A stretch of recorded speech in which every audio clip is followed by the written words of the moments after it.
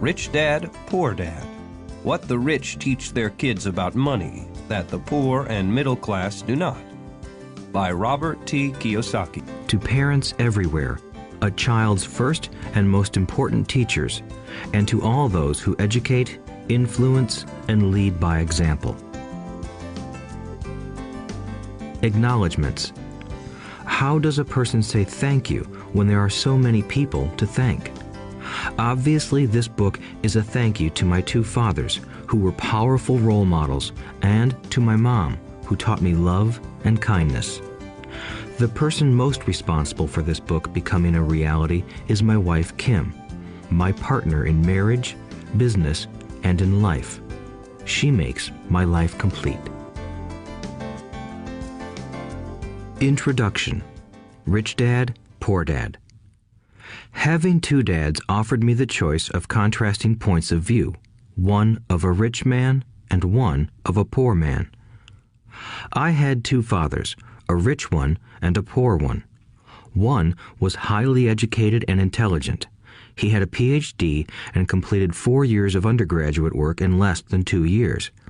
He then went on to Stanford University, the University of Chicago, and Northwestern University to do his advanced studies, all on full financial scholarships.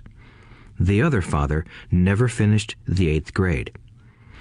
Both men were successful in their careers, working hard all their lives. Both earned substantial incomes, yet one always struggled financially. The other would become one of the richest men in Hawaii. One died, leaving tens of millions of dollars to his family, charities, and his church. The other left bills to be paid.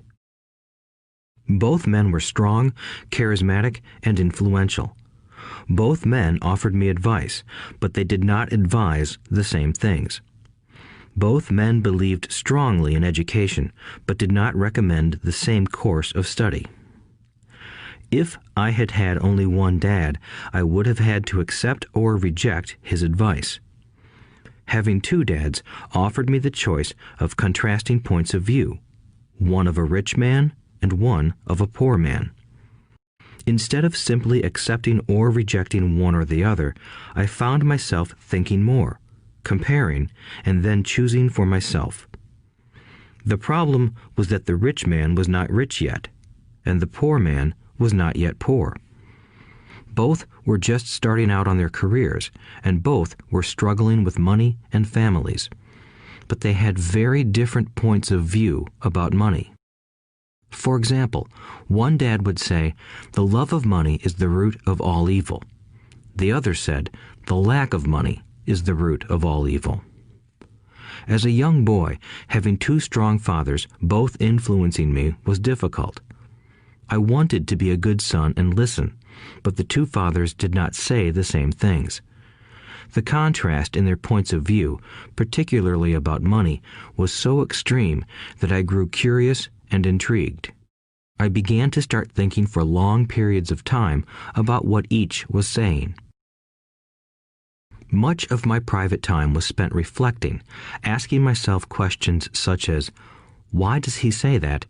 and then asking the same question of the other dad's statement. It would have been much easier to simply say, "Yeah, he's right, I agree with that," or to simply reject the point of view by saying, "The old man doesn't know what he's talking about." Instead, having two dads whom I loved forced me to think and ultimately choose a way of thinking for myself. As a process, choosing for myself turned out to be much more valuable in the long run than simply accepting or rejecting a single point of view.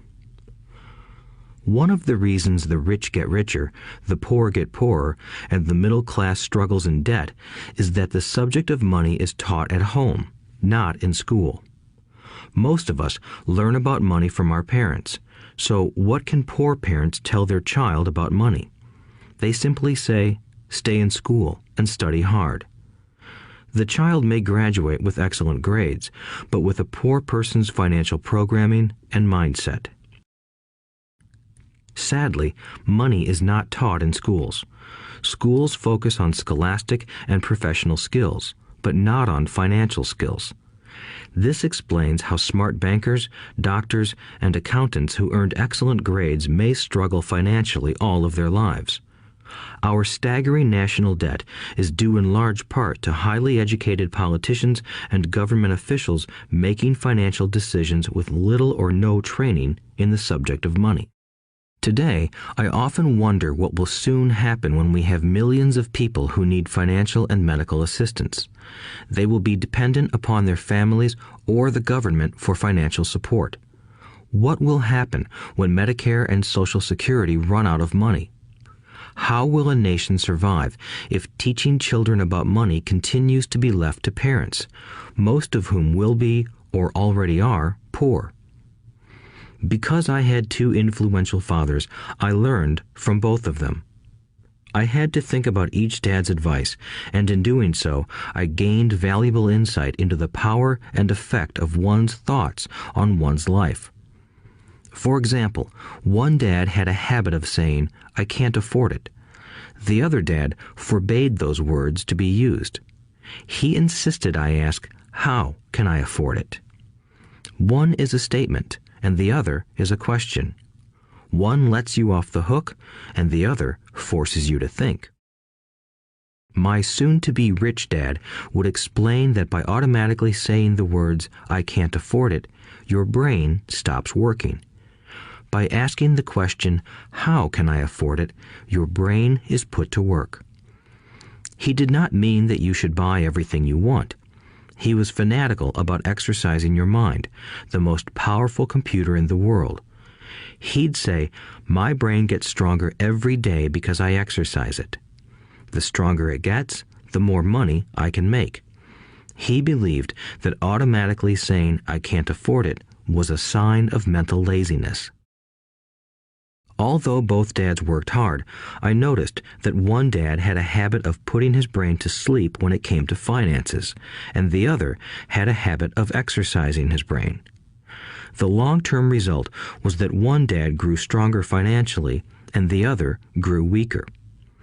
It is not much different from a person who goes to the gym to exercise on a regular basis versus someone who sits on the couch watching television. Proper physical exercise increases your chances for health, and proper mental exercise increases your chances for wealth. My two dads had opposing attitudes, and that affected the way they thought. One dad thought that the rich should pay more in taxes to take care of those less fortunate. The other said, taxes punish those who produce and reward those who don't produce. One dad recommended, study hard so you can find a good company to work for. The other recommended, study hard so you can find a good company to buy. One dad said, the reason I'm not rich is because I have you kids. The other said, the reason I must be rich is because I have you kids. One encouraged talking about money and business at the dinner table, while the other forbade the subject of money to be discussed over a meal.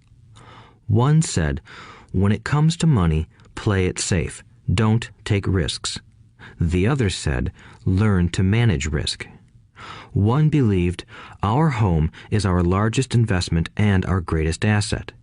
The other believed, my house is a liability, and if your house is your largest investment, you're in trouble. Both dads paid their bills on time, yet one paid his bills first while the other paid his bills last. One dad believed in a company or the government taking care of you and your needs. He was always concerned about pay raises, retirement plans, medical benefits, sick leave, vacation days, and other perks. He was impressed with two of his uncles who joined the military and earned a retirement and entitlement package for life after 20 years of active service. He loved the idea of medical benefits and PX privileges the military provided its retirees. He also loved the tenure system available through the university. The idea of job protection for life and job benefits seemed more important at times than the job. He would often say, I've worked hard for the government and I'm entitled to these benefits. The other believed in total financial self-reliance. He spoke out against the entitlement mentality and how it created weak and financially needy people. He was emphatic about being financially competent. One dad struggled to save a few dollars. The other created investments. One dad taught me how to write an impressive resume so I could find a good job. The other taught me how to write strong business and financial plans so I could create jobs. Being a product of two strong dads allowed me the luxury of observing the effects different thoughts have on one's life. I noticed that people really do shape their lives through their thoughts. For example, my poor dad always said, "I'll never be rich," and that prophecy became reality. My rich dad, on the other hand, always referred to himself as rich. He would say things like, "I'm a rich man and rich people don't do this." Even when he was flat broke after a major financial setback, he continued to refer to himself as a rich man. He would cover himself by saying, "There is a difference between being poor and being broke. Broke is temporary. Poor is eternal." My poor dad would say, "I'm not interested in money," or "money doesn't matter." My rich dad always said, "Money is power." The power of our thoughts may never be measured or appreciated, but it became obvious to me as a young boy that it was important to be aware of my thoughts and how I expressed myself. I noticed that my poor dad was poor, not because of the amount of money he earned, which was significant, but because of his thoughts and actions. As a young boy having two fathers, I became acutely aware of being careful about which thoughts I chose to adopt as my own. Should I listen to my rich dad or to my poor dad? Although both men had tremendous respect for education and learning, they disagreed about what they thought was important to learn. One wanted me to study hard, earn a degree, and get a good job to earn money. He wanted me to study to become a professional, an attorney or an accountant, and to go to business school for my MBA. The other encouraged me to study to be rich, to understand how money works, and to learn how to have it work for me.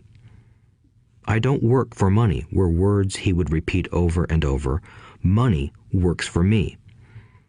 At the age of 9, I decided to listen to and learn from my rich dad about money.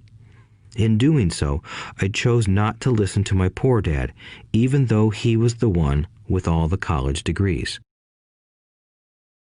A lesson from Robert Frost. Robert Frost is my favorite poet. Although I love many of his poems, my favorite is "The Road Not Taken." I use its lesson almost daily. The Road Not Taken. Two roads diverged in a yellow wood, and sorry I could not travel both. And be one traveler long I stood, and looked down one as far as I could, to where it bent in the undergrowth, then took the other as just as fair, and having perhaps the better claim, because it was grassy and wanted wear.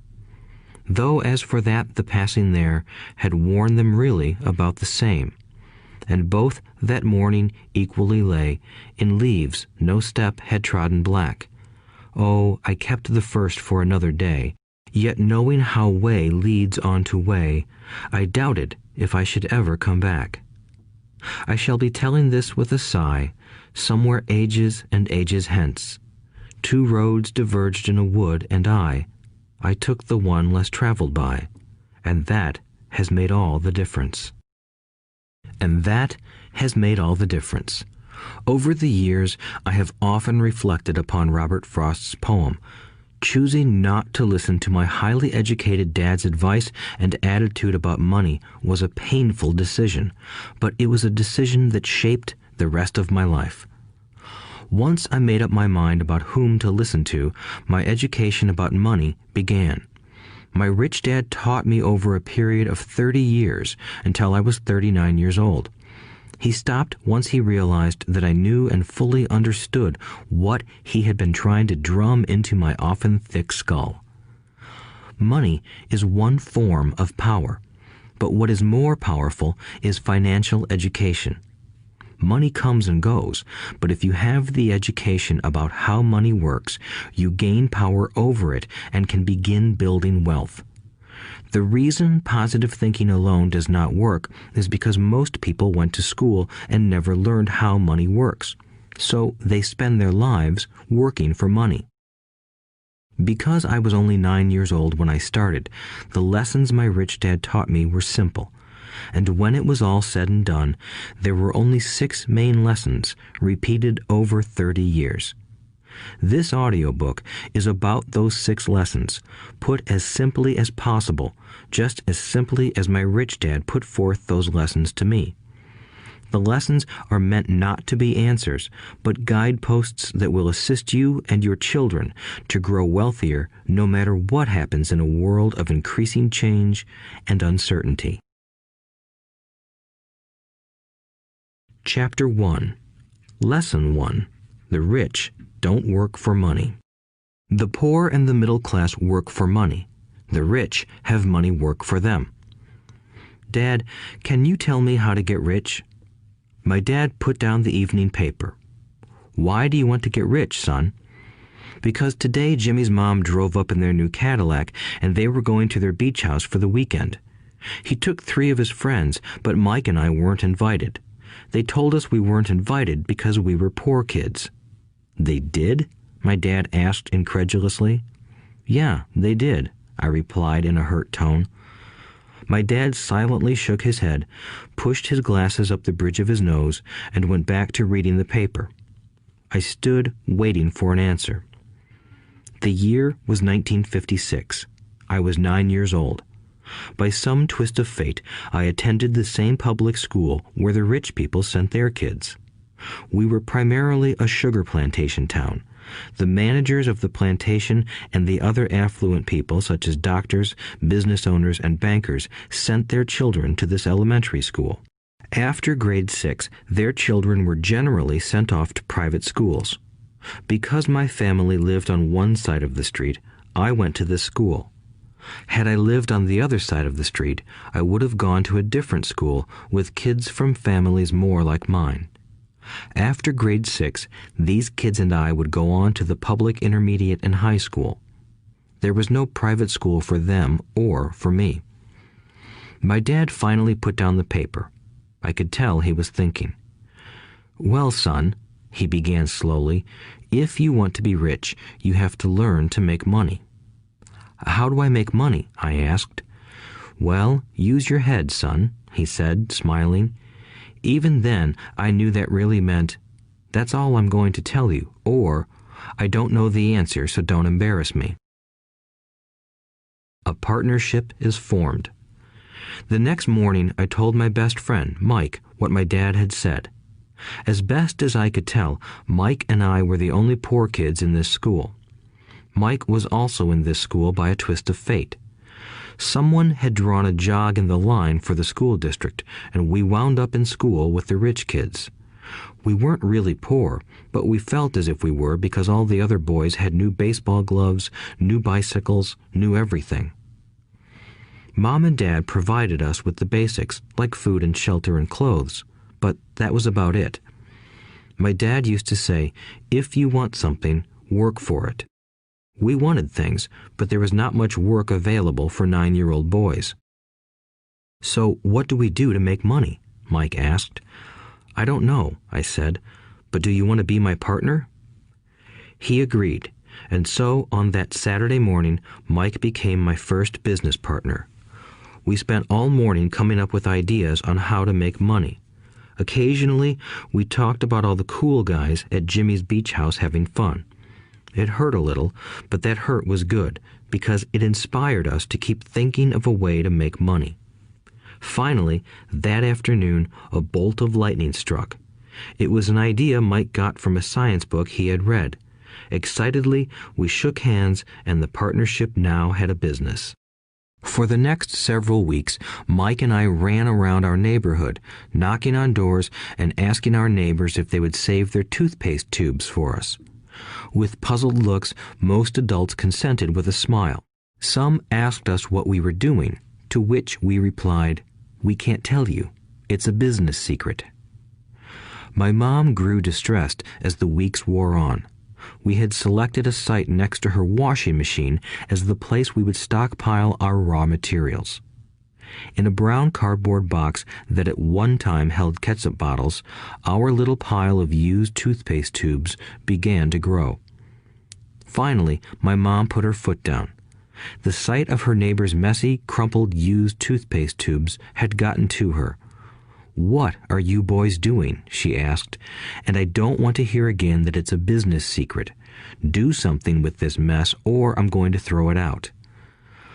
Mike and I pleaded and begged, explaining that we would soon have enough and then we would begin production.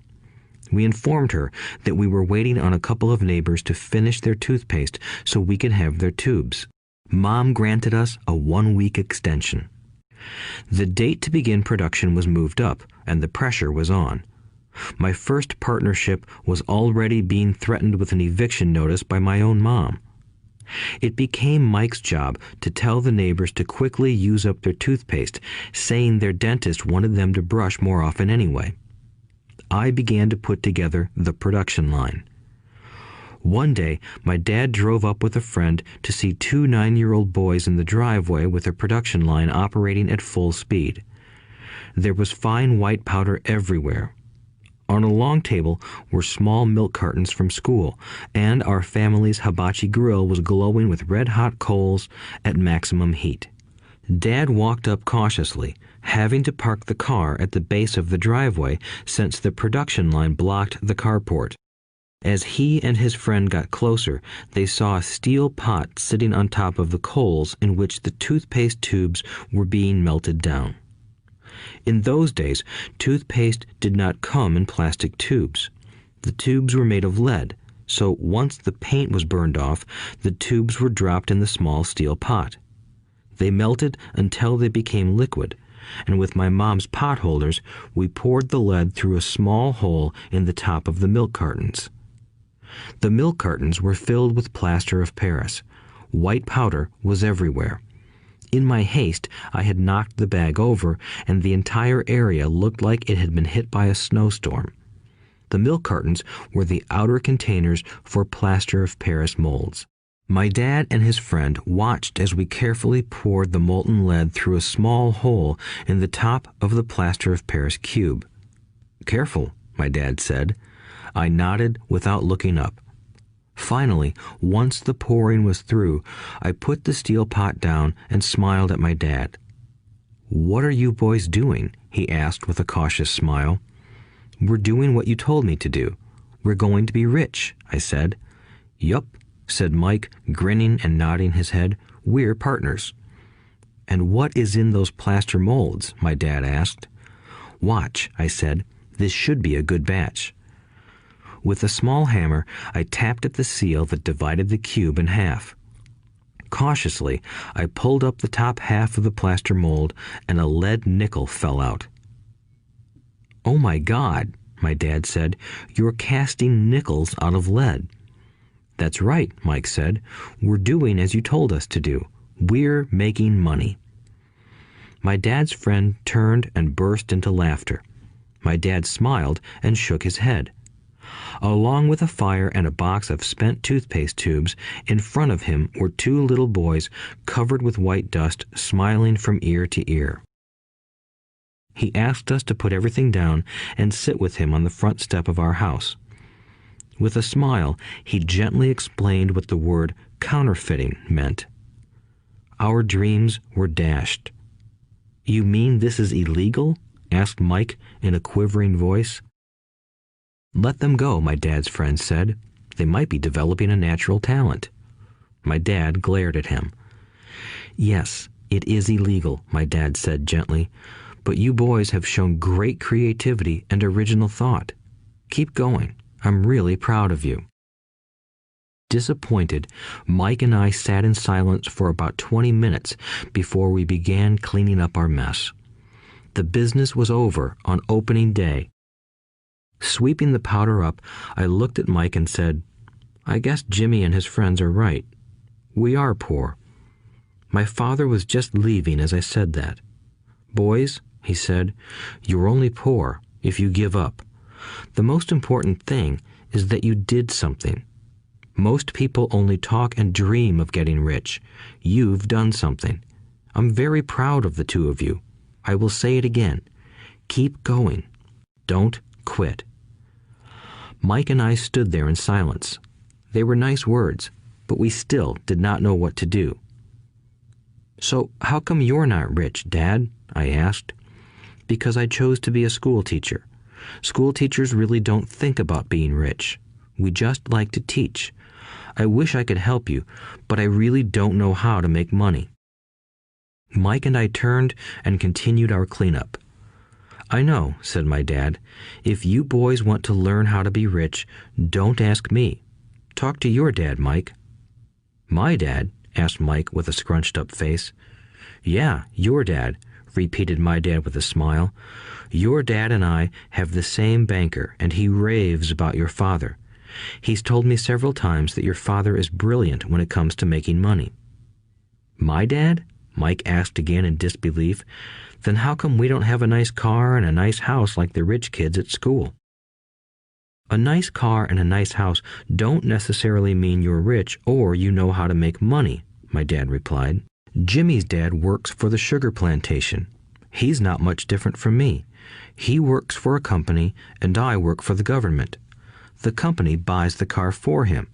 The sugar company is in financial trouble, and Jimmy's dad may soon have nothing. Your dad is different, Mike. He seems to be building an empire, and I suspect in a few years he will be a very rich man." With that, Mike and I got excited again. With new vigor, we began cleaning up the mess caused by our now defunct first business. As we were cleaning, we made plans for how and when to talk to Mike's dad. The problem was that Mike's dad worked long hours and often did not come home until late. His father owned warehouses, a construction company, a chain of stores, and 3 restaurants. It was the restaurants that kept him out late. Mike caught the bus home after we had finished cleaning up. He was going to talk to his dad when he got home that night and ask him if he would teach us how to become rich. Mike promised to call as soon as he had talked to his dad, even if it was late. The phone rang at 8:30 p.m. "Okay," I said, "next Saturday." I put the phone down. Mike's dad had agreed to meet with us. On Saturday, I caught the 7:30 a.m. bus to the poor side of town. The lessons begin. Mike and I met with his dad that morning at 8 o'clock. He was already busy, having been at work for more than an hour. His construction supervisor was just leaving in his pickup truck as I walked up to his simple, small, and tidy home. Mike met me at the door. "Dad's on the phone, and he said to wait on the back porch," Mike said as he opened the door. The old wooden floor creaked as I stepped across the threshold of the aging house. There was a cheap mat just inside the door. The mat was there to hide the years of wear from countless footsteps that the floor had supported. Although clean, it needed to be replaced. I felt claustrophobic as I entered the narrow living room that was filled with old, musty, overstuffed furniture that today would be collector's items. Sitting on the couch were 2 women, both a little older than my mom. Across from the women sat a man in workman's clothes. He wore khaki slacks and a khaki shirt, neatly pressed but without starch, and polished work boots. He was about 10 years older than my dad. They smiled as Mike and I walked past them toward the back porch. I smiled back shyly. "Who are those people?" I asked. "Oh, they work for my dad.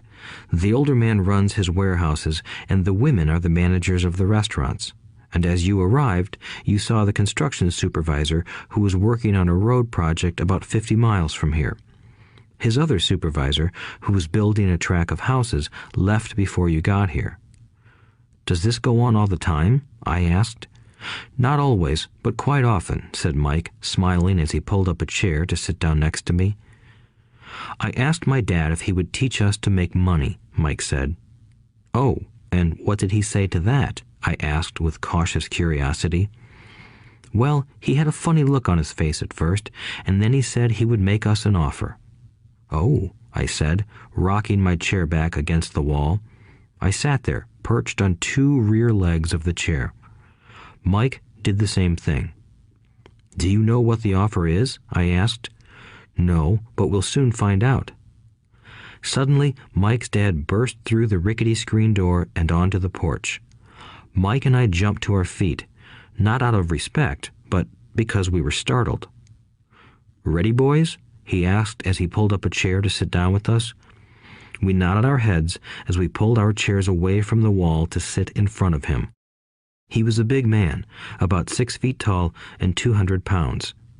My dad was taller, about the same weight, and 5 years older than Mike's dad. They sort of looked alike, though not of the same ethnic makeup. Maybe their energy was similar. "Mike says you want to learn to make money. Is that correct, Robert?" I nodded my head quickly, but with a little trepidation. He had a lot of power behind his words and smile. "Okay, here's my offer. I'll teach you, but I won't do it classroom style. You work for me, I'll teach you. You don't work for me, I won't teach you. I can teach you faster if you work, and I'm wasting my time if you just want to sit and listen like you do in school. That's my offer. Take it or leave it." May I ask a question first?" I asked. "No. Take it or leave it. I've got too much work to do to waste my time. If you can't make up your mind decisively, then you'll never learn to make money anyway. Opportunities come and go. Being able to know when to make quick decisions is an important skill. You have the opportunity that you asked for. School is beginning, or it's over in 10 seconds, Mike's dad said with a teasing smile. "Take it," I said. "Take it," said Mike. "Good," said Mike's dad. "Mrs. Martin will be by in 10 minutes. After I'm through with her, you'll ride with her to my superette and you can begin working. I'll pay you 10 cents an hour and you'll work 3 hours every Saturday." "But I have a softball game today," I said. Mike's dad lowered his voice to a stern tone. "Take it or leave it," he said. "I'll take it," I replied, choosing to work and learn instead of playing. 30 cents later. By 9 a.m. that day, Mike and I were working for Mrs. Martin. She was a kind and patient woman. She always said that Mike and I reminded her of her 2 grown sons. Although kind, she believed in hard work and kept us moving. We spent 3 hours taking canned goods off the shelves, brushing each can with a feather duster to get the dust off, and then restacking them neatly. It was excruciatingly boring work. Mike's dad, whom I called my rich dad, owned 9 of these little superettes, each with a large parking lot. They were the early version of the 7-Eleven convenience stores, little neighborhood grocery stores where people bought items such as milk, bread, butter, and cigarettes. The problem was that this was Hawaii before air conditioning was widely used, and the stores could not close their doors because of the heat. On 2 sides of the store, the doors had to be wide open to the road and parking lot. Every time a car drove by or pulled into the parking lot, dust would swirl and settle in the store. We knew we had a job as long as there was no air conditioning. For 3 weeks, Mike and I reported to Mrs. Martin and worked our 3 hours. By noon, our work was over, and she dropped 3 little dimes in each of our hands. Now, even at the age of 9 in the mid-1950s, 30 cents was not too exciting. Comic books cost 10 cents back then, so I usually spent my money on comic books and went home. By Wednesday of the 4th week, I was ready to quit. I had agreed to work only because I wanted to learn to make money from Mike's dad, and now I was a slave for 10 cents an hour. On top of that, I had not seen Mike's dad since that first Saturday. "I'm quitting," I told Mike at lunchtime. School was boring, and now I did not even have my Saturdays to look forward to. But it was the 30 cents that really got to me. This time, Mike smiled. "What are you laughing at?" I asked with anger and frustration. "Dad said this would happen. He said to meet with him when you were ready to quit." "What?" I said indignantly. "He's been waiting for me to get fed up?"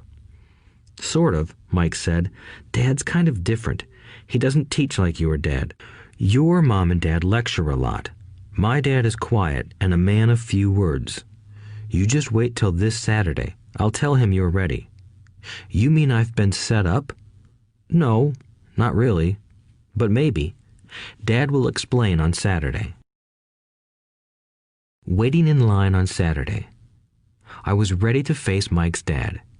Even my real dad was angry with him. My real dad, the one I called the poor one, thought that my rich dad was violating child labor laws and should be investigated. My educated poor dad told me to demand what I deserve, at least 25 cents an hour. My poor dad told me that if I did not get a raise, I was to quit immediately.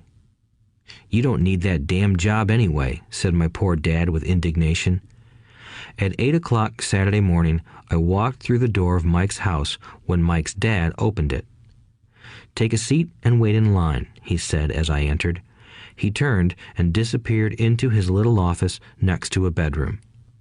I looked around the room and didn't see Mike anywhere. Feeling awkward, I cautiously sat down next to the same two women who were there 4 weeks earlier. They smiled and slid down the couch to make room for me. 45 minutes went by, and I was steaming. The two women had met with him and left 30 minutes earlier. An older gentleman was in there for 20 minutes and was also gone. The house was empty, and here I sat in a musty, dark living room on a beautiful, sunny Hawaiian day, waiting to talk to a cheapskate who exploited children. I could hear him rustling around the office, talking on the phone, and ignoring me.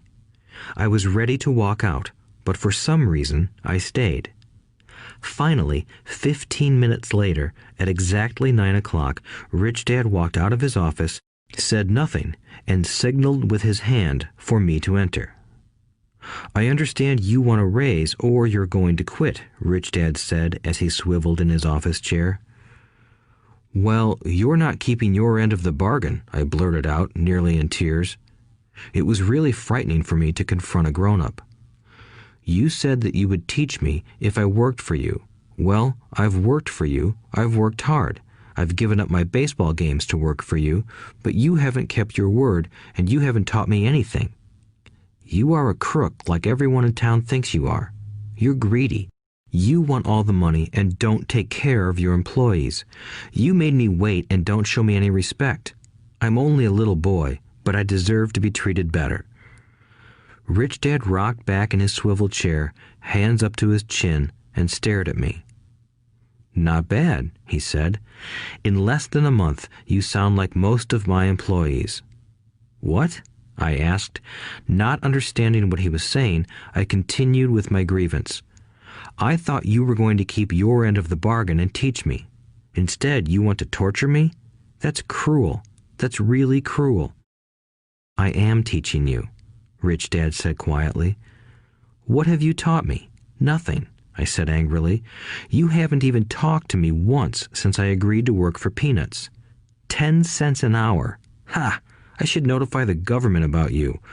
We have child labor laws, you know. My dad works for the government, you know. Wow, said Rich Dad. Now you sound just like most of the people who used to work for me. People I've either fired or who have quit. So, what do you have to say? I demanded, feeling pretty brave for a little kid. You lied to me. I've worked for you, and you have not kept your word. You haven't taught me anything. How do you know that I've not taught you anything? Asked Rich Dad calmly. Well, you've never talked to me. I've worked for 3 weeks, and you have not taught me anything, I said with a pout. Does teaching mean talking or a lecture? Rich Dad asked. Well, yes, I replied. That's how they teach you in school, he said, smiling. But that is not how life teaches you, and I would say that life is the best teacher of all. Most of the time, life does not talk to you. It just sort of pushes you around. Each push is life saying, wake up, there's something I want you to learn. What is this man talking about? I asked myself silently. Life pushing me around was life talking to me? Now I knew I had to quit my job. I was talking to someone who needed to be locked up. If you learn life's lessons, you will do well. If not, life will just continue to push you around. People do two things. Some just let life push them around. Others get angry and push back. But they push back against their boss, or their job, or their husband or wife. They do not know it's life that's pushing. I had no idea what he was talking about. Life pushes all of us around. Some people give up and others fight. A few learn the lesson and move on. They welcome life pushing them around. To these few people, it means they need and want to learn something. They learn and move on. Most quit, and a few, like you, fight. Rich Dad stood and shut the creaky old wooden window that needed repair. If you learn this lesson, you will grow into a wise, wealthy, and happy young man. If you don't, you will spend your life blaming a job, low pay, or your boss for your problems. You'll live life always hoping for that big break that will solve all your money problems. Rich Dad looked over at me to see if I was still listening. His eyes met mine. We stared at each other, communicating through our eyes. Finally, I looked away once I had absorbed his message. I knew he was right. I was blaming him, and I did ask to learn. I was fighting. Rich Dad continued. Or, if you are the kind of person who has no guts, you just give up every time life pushes you. If you are that kind of person, you'll live all your life playing it safe, doing the right things, saving yourself for some event that never happens. Then you die a boring old man. You'll have lots of friends who really like you because you were such a nice, hard-working guy. But the truth is that you let life push you into submission. Deep down, you were terrified of taking risks. You really wanted to win, but the fear of losing was greater than the excitement of winning. Deep inside, you and only you will know you didn't go for it. You chose to play it safe. Our eyes met again. "You've been pushing me around?" I asked. "Some people might say that," smiled Rich Dad. "I would say that I just gave you a taste of life." "What taste of life?" I asked, still angry, but now curious and ready to learn. "You boys are the first people that have ever asked me to teach them how to make money. I have more than 150 employees, and not one of them has asked me what I know about money. They ask me for a job and a paycheck, but never to teach them about money. So most will spend the best years of their lives working for money, not really understanding what it is they are working for." I sat there listening intently. "So when Mike told me you wanted to learn how to make money, I decided to design a course that mirrored real life. I could talk until I was blue in the face, but you wouldn't hear a thing. So I decided to let life push you around a bit so you could hear me. That's why I only paid you 10 cents. "So what is the lesson I learned from working for only 10 cents an hour?" I asked. "That you're cheap and exploit your workers?" Rich Dad rocked back and laughed heartily. Finally, he said, "You'd best change your point of view. Stop blaming me and thinking I'm the problem. If you think I'm the problem, then you have to change me. If you realize that you're the problem, then you can change yourself, learn something, and grow wiser. Most people want everyone else in the world to change but themselves. Let me tell you, it's easier to change yourself than everyone else." "I don't understand," I said. "Don't blame me for your problems," Rich Dad said, growing impatient. "But you only pay me 10 cents. "So what are you learning?" Rich Dad asked, smiling. "That you're cheap," I said with a sly grin. "See, you think I'm the problem," said Rich Dad. "But you are. Well, keep that attitude and you'll learn nothing. Keep the attitude that I'm the problem, and what choices do you have?" "Well, if you don't pay me more or show me more respect and teach me, I'll quit." "Well put," Rich Dad said, "and that's exactly what most people do. They quit and go looking for another job, a better opportunity and higher pay, actually thinking that this will solve the problem. In most cases, it won't. So what should I do? I asked. Just take this measly 10 cents an hour and smile? Rich Dad smiled. That's what the other people do. But that's all they do, waiting for a raise, thinking that more money will solve their problems. Most just accept it, and some take a second job working harder, but again, accepting a small paycheck. I sat staring at the floor, beginning to understand the lesson Rich Dad was presenting. I could sense it was a taste of life. Finally, I looked up and asked, "So what will solve the problem?" "This," he said, leaning forward in his chair and tapping me gently on the head. "This stuff between your ears." It was at that moment that Rich Dad shared the pivotal point of view that separated him from his employees and my poor dad, and led him to eventually become one of the richest men in Hawaii, while my highly educated but poor dad struggled financially all his life. It was a singular point of view that made all the difference over a lifetime. Rich Dad said this point of view over and over, which I call lesson number 1. The poor and the middle class work for money. The rich have money work for them. On that bright Saturday morning, I learned a completely different point of view from what I had been taught by my poor dad. At the age of 9, I understood that both dads wanted me to learn. Both dads encouraged me to study, but not the same things.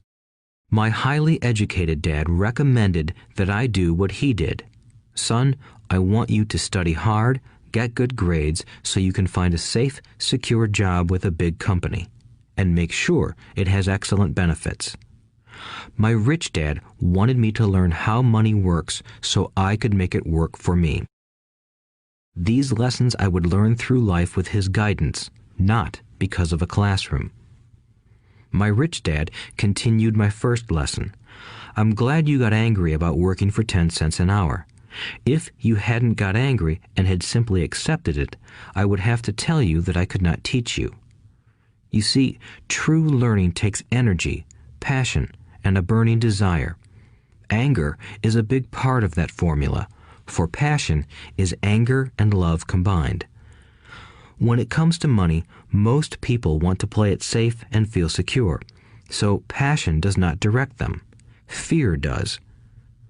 "So is that why they'll take jobs with low pay?" I asked. "Yes," said Rich Dad. "Some people say I exploit people because I don't pay as much as the sugar plantation or the government. I say the people exploit themselves. It's their fear, not mine." "But don't you feel you should pay them more?" I asked. "I don't have to. And besides, more money will not solve their problems. Just look at your dad. He makes a lot of money, and he still can't pay his bills. Most people, given more money, only get into more debt."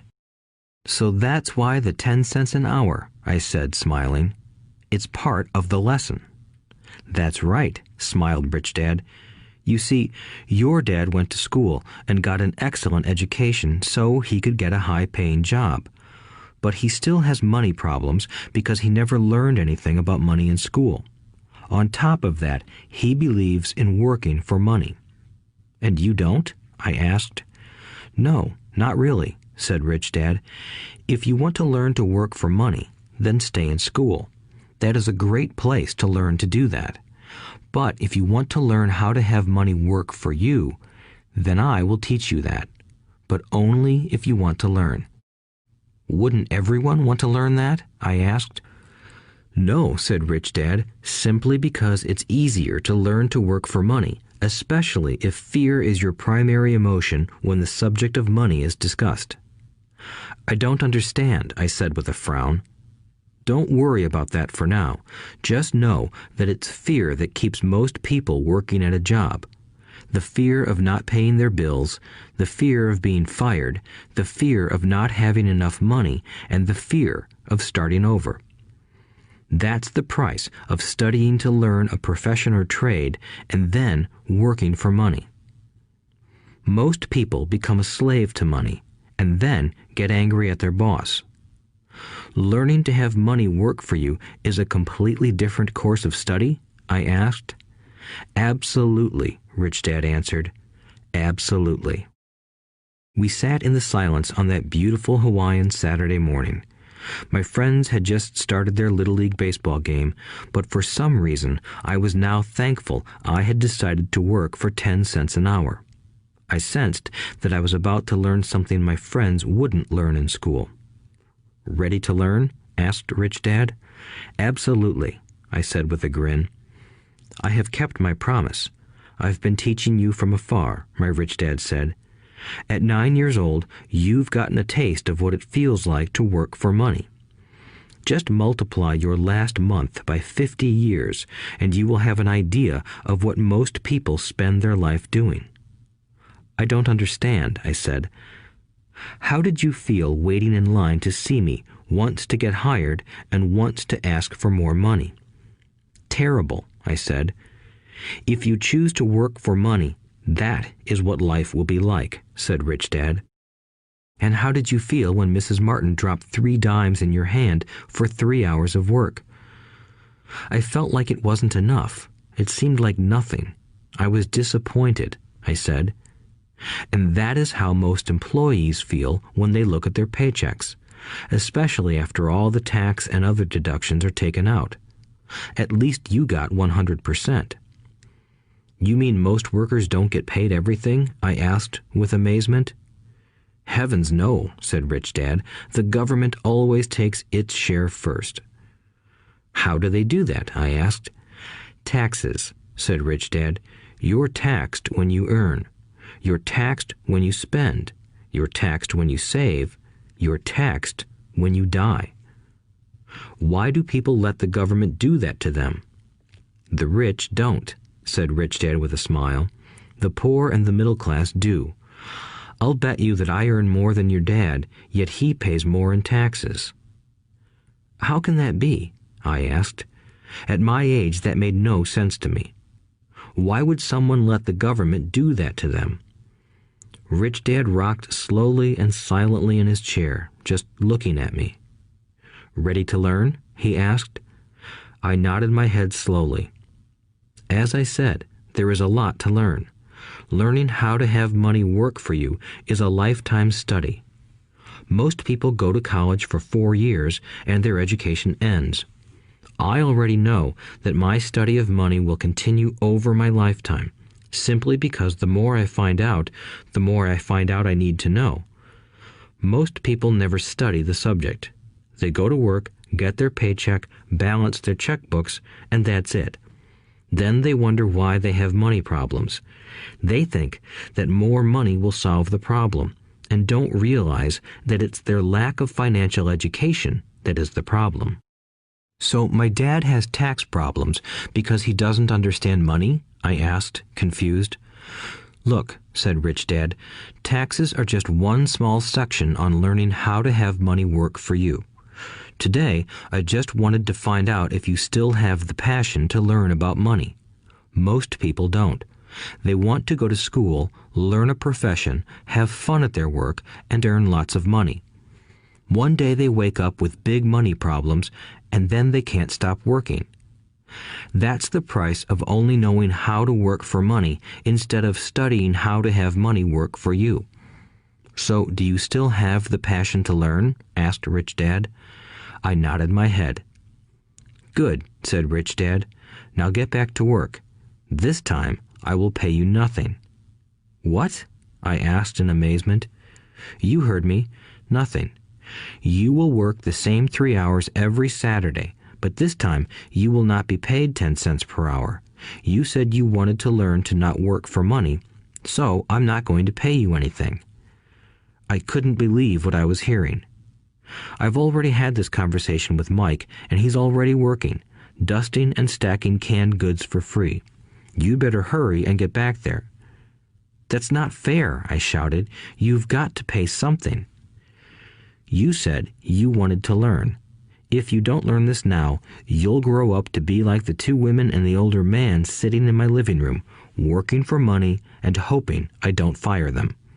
Or, like your dad, earning lots of money only to be in debt up to his eyeballs, hoping more money will solve the problem. If that's what you want, I'll go back to our original deal of 10 cents an hour. Or you can do what most adults do. Complain that there is not enough pay, quit, and go looking for another job. But what do I do? I asked. Rich Dad tapped me on the head. Use this, he said. If you use it well, you will soon thank me for giving you an opportunity, and you will grow into a rich man. I stood there, still not believing what a raw deal I was handed. I came to ask for a raise, and somehow I was instead working for nothing. Rich Dad tapped me on the head again and said, "Use this. Now, get out of here and get back to work." Lesson number 1. The rich don't work for money. I didn't tell my poor dad I wasn't being paid. He wouldn't have understood, and I didn't want to try to explain something I didn't understand myself. For 3 more weeks, Mike and I worked 3 hours every Saturday for nothing. The work didn't bother me, and the routine got easier. But it was the missed baseball games and not being able to afford to buy a few comic books that got to me. Rich Dad stopped by at noon on the 3rd week. We heard his truck pull up in the parking lot and sputter when the engine was turned off. He entered the store and greeted Mrs. Martin with a hug. After finding out how things were going in the store, he reached into the ice cream freezer, pulled out 2 bars, paid for them, and signaled to Mike and me. "Let's go for a walk, boys." We crossed the street, dodging a few cars, and walked across a large grassy field where a few adults were playing softball. Sitting down at a lone picnic table, he handed Mike and me the treats. "How's it going, boys?" "Okay," Mike said. I nodded in agreement. "Learn anything yet?" Rich Dad asked. Mike and I looked at each other, shrugged our shoulders, and shook our heads in unison. Avoiding one of life's biggest traps. Well, you boys had better start thinking. You're staring at one of life's biggest lessons. If you learn it, you'll enjoy a life of great freedom and security. If you don't, you'll wind up like Mrs. Martin and most of the people playing softball in this park. They work very hard for little money, clinging to the illusion of job security and looking forward to a 3-week vacation each year and maybe a skimpy pension after 45 years of service. If that excites you, I'll give you a raise to 25 cents an hour. But these are good, hard-working people. Are you making fun of them? I demanded. A smile came over Rich Dad's face. Mrs. Martin is like a mother to me. I would never be that cruel. I may sound unkind because I'm doing my best to point something out to the two of you. I want to expand your point of view so you can see something most people never have the benefit of seeing because their vision is too narrow. Most people never see the trap they are in. Mike and I sat there, uncertain of his message. He sounded cruel, yet we could sense he was trying to drive home a point. With a smile, Rich Dad said, "Doesn't that 25 cents an hour sound good? Doesn't it make your heart beat a little faster?" I shook my head no, but it really did. 25 cents an hour would be big bucks to me. "Okay, I'll pay you $1 an hour," Rich Dad said, with a sly grin. Now my heart started to race. My brain was screaming, "Take it, take it." I could not believe what I was hearing. Still, I said nothing. "Okay, $2 an hour." My little brain and heart nearly exploded. After all, it was 1956, and being paid $2 an hour would have made me the richest kid in the world. I couldn't imagine earning that kind of money. I wanted to say yes. I wanted the deal. I could picture a new bicycle, new baseball glove, and the adoration of my friends when I flashed some cash.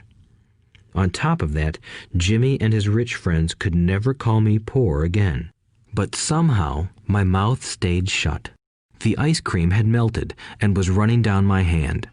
Rich Dad was looking at two boys staring back at him, eyes wide open and brains empty. He was testing us, and he knew there was a part of our emotions that wanted to take the deal. He understood that every person has a weak and needy part of their soul that can be bought, and he knew that every individual also had a part of their soul that was resilient and could never be bought. It was only a question of which one was stronger. Okay, $5 an hour. Suddenly, I was silent. Something had changed. The offer was too big and ridiculous. Not many grown-ups in 1956 made more than that, but quickly my temptation disappeared and calm set in. Slowly, I turned to my left to look at Mike. He looked back at me. The part of my soul that was weak and needy was silenced. The part of me that had no price took over. I knew Mike had gotten to that point too. "Good," said Rich Dad softly. "Most people have a price, and they have a price because of human emotions named fear and greed. First, the fear of being without money motivates us to work hard, and then, once we get that paycheck, greed or desire starts us thinking about all the wonderful things money can buy. The pattern is then set." "What pattern?" I asked.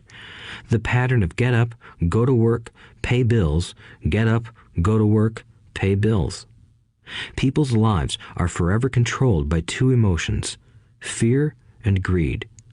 Offer them more money, and they continue the cycle by increasing their spending. This is what I call the rat race. "There is another way?" Mike asked. "Yes," said Rich Dad slowly, "but only a few people find it." "And what is that way?" Mike asked. "That's what I hope you boys will learn as you work and study with me. That is why I took away all forms of pay." "Any hints?" Mike asked. "We're kind of tired of working hard, especially for nothing." "Well, the first step is telling the truth," said Rich Dad. "We haven't been lying," I said. "I did not say you were lying. I said to tell the truth," Rich Dad retorted. "The truth about what?" I asked. "How you're feeling," Rich Dad said. "You don't have to say it to anyone else. Just admit it to yourself." "You mean the people in this park, the people who work for you, Mrs. Martin, they don't do that?" I asked. "I doubt it," said Rich Dad. "Instead, they feel the fear of not having money. They don't confront it logically. They react emotionally instead of using their heads," Rich Dad said. "Then they get a few bucks in their hands, and again, the emotions of joy, desire, and greed take over. And again they react instead of think." "So their emotions control their brain," Mike said. "That's correct," said Rich Dad. "Instead of admitting the truth about how they feel, they react to their feelings and fail to think. They feel the fear, so they go to work, hoping that money will soothe the fear, but it doesn't. It continues to haunt them, and they return to work, hoping again that money will calm their fears, and again it doesn't. Fear keeps them in this trap of working, earning money, hoping the fear will go away. But every day they get up, and that old fear wakes up with them. For millions of people, that old fear keeps them awake all night, causing a night of turmoil and worry. So they get up and go to work, hoping that a paycheck will kill that fear gnawing at their souls. Money is running their lives, and they refuse to tell the truth about that. Money is in control of their emotions and their souls." Rich Dad sat quietly, letting his words sink in. Mike and I had heard what he said, but didn't understand fully what he was talking about. I just knew that I often wondered why grown-ups hurried off to work. It did not seem like much fun, and they never looked that happy, but something kept them going. Realizing we had absorbed as much as possible of what he was talking about, Rich Dad said, "I want you boys to avoid that trap. That is really what I want to teach you. Not just to be rich, because being rich does not solve the problem." "It doesn't?" I asked, surprised. No, it doesn't. Let me explain the other emotion, desire. Some call it greed, but I prefer desire. It's perfectly normal to desire something better, prettier, more fun, or exciting. So people also work for money because of desire. They desire money for the joy they think it can buy. But the joy that money brings is often short-lived, and they soon need more money for more joy, more pleasure, more comfort, and more security. So they keep working, thinking money will soothe their souls that are troubled by fear and desire. But money can't do that. Even rich people do this? Mike asked. Rich people included, said Rich Dad. In fact, the reason many rich people are rich isn't because of desire, but because of fear. They believe that money can eliminate the fear of being poor, so they amass tons of it, only to find the fear gets worse. Now they fear losing the money. I have friends who keep working even though they have plenty. I know people who have millions who are more afraid now than when they were poor. They're terrified of losing it all. The fears that drove them to get rich got worse. That weak and needy part of their soul is actually screaming louder.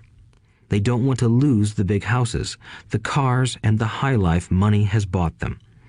They worry about what their friends would say if they lost all their money. Many are emotionally desperate and neurotic, although they look rich and have more money. So, is a poor man happier? I asked. No, I don't think so, replied Rich Dad. The avoidance of money is just as psychotic as being attached to money. As if on cue, the town derelict went past our table, stopping by the large rubbish can and rummaging around in it. The three of us watched him with great interest, when before we probably would have just ignored him. Rich Dad pulled $1 out of his wallet and gestured to the older man. Seeing the money, the derelict came over immediately, took the bill, thanked Rich Dad profusely, and hurried off, ecstatic with his good fortune. He's not much different from most of my employees, said Rich Dad. I've met so many people who say, "Oh, I'm not interested in money," yet they'll work at a job for 8 hours a day. That's a denial of truth. If they weren't interested in money, then why are they working? That kind of thinking is probably more psychotic than a person who hoards money. As I sat there listening to my Rich Dad, my mind flashed back to the countless times my own dad said, "I'm not interested in money." He said those words often. He also covered himself by always saying, "I work because I love my job." So, what do we do? I asked. Not work for money until all traces of fear and greed are gone? No, that would be a waste of time, said Rich Dad. Emotions are what make us human. The word emotion stands for energy in motion. Be truthful about your emotions and use your mind and emotions in your favor, not against yourself. Whoa, said Mike. Don't worry about what I just said. It will make more sense in years to come. Just be an observer, not a reactor to your emotions. Most people do not know that it's their emotions that are doing the thinking. Your emotions are your emotions, but you have got to learn to do your own thinking. Can you give me an example? I asked. Sure, replied Rich Dad. When a person says, "I need to find a job," it's most likely an emotion doing the thinking. Fear of not having money generates that thought. But people do need money if they have bills to pay, I said. Sure they do, smiled Rich Dad. All I'm saying is that it's fear that is all too often doing the thinking. I don't understand, said Mike. For example, said Rich Dad, if the fear of not having enough money arises, instead of immediately running out to get a job, they instead might ask themselves this question: will a job be the best solution to this fear over the long run? In my opinion, the answer is no. A job is really a short-term solution to a long-term problem. But my dad is always saying, stay in school and get good grades so you can find a safe, secure job, I interjected, somewhat confused. Yes, I understand he says that, said Rich Dad, smiling. Most people recommend that, and it's a good path for most people. But people make that recommendation primarily out of fear. You mean my dad says that because he's afraid? Yes, said Rich Dad. He's terrified that you won't earn enough money and won't fit into society. Don't get me wrong. He loves you and wants the best for you. I, too, believe an education and a job are important, but it won't handle the fear. You see, that same fear that makes him get up in the morning to earn a few bucks is the fear that is causing him to be so fanatical about your going to school. So what do you recommend? I asked. I want to teach you to master the power of money instead of being afraid of it.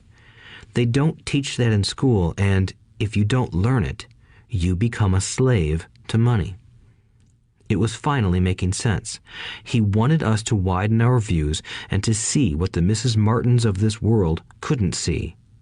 He used examples that sounded cruel at the time, but I've never forgotten them. My vision widened that day, and I began to see the trap that lay ahead for most people. You see, we're all employees ultimately.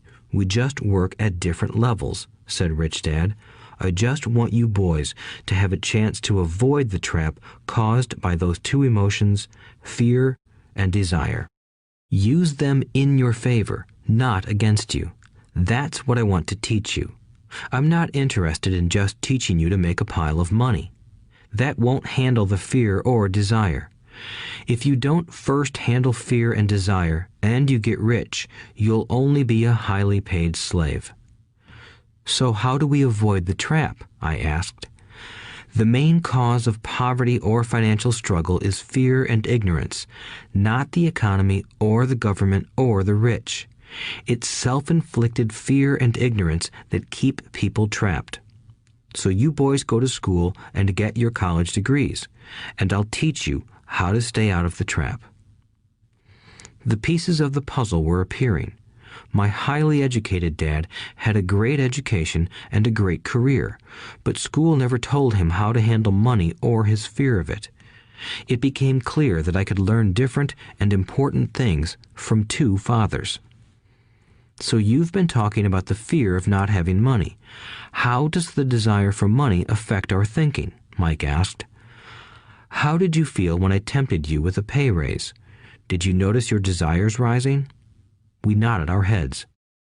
By not giving in to your emotions, you were able to delay your reactions and think. That is important. We will always have emotions of fear and greed. From here on in, it's imperative for you to use those emotions to your advantage, and for the long term to not let your emotions control your thinking. Most people use fear and greed against themselves. That's the start of ignorance. Most people live their lives chasing paychecks, pay raises, and job security because of the emotions of desire and fear, not really questioning where those emotion-driven thoughts are leading them. It's just like the picture of a donkey dragging a cart with its owner dangling a carrot just in front of its nose. The donkey's owner may be going where he wants to, but the donkey is chasing an illusion. Tomorrow, there will only be another carrot for the donkey. You mean the moment I pictured a new baseball glove, candy, and toys, that's like a carrot to a donkey? Mike asked. Yes, and as you get older, your toys get more expensive. A new car, a boat, and a big house to impress your friends, said Rich Dad with a smile. Fear pushes you out the door, and desire calls to you. That's the trap. So what's the answer? Mike asked.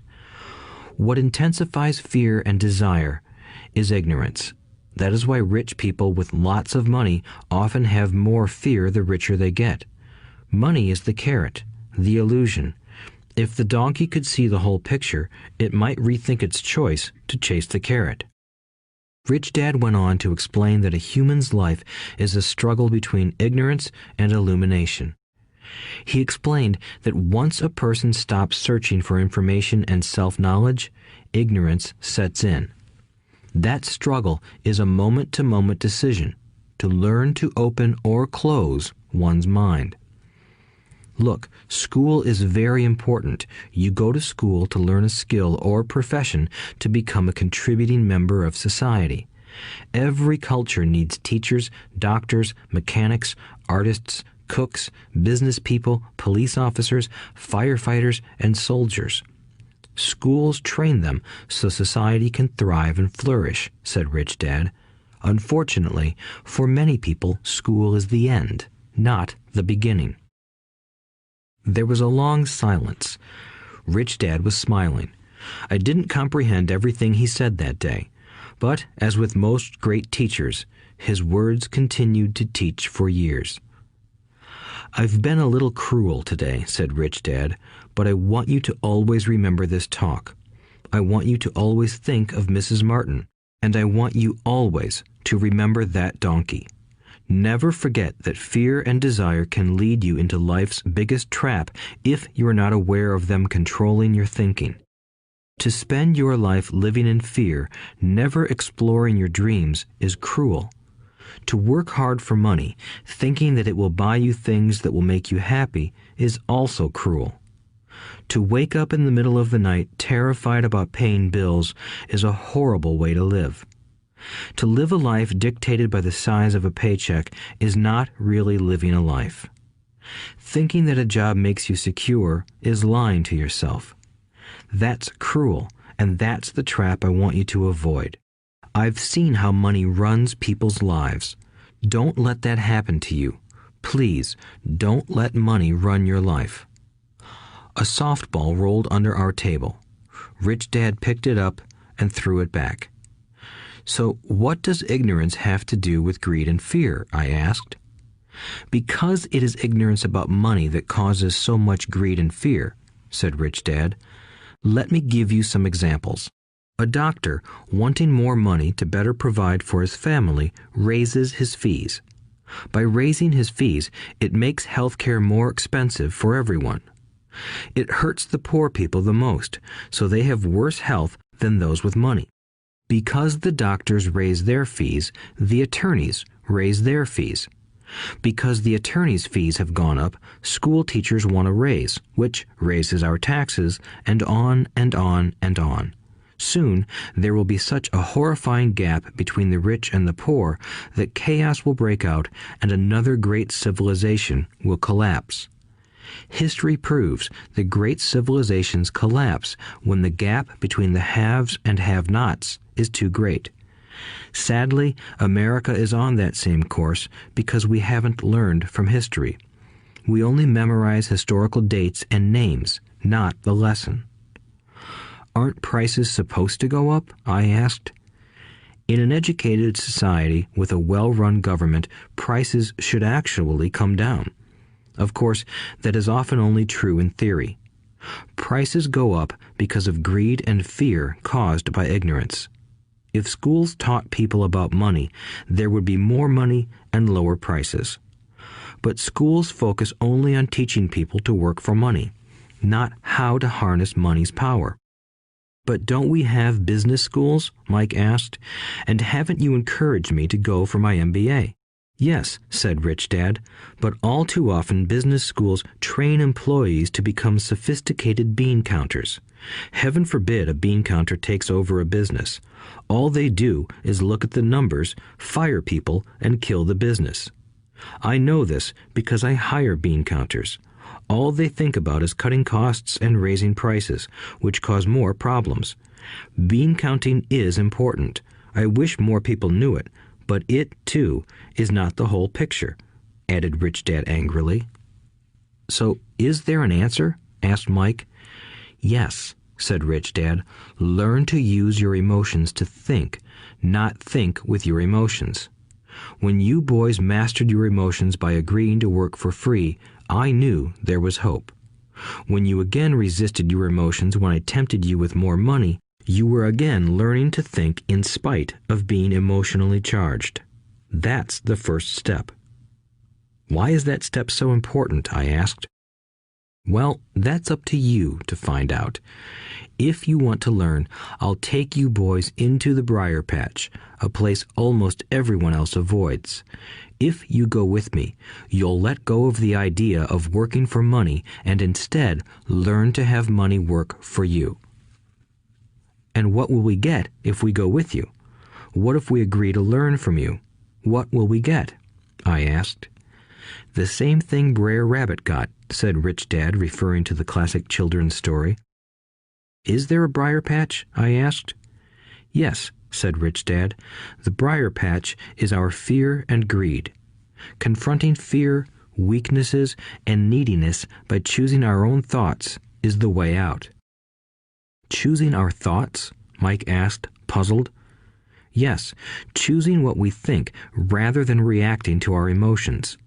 Instead of just getting up and going to work because not having the money to pay your bills is scaring you, ask yourself, is working harder at this the best solution to this problem? Most people are too afraid to rationally think things through and instead run out the door to a job they hate.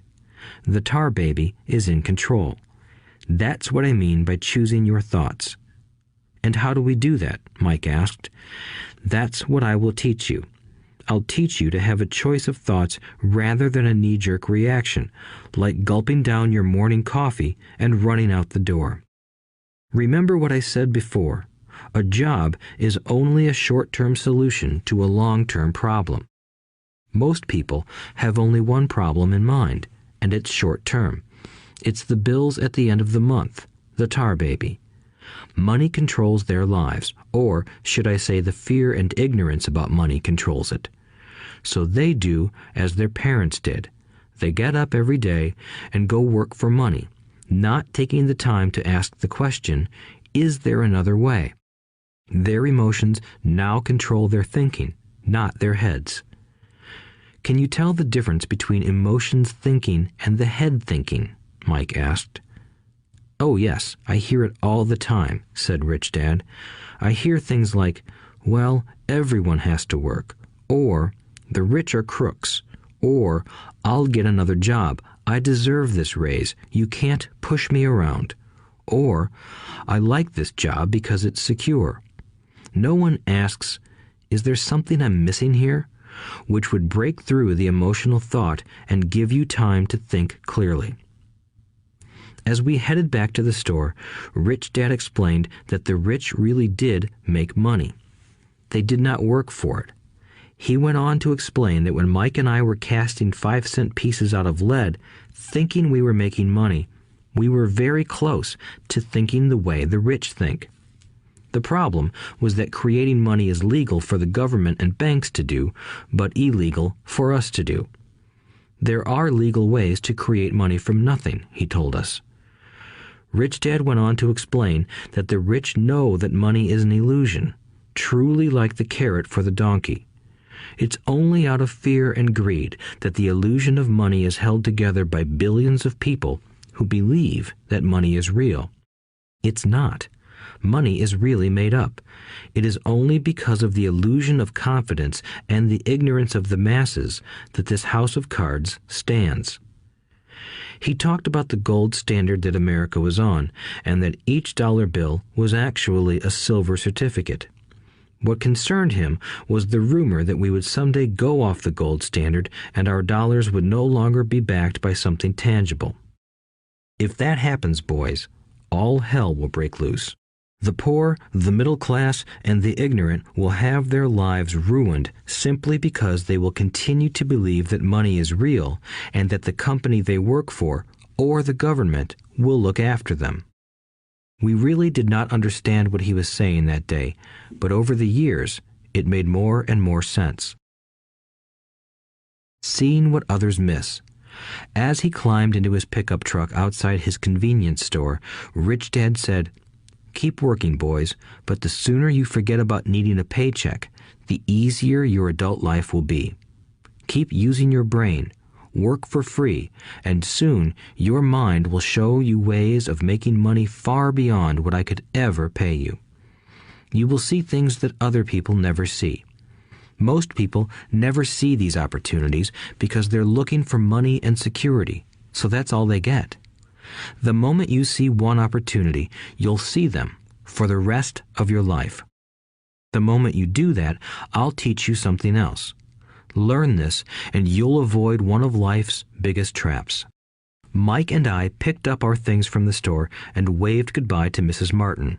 We went back to the park, to the same picnic bench, and spent several more hours thinking and talking. We spent the next week at school thinking and talking too. For 2 more weeks, we kept thinking, talking, and working for free. At the end of the second Saturday, I was again saying goodbye to Mrs. Martin and looking at the comic book stand with a longing gaze. The hard thing about not even getting 30 cents every Saturday was that I didn't have any money to buy comic books. Suddenly, as Mrs. Martin said goodbye to Mike and me, I saw her do something I'd never seen her do before. Mrs. Martin was cutting the front page of the comic book in half. She kept the top half of the comic book cover and threw the rest of the book into a large cardboard box. When I asked her what she did with the comic books, she said, "I throw them away. I give the top half of the cover back to the comic book distributor for credit when he brings in the new comics. He's coming in an hour."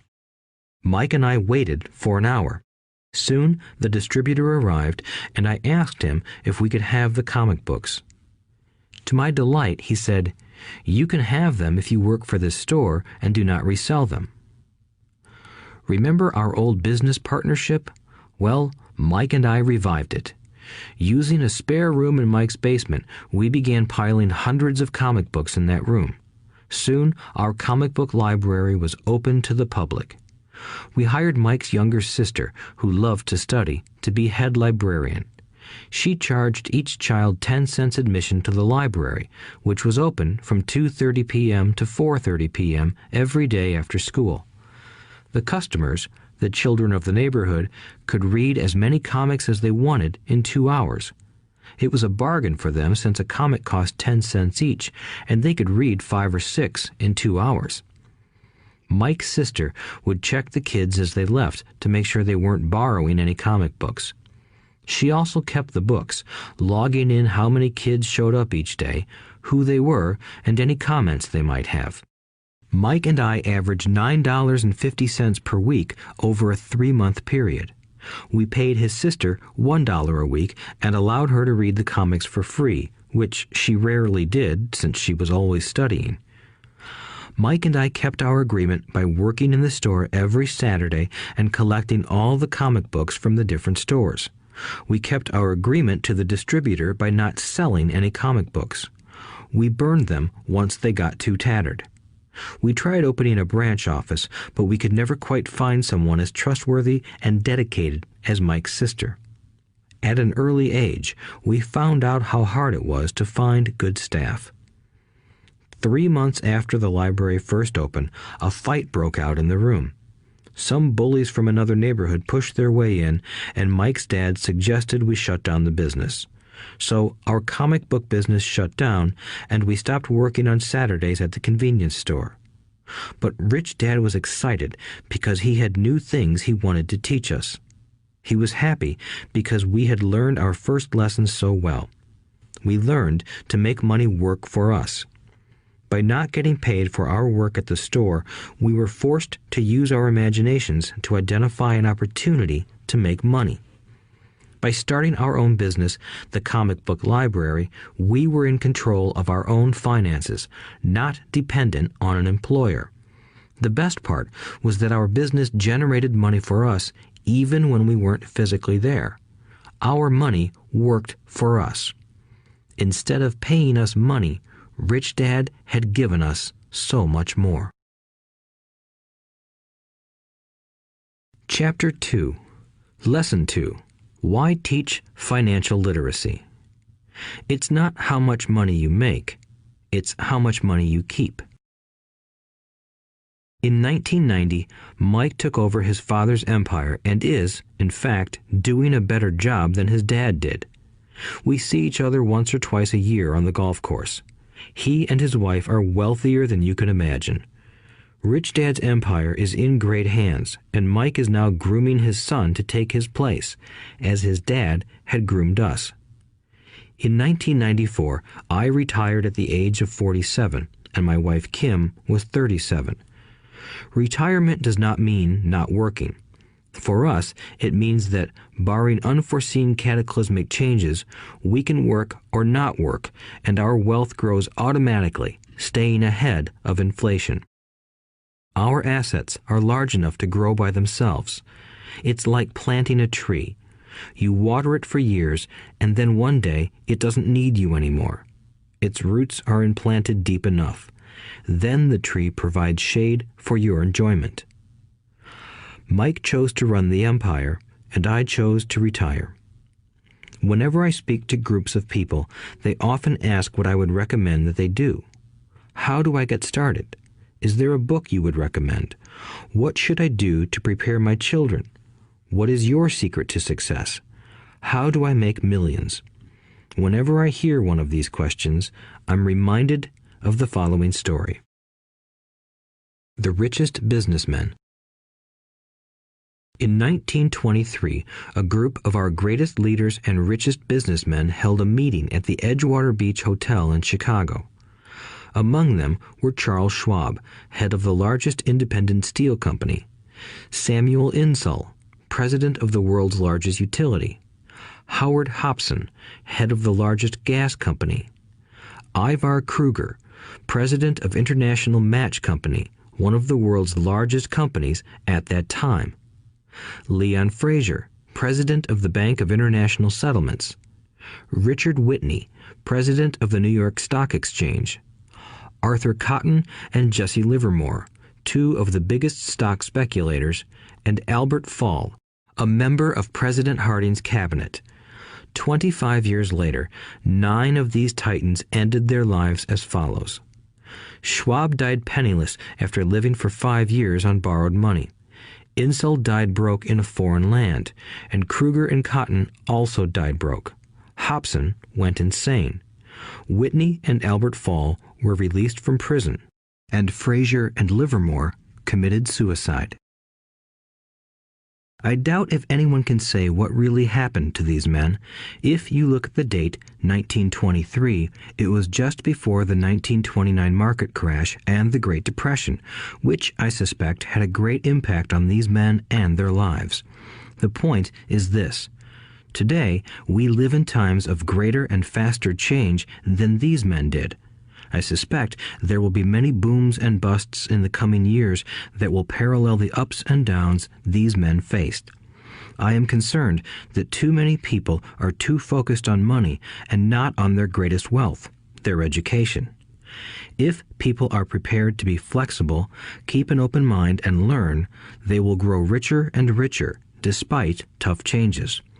If they think money will solve problems, they will have a rough ride.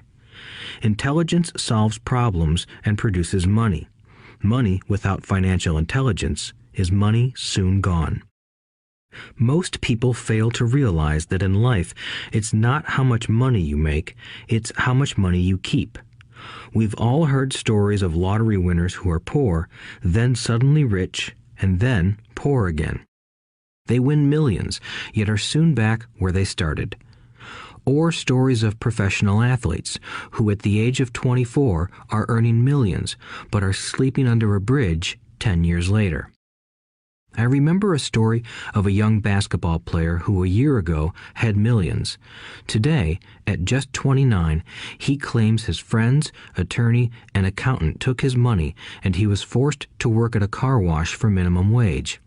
He was fired from the car wash because he refused to take off his championship ring as he was wiping off the cars. His story made national news, and he is appealing his termination, claiming hardship and discrimination. He claims that the ring is all he has left, and if it was stripped away, he'll crumble. I know so many people who became instant millionaires, and while I am glad some people have become richer and richer, I caution them that in the long run, it's not how much money you make, it's how much you keep and how many generations you keep it. So when people ask, "Where do I get started?" or "Tell me how to get rich quick," they often are greatly disappointed with my answer. I simply say to them what my rich dad said to me when I was a little kid. If you want to be rich, you need to be financially literate. That idea was drummed into my head every time we were together. As I said, my educated dad stressed the importance of reading books, while my rich dad stressed the need to master financial literacy. If you are going to build the Empire State Building, the first thing you need to do is dig a deep hole and pour a strong foundation. If you are going to build a home in the suburbs, all you need to do is pour a 6-inch slab of concrete. Most people, in their drive to get rich, are trying to build an Empire State Building on a 6-inch slab. Our school system, created in the agrarian age, still believes in homes with no foundation. Dirt floors are still the rage, so kids graduate from school with virtually no financial foundation. One day, sleepless and deep in debt in suburbia, living the American dream, they decide that the answer to their financial problems is to find a way to get rich quick. Construction on the skyscraper begins. It goes up quickly, and soon, instead of the Empire State Building, we have the Leaning Tower of suburbia. The sleepless nights return. As for Mike and me in our adult years, both of our choices were possible because we were taught to pour a strong financial foundation when we were just kids.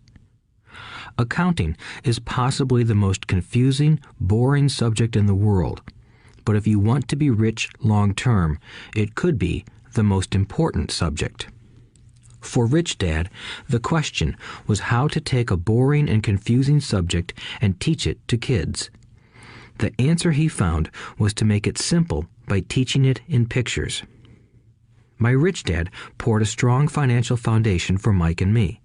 Since we were just kids, he created a simple way to teach us. For years, he only drew pictures and used few words. Mike and I understood the simple drawings, the jargon, the movement of money, and then in later years, Rich Dad began adding numbers. Today, Mike has gone on to master much more complex and sophisticated accounting analysis because he had to in order to run his empire. I am not as sophisticated because my empire is smaller, yet we come from the same simple foundation. Over the following pages, we will discuss those same simple line drawings Mike's dad created for us. Though basic, those drawings helped guide two little boys in building great sums of wealth on a solid and deep foundation. Rule number 1. You must know the difference between an asset and a liability, and buy assets. If you want to be rich, this is all you need to know. It is rule number 1. It is the only rule. This may sound absurdly simple, but most people have no idea how profound this rule is. Most people struggle financially because they do not know the difference between an asset and a liability. Rich people acquire assets. The poor and middle class acquire liabilities that they think are assets, said Rich Dad. When Rich Dad explained this to Mike and me, we thought he was kidding. Here we were, nearly teenagers, and waiting for the secret to getting rich. And this was his answer. It was so simple that we stopped for a long time to think about it. "What is an asset?" asked Mike. "Don't worry right now," said Rich Dad. "Just let the idea sink in. If you can comprehend the simplicity, your life will have a plan and be financially easy. It is simple. That is why the idea is missed." "You mean all we need to know is what an asset is, acquire them, and we'll be rich?" I asked. Rich Dad nodded his head. "It's that simple." "If it's that simple, how come everyone is not rich?" I asked. Rich Dad smiled. "Because people do not know the difference between an asset and a liability." I remember asking, how could adults be so misguided? If it is that simple, if it is that important, why would everyone not want to find out? It took Rich Dad only a few minutes to explain what assets and liabilities were. As an adult, I have difficulty explaining it to other adults. The simplicity of the idea escapes them because they have been educated differently. They were taught by other educated professionals, such as bankers, accountants, real estate agents, financial planners, and so forth. The difficulty comes in asking adults to unlearn or become children again. An intelligent adult often feels it is demeaning to pay attention to simplistic definitions. Rich Dad believed in the KISS principle: keep it simple, stupid, or keep it super simple. So he kept it simple for us, and that made our financial foundation strong. So what causes the confusion? How could something so simple be so screwed up? Why would someone buy an asset that was really a liability? The answer is found in basic education. We focus on the word literacy and not financial literacy. What defines something to be an asset or a liability are not words. In fact, if you really want to be confused, look up the words asset and liability in the dictionary. I know the definition may sound good to a trained accountant, but for the average person, it makes no sense. But we adults are often too proud to admit that something does not make sense. To us young boys, Rich Dad said, "What defines an asset are not words, but numbers. And if you can't read the numbers, you can't tell an asset from a hole in the ground." In accounting, Rich Dad would say, it's not the numbers, but what the numbers are telling you. It's just like words. It's not the words, but the story the words are telling you. If you want to be rich, you've got to read and understand numbers. If I heard that once, I heard it 1,000 times from my rich dad. And I also heard the rich acquire assets and the poor and middle class acquire liabilities. Here is how to tell the difference between an asset and a liability. Most accountants and financial professionals do not agree with the definitions, but these simple drawings were the start of strong financial foundations for two young boys. An asset is something that puts money in my pocket. A liability is something that takes money out of my pocket. This is really all you need to know. If you want to be rich, simply spend your life buying assets. If you want to be poor or middle class, spend your life buying liabilities. Illiteracy, both in words and numbers, is the foundation of financial struggle. If people are having difficulties financially, there is something that they don't understand, either in words or numbers. The rich are rich because they are more literate in different areas than people who struggle financially. So if you want to be rich and maintain your wealth, it's important to be financially literate in words as well as numbers. Numbers alone mean little, just as words out of context mean little. It's the story that counts. In financial reporting, reading numbers is looking for the plot, the story of where the cash is flowing. In 80% of most families, the financial story paints a picture of hard work to get ahead. However, this effort is for naught because they spend their lives buying liabilities instead of assets. Everyone has living expenses, the need for food, shelter, and clothing. It is the cash flow that tells the story of how a person handles their money. The reason I started with the story of the richest men in America is to illustrate the flaw in believing that money will solve all problems. That is why I cringe whenever I hear people ask me how to get rich quicker or where they should start. I often hear, "I'm in debt, so I need to make more money." But more money will often not solve the problem. In fact, it may compound the problem. Money often makes obvious our tragic human flaws, putting a spotlight on what we don't know. That is why, all too often, a person who comes into a sudden windfall of cash, let's say an inheritance, a pay raise, or lottery winnings, soon returns to the same financial mess, if not worse than the mess they were in before. Money only accentuates the cash flow pattern running in your head. If your pattern is to spend everything you get, most likely an increase in cash will just result in an increase in spending. Thus the saying, "A fool and his money is one big party." I have said many times that we go to school to gain scholastic and professional skills, both of which are important. We learn to make money with our professional skills. In the 1960s, when I was in high school, if someone did well academically, people assumed this bright student would go on to be a medical doctor because it was the profession with the promise of the greatest financial reward. Today, doctors face financial challenges I wouldn't wish on my worst enemy. Insurance companies taking control of the business, managed health care, government intervention, and malpractice suits. Today, kids want to be famous athletes, movie stars, rock stars, beauty queens, or CEOs because that is where the fame, money, and prestige are. That is the reason it is so hard to motivate kids in school today. They know that professional success is no longer solely linked to academic success, as it once was. Because students leave school without financial skills, millions of educated people pursue their profession successfully, but later find themselves struggling financially. They work harder, but don't get ahead. What is missing from their education is not how to make money, but how to manage money.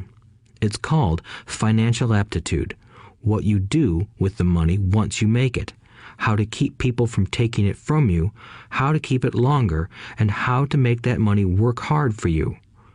Most people don't understand why they struggle financially because they don't understand cash flow. A person can be highly educated, professionally successful, and financially illiterate.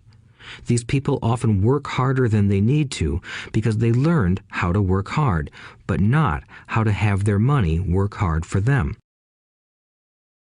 The story of how the quest for a financial dream turns into a financial nightmare. The classic story of hardworking people has set a pattern. Recently married, the happy, highly educated young couple moves into one of their cramped, rented apartments. Immediately, they realize that they are saving money because two can live as cheaply as one. The problem is the apartment is cramped. They decide to save money to buy their dream home so they can have kids. They now have two incomes, and they begin to focus on their careers. Their incomes begin to increase. As their incomes go up, their expenses go up as well. The number one expense for most people is taxes. Many people think it's income tax, but for most Americans, their highest tax is Social Security. As an employee, it appears as if the Social Security tax combined with the Medicare tax rate is roughly 7.5%, but it's really 15% since the employer must match the Social Security amount. In essence, it is money the employer can't pay you. On top of that, you still have to pay income tax on the amount deducted from your wages for Social Security tax. Income you never received because it went directly to Social Security through withholding. Going back to the young couple, as a result of their incomes increasing, they decide to buy the house of their dreams. Once in their house, they have a new tax called property tax. Then they buy a new car, new furniture, and new appliances to match their new house. All of a sudden, they wake up and their liabilities column is full of mortgage and credit card debt. Their liabilities go up. They're now trapped in the rat race. Pretty soon, a baby comes along and they work harder. The process repeats itself. Higher incomes cause higher taxes, also called bracket creep. A credit card comes in the mail. They use it. It maxes out. A loan company calls and says their greatest asset, their home, has appreciated in value. Because their credit is so good, the company offers a bill consolidation loan and tells them the intelligent thing to do is clear off the high-interest consumer debt by paying off their credit card. And besides, interest on their home is a tax deduction. They go for it and pay off those high-interest credit cards. They breathe a sigh of relief. Their credit cards are paid off. They've now folded their consumer debt into their home mortgage. Their payments go down because they extend their debt over 30 years. It is the smart thing to do. Their neighbor calls to invite them to go shopping. The Memorial Day sale is on. They promise themselves they'll just window shop, but they take a credit card, just in case. I run into this young couple all the time. Their names change, but their financial dilemma is the same. They come to one of my talks to hear what I have to say. They ask me, "Can you tell us how to make more money?" They don't understand that their trouble is really how they choose to spend the money they do have. It is caused by financial illiteracy and not understanding the difference between an asset and a liability. More money seldom solves someone's money problems. Intelligence solves problems. There is a saying a friend of mine says over and over to people in debt. If you find you have dug yourself into a hole, stop digging. As a child, my dad often told us that the Japanese were aware of 3 powers: the power of the sword, the jewel, and the mirror. The sword symbolizes the power of weapons.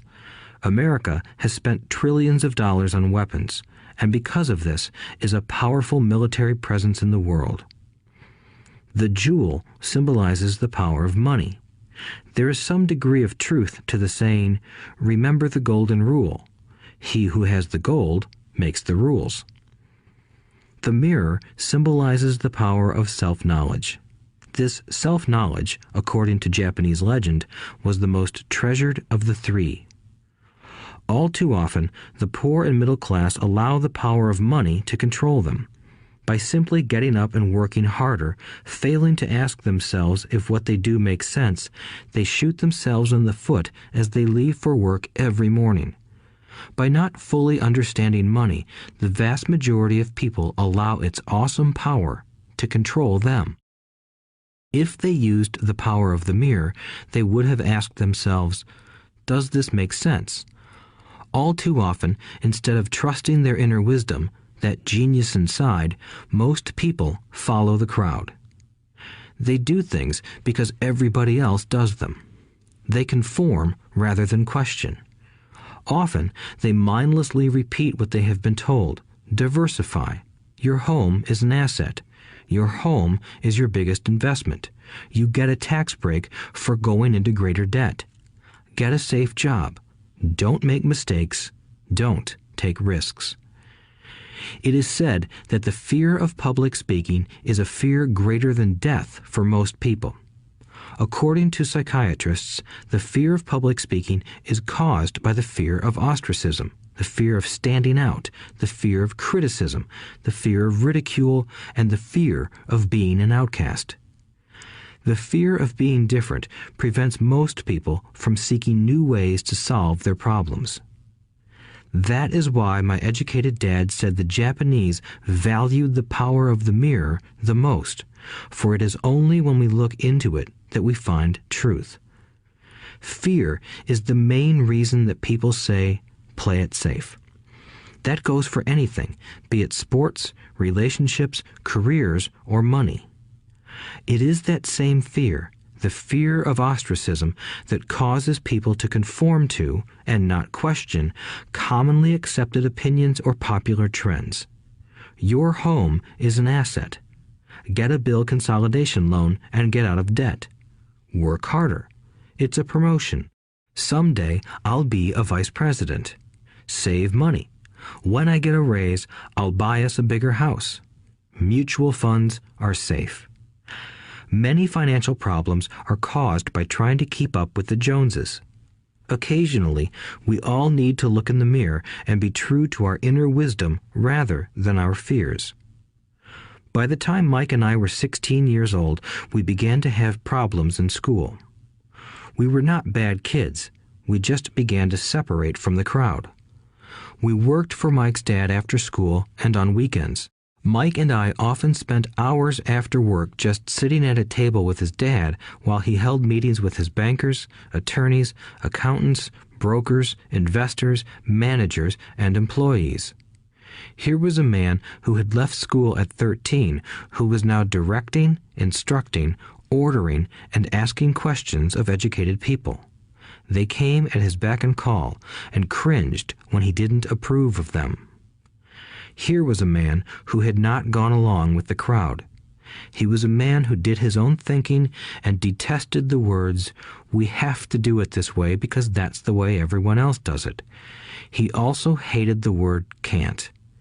If you wanted him to do something, just say, "I don't think you can do it." Mike and I learned more sitting in on his meetings than we did in all our years of school, college included. Mike's dad was not book smart, but he was financially educated and successful as a result. He told us over and over again, an intelligent person hires people who are more intelligent than he is. So Mike and I had the benefit of spending hours listening to and learning from intelligent people. But because of this, Mike and I couldn't go along with the standard dogma our teachers preached, and that caused problems. Whenever the teacher said, "If you don't get good grades, you won't do well in the real world," Mike and I just raised our eyebrows. When we were told to follow set procedures and not deviate from the rules, we could see how school discouraged creativity. We started to understand why our rich dad told us that schools were designed to produce good employees instead of employers. Occasionally, Mike or I would ask our teachers how what we studied was applicable to the real world, or why we never studied money and how it worked. To the latter question, we often got the answer that money was not important, that if we excelled in our education, the money would follow. The more we knew about the power of money, the more distant we grew from the teachers and our classmates. My highly educated dad never pressured me about my grades, but we did begin to argue about money. By the time I was 16, I probably had a far better foundation with money than both my parents. I could keep books, I listened to tax accountants, corporate attorneys, bankers, real estate brokers, investors, and so forth. By contrast, my dad talked to other teachers.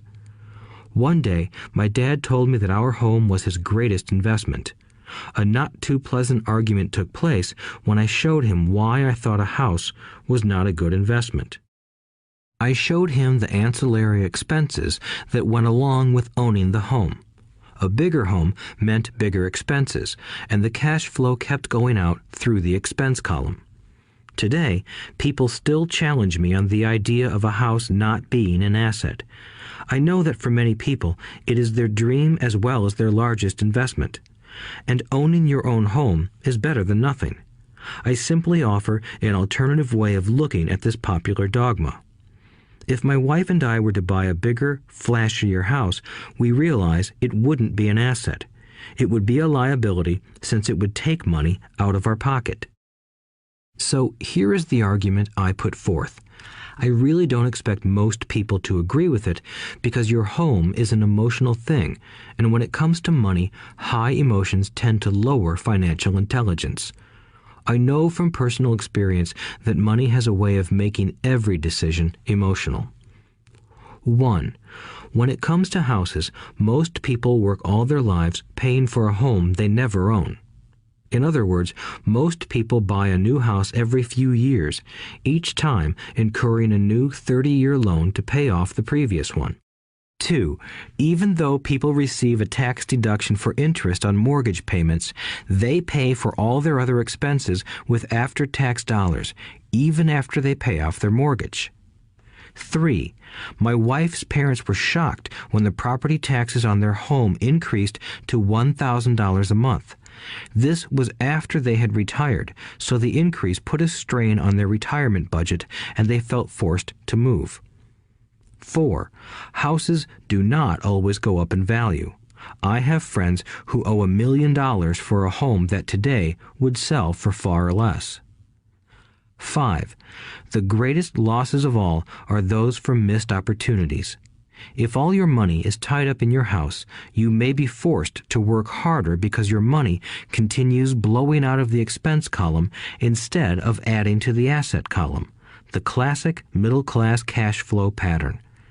If a young couple would put more money into their asset column early on, their later years would be easier. Their assets would have grown and would be available to help cover expenses. All too often, a house only serves as a vehicle for incurring a home equity loan to pay for mounting expenses. In summary, the end result in making a decision to own a house that is too expensive in lieu of starting an investment portfolio impacts an individual in at least the following 3 ways. 1. Loss of time during which other assets could have grown in value. 2. Loss of additional capital which could have been invested instead of paying for high maintenance expenses related directly to the home. 3. Loss of education. Too often, people count their house and savings and retirement plans as all they have in their asset column. Because they have no money to invest, they simply don't invest. This costs them investment experience. Most never become what the investment world calls a sophisticated investor. And the best investments are usually first sold to sophisticated investors, who then turn around and sell them to the people playing it safe. I am not saying don't buy a house. What I'm saying is that you should understand the difference between an asset and a liability. When I want a bigger house, I first buy assets that will generate the cash flow to pay for the house. My educated dad's personal financial statement best demonstrates the life of someone caught in the rat race. His expenses match his income, never allowing him enough left over to invest in assets. As a result, his liabilities are larger than his assets. Why the rich get richer. A review of my rich dad's financial statement shows why the rich get richer. The asset column generates more than enough income to cover expenses, with the balance reinvested into the asset column. The asset column continues to grow, and therefore the income it produces grows with it. The result is that the rich get richer. Why the middle class struggle. The middle class finds itself in a constant state of financial struggle. Their primary income is through their salary. As their wages increase, so do their taxes. Their expenses tend to increase in proportion to their salary increase, hence the phrase, the rat race. They treat their home as their primary asset instead of investing in income-producing assets. This pattern of treating your home as an investment and the philosophy that a pay raise means you can buy a larger home or spend more is the foundation of today's debt-ridden society. Increased spending throws families into greater debt and into more financial uncertainty, even though they may be advancing in their jobs and receiving raises on a regular basis. This is high-risk living caused by weak financial education. The massive loss of jobs in recent times proves how shaky the middle class really is financially. Company pension plans are being replaced by 401k plans. Social Security is obviously in trouble and can't be relied upon as a source for retirement. Panic has set in for the middle class. Today, mutual funds are popular because they supposedly represent safety. Average mutual fund buyers are too busy working to pay taxes and mortgages, save for their children's college, and pay off credit cards. They do not have time to study investing, so they rely on the expertise of the manager of a mutual fund. Also, because the mutual fund includes many different types of investments, they feel their money is safer because it is diversified.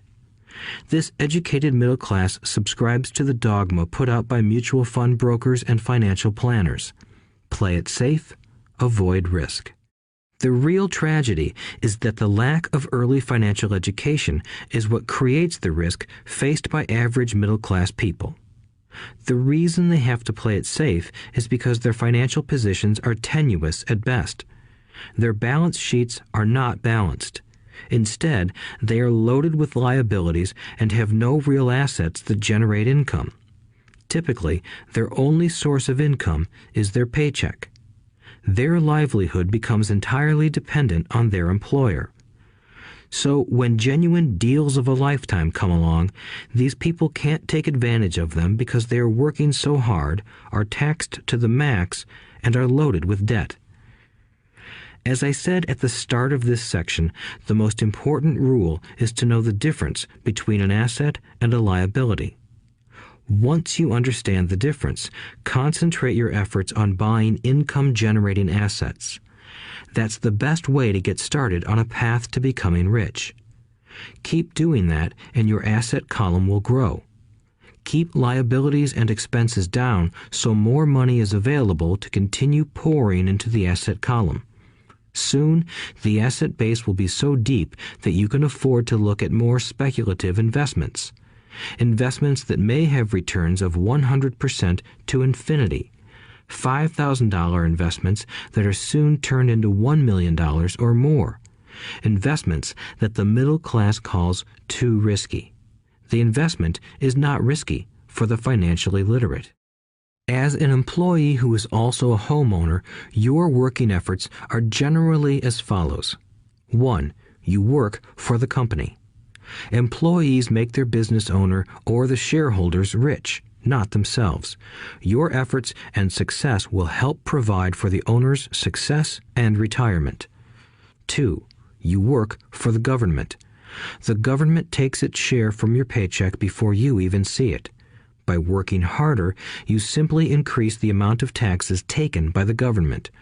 Most people work from January to May just for the government. 3. You work for the bank. After taxes, your next largest expense is usually your mortgage and credit card debt.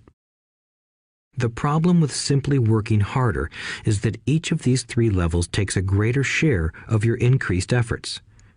You need to learn how to have your increased efforts benefit you and your family directly. Once you have decided to concentrate on minding your own business, focusing your efforts on acquiring assets instead of a bigger paycheck, how do you set your goals? Most people must keep their job and rely on their wages to fund their acquisition of assets. As their assets grow, how do they measure the extent of their success? When does someone know that they are rich, that they have wealth? As well as having my own definitions for assets and liabilities, I also have my own definition for wealth. Actually, I borrowed it from a man named R. Buckminster Fuller. Some call him a quack, and others call him a genius. Years ago, he got architects buzzing because he applied for a patent for something he called a geodesic dome. But in the application, Fuller also said something about wealth. It was pretty confusing at first, but after reading it, it began to make some sense. Wealth is a person's ability to survive so many number of days forward, or, if I stopped working today, how long could I survive? Unlike net worth, the difference between your assets and liabilities, which is often filled with a person's expensive junk and opinions of what things are worth, this definition creates the possibility for developing a truly accurate measurement. I could now measure and know where I was in terms of my goal to become financially independent. Although net worth often includes non-cash producing assets, like stuff you bought that now sits in your garage, wealth measures how much money your money is making and, therefore, your financial survivability. Wealth is the measure of the cash flow from the asset column compared with the expense column. Let's use an example. Let's say I have cash flow from my asset column of $1,000 a month, and I have monthly expenses of $2,000 a month. What is my wealth? Let's go back to Buckminster Fuller's definition. Using his definition, how many days forward can I survive? Assuming a 30-day month, I have enough cash flow for half a month. When I achieve $2,000 a month cash flow from my assets, then I will be wealthy. So, while I'm not yet rich, I am wealthy. I now have income generated from assets each month that fully cover my monthly expenses. If I want to increase my expenses, I first must increase my cash flow to maintain this level of wealth. Also note that it is at this point that I'm no longer dependent on my wages. I have focused on and been successful in building an asset column that has made me financially independent. If I quit my job today, I would be able to cover my monthly expenses with the cash flow from my assets. My next goal would be to have the excess cash flow from my assets reinvested into the asset column. The more money that goes into my asset column, the more my asset column grows. The more my assets grow, the more my cash flow grows. And as long as I keep my expenses less than the cash flow from these assets, I grow richer with more and more income from sources other than my physical labor. As this reinvestment process continues, I am well on my way to becoming rich. Just remember this simple observation. The rich buy assets. The poor only have expenses. The middle class buy liabilities they think are assets. So how do I start minding my own business? What is the answer? Listen to the founder of McDonald's in the next chapter. Chapter 3. Lesson 3. Mind your own business. The rich focus on their asset columns while everyone else focuses on their income statements. In 1974, Ray Kroc, the founder of McDonald's, was asked to speak to the MBA class at the University of Texas at Austin. A friend of mine was a student in that MBA class.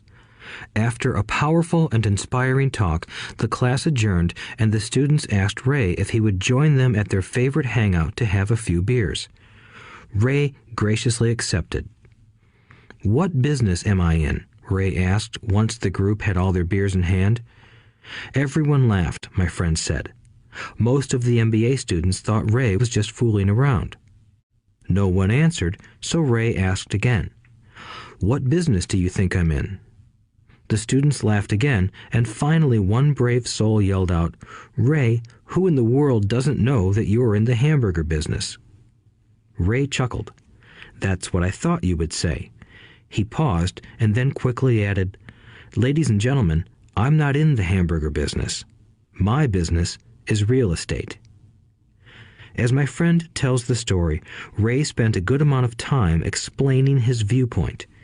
In his business plan, Ray knew that the primary business focus was to sell hamburger franchises, but what he never lost sight of was the location of each franchise. He knew that the land and its location were the most significant factors in the success of each franchise. Basically, the person who bought the franchise was also buying the real estate under the franchise for Ray Kroc's organization. Today, McDonald's is the largest single owner of real estate in the world, owning even more than the Catholic Church. McDonald's owns some of the most valuable intersections and street corners in America and around the globe. My friend considers this as one of the most important lessons in his life. Today, he owns car washes, but his business is the real estate under those car washes. The previous chapter presented that most people work for everyone but themselves. They work first for the owners of the company, then for the government through taxes, and finally for the bank that owns their mortgage. When I was a young boy, we did not have a McDonald's nearby. Yet my rich dad was responsible for teaching Mike and me the same lesson that Ray Kroc talked about at the University of Texas. It is secret number 3 of the rich. The secret is mind your own business. Financial struggle is often directly the result of people working all their lives for someone else. Many people will simply have nothing at the end of their working days to show for their efforts. Our current educational system focuses on preparing today's youth to get good jobs by developing scholastic skills. Their lives will revolve around their wages or, as described earlier, their income column. Many will study further to become engineers, scientists, cooks, police officers, artists, writers, and so on. These professional skills allow them to enter the workforce and work for money. But there is a big difference between your profession and your business. Often I ask people, "What is your business?" And they will say, "Oh, I'm a banker." Then I ask them if they own the bank, and they usually respond, "No, I work there." In that instance, they have confused their profession with their business. Their profession may be a banker, but they still need their own business. A problem with school is that you often become what you study. So if you study cooking, you become a chef. If you study the law, you become an attorney. And a study of auto mechanics makes you a mechanic. The mistake in becoming what you study is that too many people forget to mind their own business. They spend their lives minding someone else's business and making that person rich. To become financially secure, a person needs to mind their own business. Your business revolves around your asset column, not your income column. As stated earlier, the number one rule is to know the difference between an asset and a liability and to buy assets. The rich focus on their asset columns, while everyone else focuses on their income statements. That is why we hear so often, "I need a raise. If only I had a promotion. I am going back to school to get more training so I can get a better job. I am going to work overtime. Maybe I can get a second job." In some circles, these are sensible ideas, but you are still not minding your own business. These ideas all still focus on the income column and will only help a person become more financially secure if the additional money is used to purchase income-generating assets. The primary reason the majority of the poor and middle class are fiscally conservative, which means I can't afford to take risks, is that they have no financial foundation. They have to cling to their jobs and play it safe. When downsizing became the in thing to do, millions of workers found out their largest so-called asset, their home, was eating them alive. Their asset was costing them money every month. Their car, another asset, was eating them alive.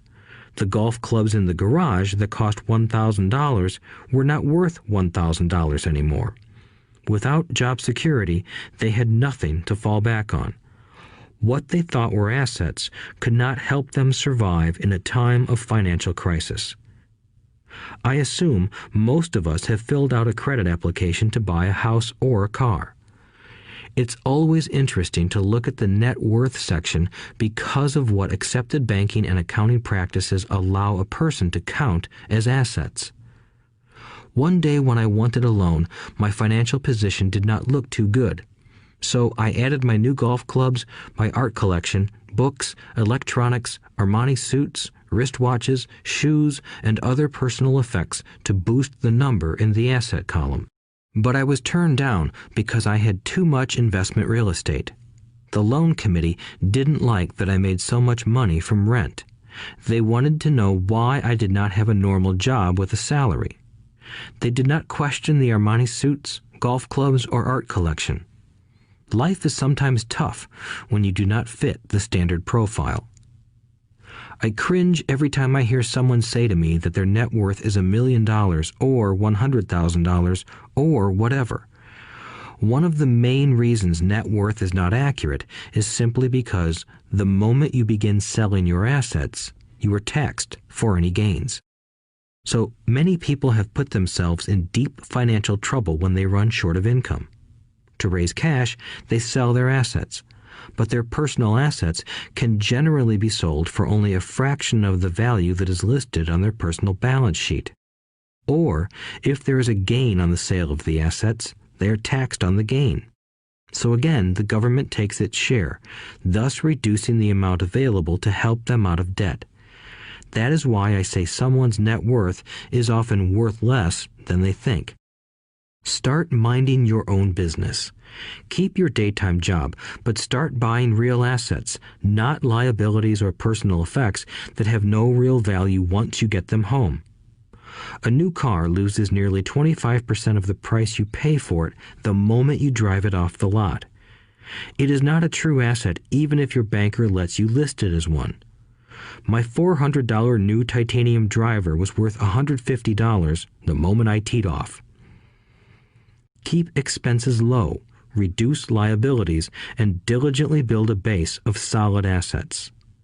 For young people who have not yet left home, it is important for parents to teach them the difference between an asset and a liability.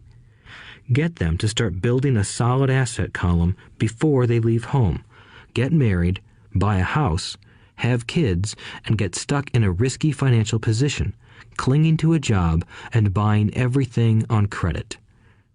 I see so many young couples who get married and trap themselves into a lifestyle that will not let them get out of debt for most of their working years.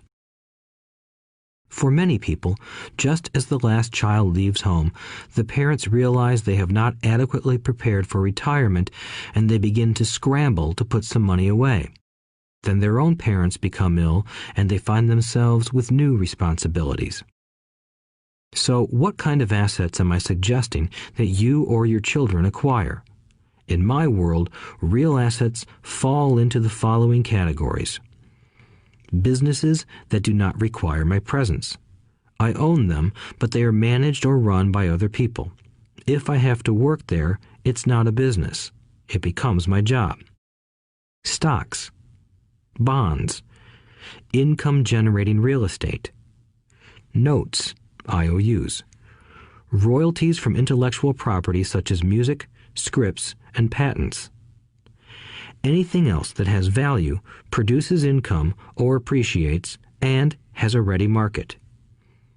As a young boy, my educated dad encouraged me to find a safe job, but my rich dad encouraged me to begin acquiring assets that I loved. If you don't love it, you won't take care of it. I collect real estate simply because I love buildings and land. I love shopping for them, and I could look at them all day long. When problems arise, the problems aren't so bad that it changes my love for real estate. For people who hate real estate, they shouldn't buy it. I also love stocks of small companies, especially startups, because I am an entrepreneur, not a corporate person. In my early years, I worked in large organizations such as Standard Oil of California, the U.S. Marine Corps, and Xerox Corporation. I enjoyed my time with those organizations and have fond memories, but I know deep down I am not a company man. I like starting companies, not running them. So my stock buys are usually of small companies. Sometimes I even start the company and take it public. Fortunes are made in new stock issues, and I love the game. Many people are afraid of small cap companies and call them risky, and they are. But that risk is diminished if you love what the investment is, understand it, and know the game. With small companies, my investment strategy is to be out of the stock in a year. On the other hand, my real estate strategy is to start small and keep trading up for bigger properties, and, therefore, delay paying taxes on the gain. This allows the value to increase dramatically. I generally hold real estate less than 7 years. For years, even while I was with the Marine Corps and Xerox, I did what my rich dad recommended. I kept my day job, but I still minded my own business. I was active in my asset column trading real estate and small stocks. Rich Dad always stressed the importance of financial literacy. The better I was at understanding the accounting and cash management, the better I would be at analyzing investments and eventually starting and building my own company. I don't encourage anyone to start a company unless they really want to.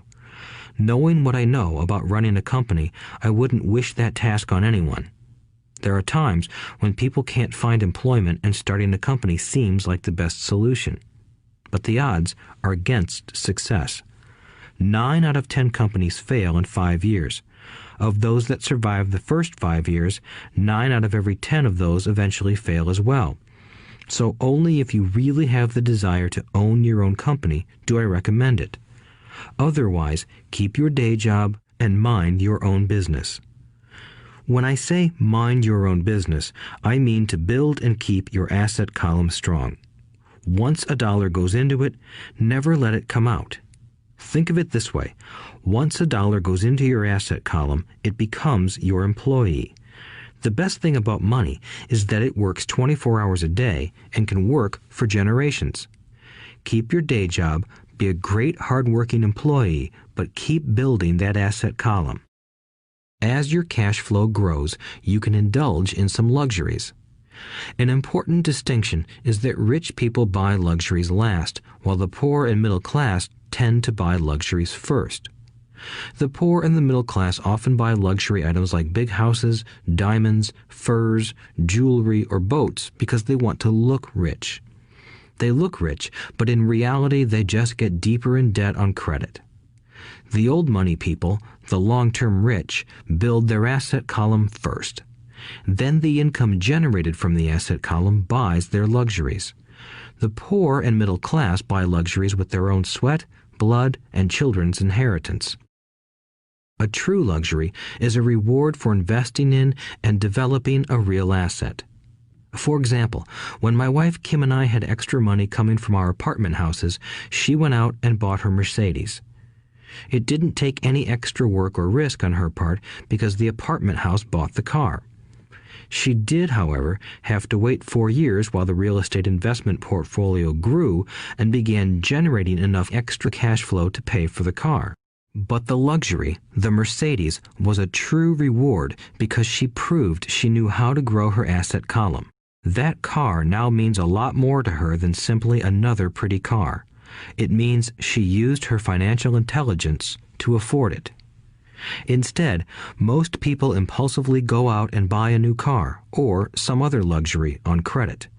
They may feel bored and just want a new toy. Buying a luxury on credit often causes a person to eventually resent that luxury because the debt becomes a financial burden. After you've taken the time and invested in and built your own business, you are now ready to learn the biggest secret of the rich, the secret that puts the rich way ahead of the pack. Chapter 4. Lesson 4. The History of Taxes and the Power of Corporations. My rich dad just played the game smart, and he did it through corporations, the biggest secret of the rich. I remember in school being told the story of Robin Hood and his merry men. My teacher thought it was a wonderful story of a romantic hero who robbed from the rich and gave to the poor. My rich dad did not see Robin Hood as a hero. He called Robin Hood a crook. Robin Hood may be long gone, but his followers live on. I often still hear people say, "Why don't the rich pay for it?" Or, "The rich should pay more in taxes and give it to the poor." It is this Robin Hood fantasy, or taking from the rich to give to the poor, that has caused the most pain for the poor and the middle class. The reason the middle class is so heavily taxed is because of the Robin Hood ideal. The reality is that the rich are not taxed. It's the middle class who pays for the poor, especially the educated, upper-income middle class. Again, to understand fully how things happen, we need to look at the history of taxes. Although my highly educated dad was an expert on the history of education, my rich dad fashioned himself an expert on the history of taxes. Rich Dad explained to Mike and me that originally in England and America, there were no taxes. Occasionally, there were temporary taxes levied in order to pay for wars. The king or the president would put the word out and ask everyone to chip in. Taxes were levied in Britain for the fight against Napoleon from 1799 to 1816, and in America to pay for the Civil War from 1861 to 1865. In 1874, England made income tax a permanent levy on its citizens. In 1913, an income tax became permanent in the United States with the adoption of the 16th Amendment to the U.S. Constitution. At one time, Americans were anti-tax. It had been the tax on tea that led to the famous Tea Party in Boston Harbor, an incident that helped ignite the Revolutionary War. It took approximately 50 years in both England and the United States to sell the idea of a regular income tax. What these historical dates fail to reveal is that both of these taxes were initially levied against only the rich. It was this point that Rich Dad wanted Mike and me to understand. He explained that the idea of taxes was made popular and accepted by the majority by telling the poor and the middle class that taxes were created only to punish the rich. This is how the masses voted for the law, and it became constitutionally legal. Although it was intended to punish the rich, in reality it wound up punishing the very people who voted for it, the poor and middle class.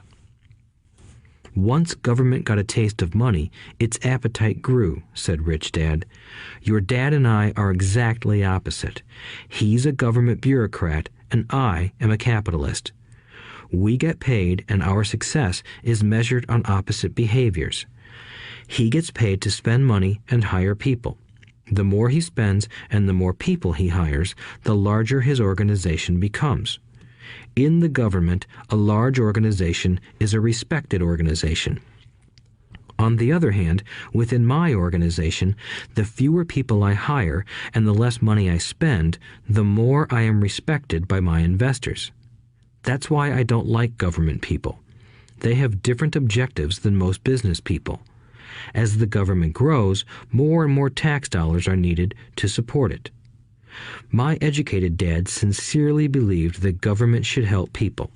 He loved John F. Kennedy and especially the idea of the Peace Corps. He loved the idea so much that both he and my mom worked for the Peace Corps, training volunteers to go to Malaysia, Thailand, and the Philippines. He always strived for additional grants and budget increases so he could hire more people, both in his job with the Education Department and in the Peace Corps. From the time I was about 10 years old, I would hear from my rich dad that government workers were a pack of lazy thieves, and from my poor dad I would hear how the rich were greedy crooks who should be made to pay more taxes. Both sides had valid points. It was difficult to go to work for one of the biggest capitalists in town and come home to a father who was a prominent government leader. It was not easy to know which dad to believe. Yet, when you study the history of taxes, an interesting perspective emerges. As I said, the passage of taxes was only possible because the masses believed in the Robin Hood theory of economics. Take from the rich and give to everyone else. The problem was that the government's appetite for money was so great that taxes soon needed to be levied on the middle class, and from there it kept trickling down. However, the rich saw an opportunity because they don't play by the same set of rules. The rich knew about corporations, which became popular in the days of sailing ships. The rich created the corporation as a vehicle to limit their risk to the assets of each voyage. The rich put their money into a corporation to finance the voyage. The corporation would then hire a crew to sail to the New World to look for treasure. If the ship was lost, the crew lost their lives, but the loss to the rich would be limited only to the money they invested for that particular voyage. It is the knowledge of the legal corporate structure that really gives the rich a vast advantage over the poor and middle class. Having two fathers teaching me, one a socialist and the other a capitalist, I quickly began to realize that the philosophy of the capitalist made more financial sense to me. It seemed to me that the socialists ultimately penalized themselves due to their lack of financial education. No matter what the take from the rich crowd came up with, the rich always found a way to outsmart them.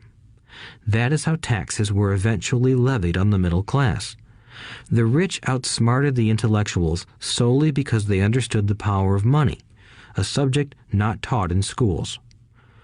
How did the rich outsmart the intellectuals? Once the take from the rich tax was passed, cash started flowing into government coffers. Initially, people were happy. Money was handed out to government workers and the rich. It went to government workers in the form of jobs and pensions, and it went to the rich via their factories receiving government contracts. The government received a large pool of money, but the problem was the fiscal management of that money. The government ideal is to avoid having excess money. If you fail to spend your allotted funds, you risk losing it in the next budget. You would certainly not be recognized for being efficient. Business people, on the other hand, are rewarded for having excess money and are applauded for their efficiency. As this cycle of growing government spending continued, the demand for money increased, and the tax the rich idea was adjusted to include lower income levels down to the very people who voted it in, the poor and the middle class. True capitalists used their financial knowledge to simply find an escape. They headed back to the protection of a corporation. But what many people who have never formed a corporation don't know is that a corporation is not really a thing.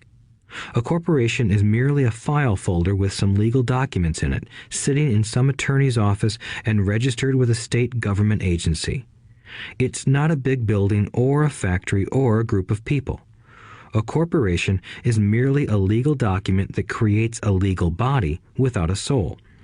Using it, the wealth of the rich was once again protected.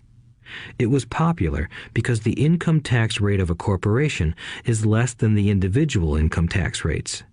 In addition, certain expenses could be paid by a corporation with pre-tax dollars.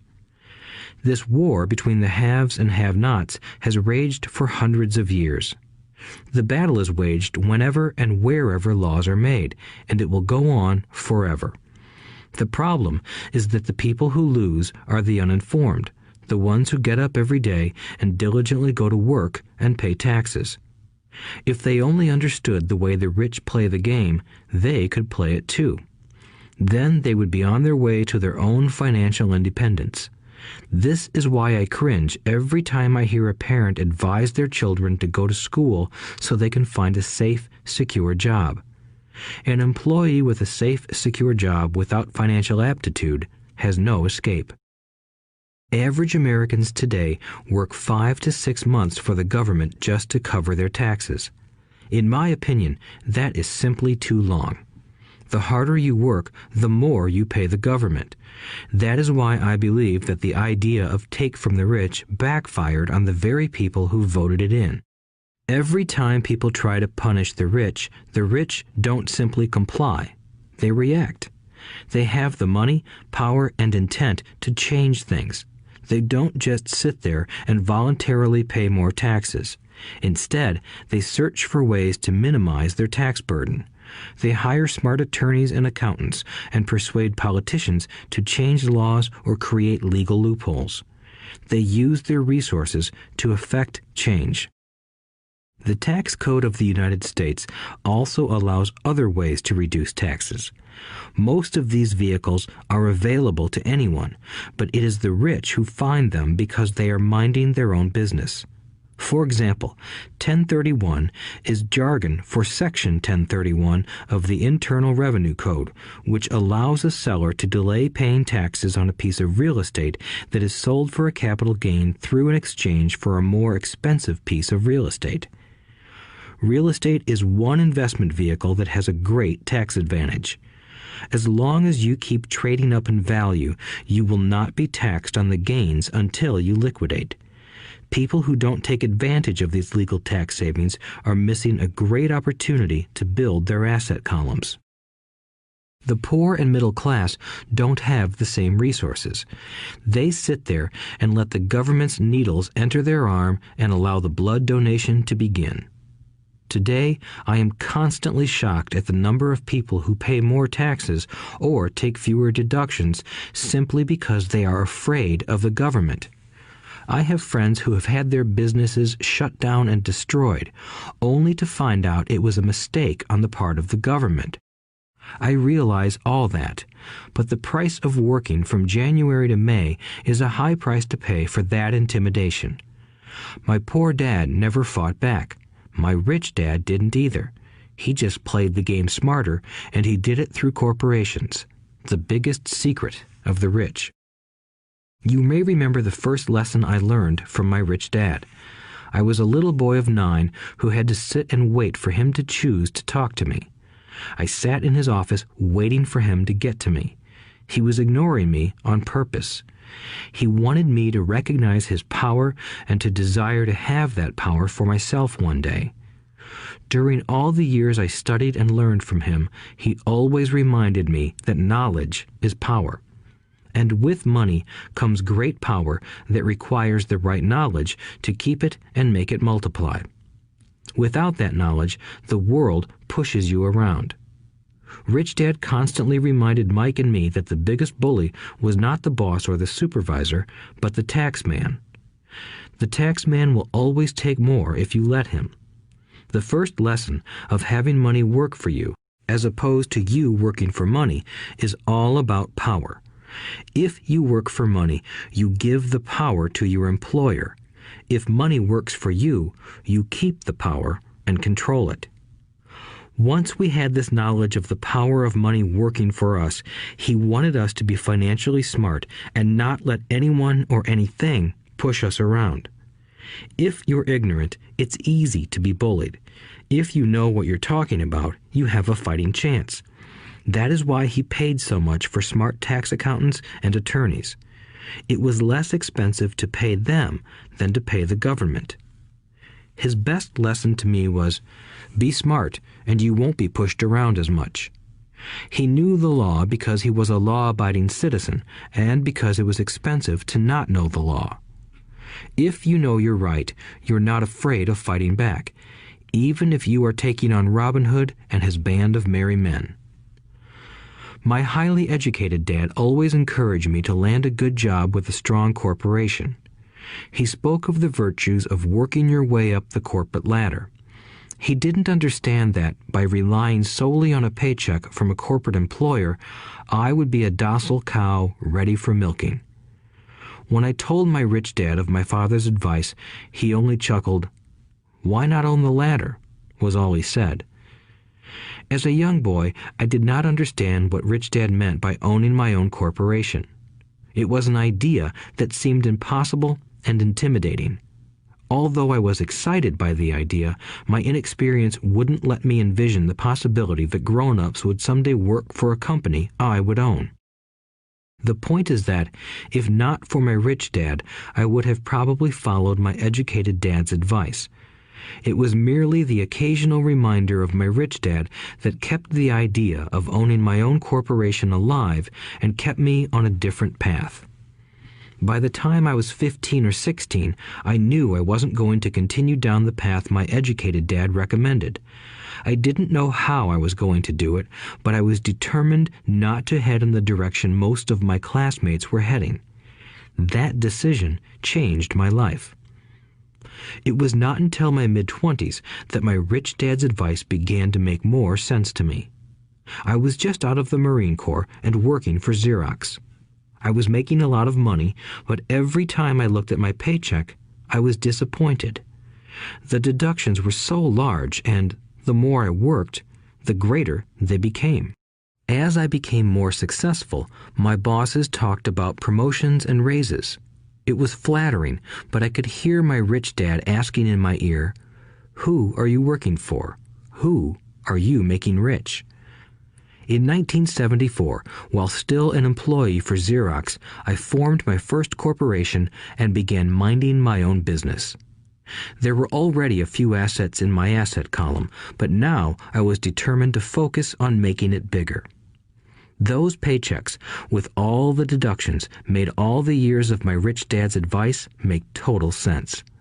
I could see the future if I followed my educated dad's advice. Many employers feel that advising their workers to mind their own business is bad for business. But for me, focusing on my own business and developing assets made me a better employee because I now had a purpose. I came in early and worked diligently, amassing as much money as possible so I could invest in real estate. Hawaii was just set to boom, and there were fortunes to be made. The more I realized that we were in the beginning stages of a boom, the more Xerox machines I sold. The more I sold, the more money I made, and, of course, the more deductions came out of my paycheck. It was inspiring. I wanted out of the employee trap so badly that I worked even harder so I could invest more. By 1978, I was consistently one of the top 5 salespeople at the company. I badly wanted out of the rat race. In less than 3 years, I was making more in my real estate holding corporation than I was making at Xerox, and the money I was making in my asset column in my own corporation was money working for me, not me pounding on doors selling copiers. My rich dad's advice made much more sense. Soon, the cash flow from my properties were so strong that my company bought me my first Porsche. My fellow Xerox salespeople thought I was spending my commissions. I wasn't. I was investing my commissions in assets. My money was working hard to make more money. Each dollar in my asset column was a great employee, working hard to make more employees and buy the boss a new Porsche with before-tax dollars. I began to work harder for Xerox. The plan was working, and my Porsche was the proof. By using the lessons I learned from my rich dad, I was able to get out of the proverbial rat race at an early age. It was made possible because of the strong financial knowledge I had acquired through Rich Dad's lessons. Without this financial knowledge, which I call financial intelligence or financial IQ, my road to financial independence would have been much more difficult. I now teach others in the hope that I may share my knowledge with them. I remind people that financial IQ is made up of knowledge from 4 broad areas of expertise. 1. Accounting. Accounting is financial literacy or the ability to read numbers. This is a vital skill if you want to build an empire. The more money you are responsible for, the more accuracy is required, or the house comes tumbling down. This is the left brain side, or the details. Financial literacy is the ability to read and understand financial statements, which allows you to identify the strengths and weaknesses of any business. 2. Investing. Investing is the science of money making money. This involves strategies and formulas which use the creative right brain side. 3. Understanding markets. Understanding markets is the science of supply and demand. You need to know the technical aspects of the market, which are emotion-driven, in addition to the fundamental or economic aspects of an investment. Does an investment make sense or does it not make sense based on current market conditions? 4. The law. A corporation wrapped around the technical skills of accounting, investing, and markets can contribute to explosive growth. A person who understands the tax advantages and protections provided by a corporation can get rich so much faster than someone who is an employee or a small business sole proprietor. It's like the difference between someone walking and someone flying. The difference is profound when it comes to long-term wealth. Tax advantages. A corporation can do many things that an employee cannot, like pay expenses before paying taxes. That is a whole area of expertise that is very exciting. Employees earn and get taxed, and then try to live on what is left. A corporation earns, spends everything it can, and is taxed on anything that is left. It's one of the biggest legal tax loopholes that the rich use. They're easy to set up and are not expensive if you own investments that are producing good cash flow. For example, by owning your own corporation, your vacations can be board meetings in Hawaii. Car payments, insurance, repairs, and health club memberships are company expenses. Most restaurant meals are partial expenses and on. But it's done legally with pre-tax dollars. Protection from lawsuits. We live in a litigious society. Everybody wants a piece of your action. The rich hide much of their wealth using vehicles such as corporations and trusts to protect their assets from creditors. When someone sues a wealthy individual, they are often met with layers of legal protection and often find that the wealthy person actually owns nothing. They control everything, but own nothing. The poor and middle class try to own everything and lose it to the government or to fellow citizens who like to sue the rich. They learned it from the Robin Hood story. Take from the rich and give it to the poor. It is not the purpose of this audiobook to go into the specifics of owning a corporation. But I will say that if you own any kind of legitimate assets, I would consider finding out more about the benefits and protection offered by a corporation as soon as possible. There are many books written on the subject that will detail the benefits and even walk you through the steps necessary to set up a corporation. Garrett Sutton's books on corporations provide wonderful insight into the power of personal corporations. Financial IQ is actually the synergy of many skills and talents. I would say it is the combination of the 4 technical skills listed above that make up basic financial intelligence. If you aspire to great wealth, it is the combination of these skills that will greatly amplify your financial intelligence. In summary, business owners with corporations 1. Earn, 2. Spend, 3. Pay taxes. Employees who work for corporations 1. Earn, 2. Pay taxes, 3. Spend. As part of your overall financial strategy, I recommend that you learn about the protection that legal entities can provide for businesses and assets. Chapter 5. Lesson 5. The rich invent money.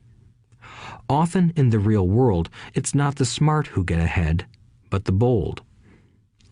Last night, I took a break from writing and watched a TV program on the history of a young man named Alexander Graham Bell. Bell had just patented his telephone and was having growing pains because the demand for his new invention was so strong. Needing a bigger company, he then went to the giant at that time, Western Union, and asked them if they would buy his patent and his tiny company. He wanted $100,000 for the whole package. The president of Western Union scoffed at him and turned him down, saying the price was ridiculous. The rest is history. A multi-billion-dollar industry emerged, and AT&T was born. The evening news came on right after the story of Alexander Graham Bell.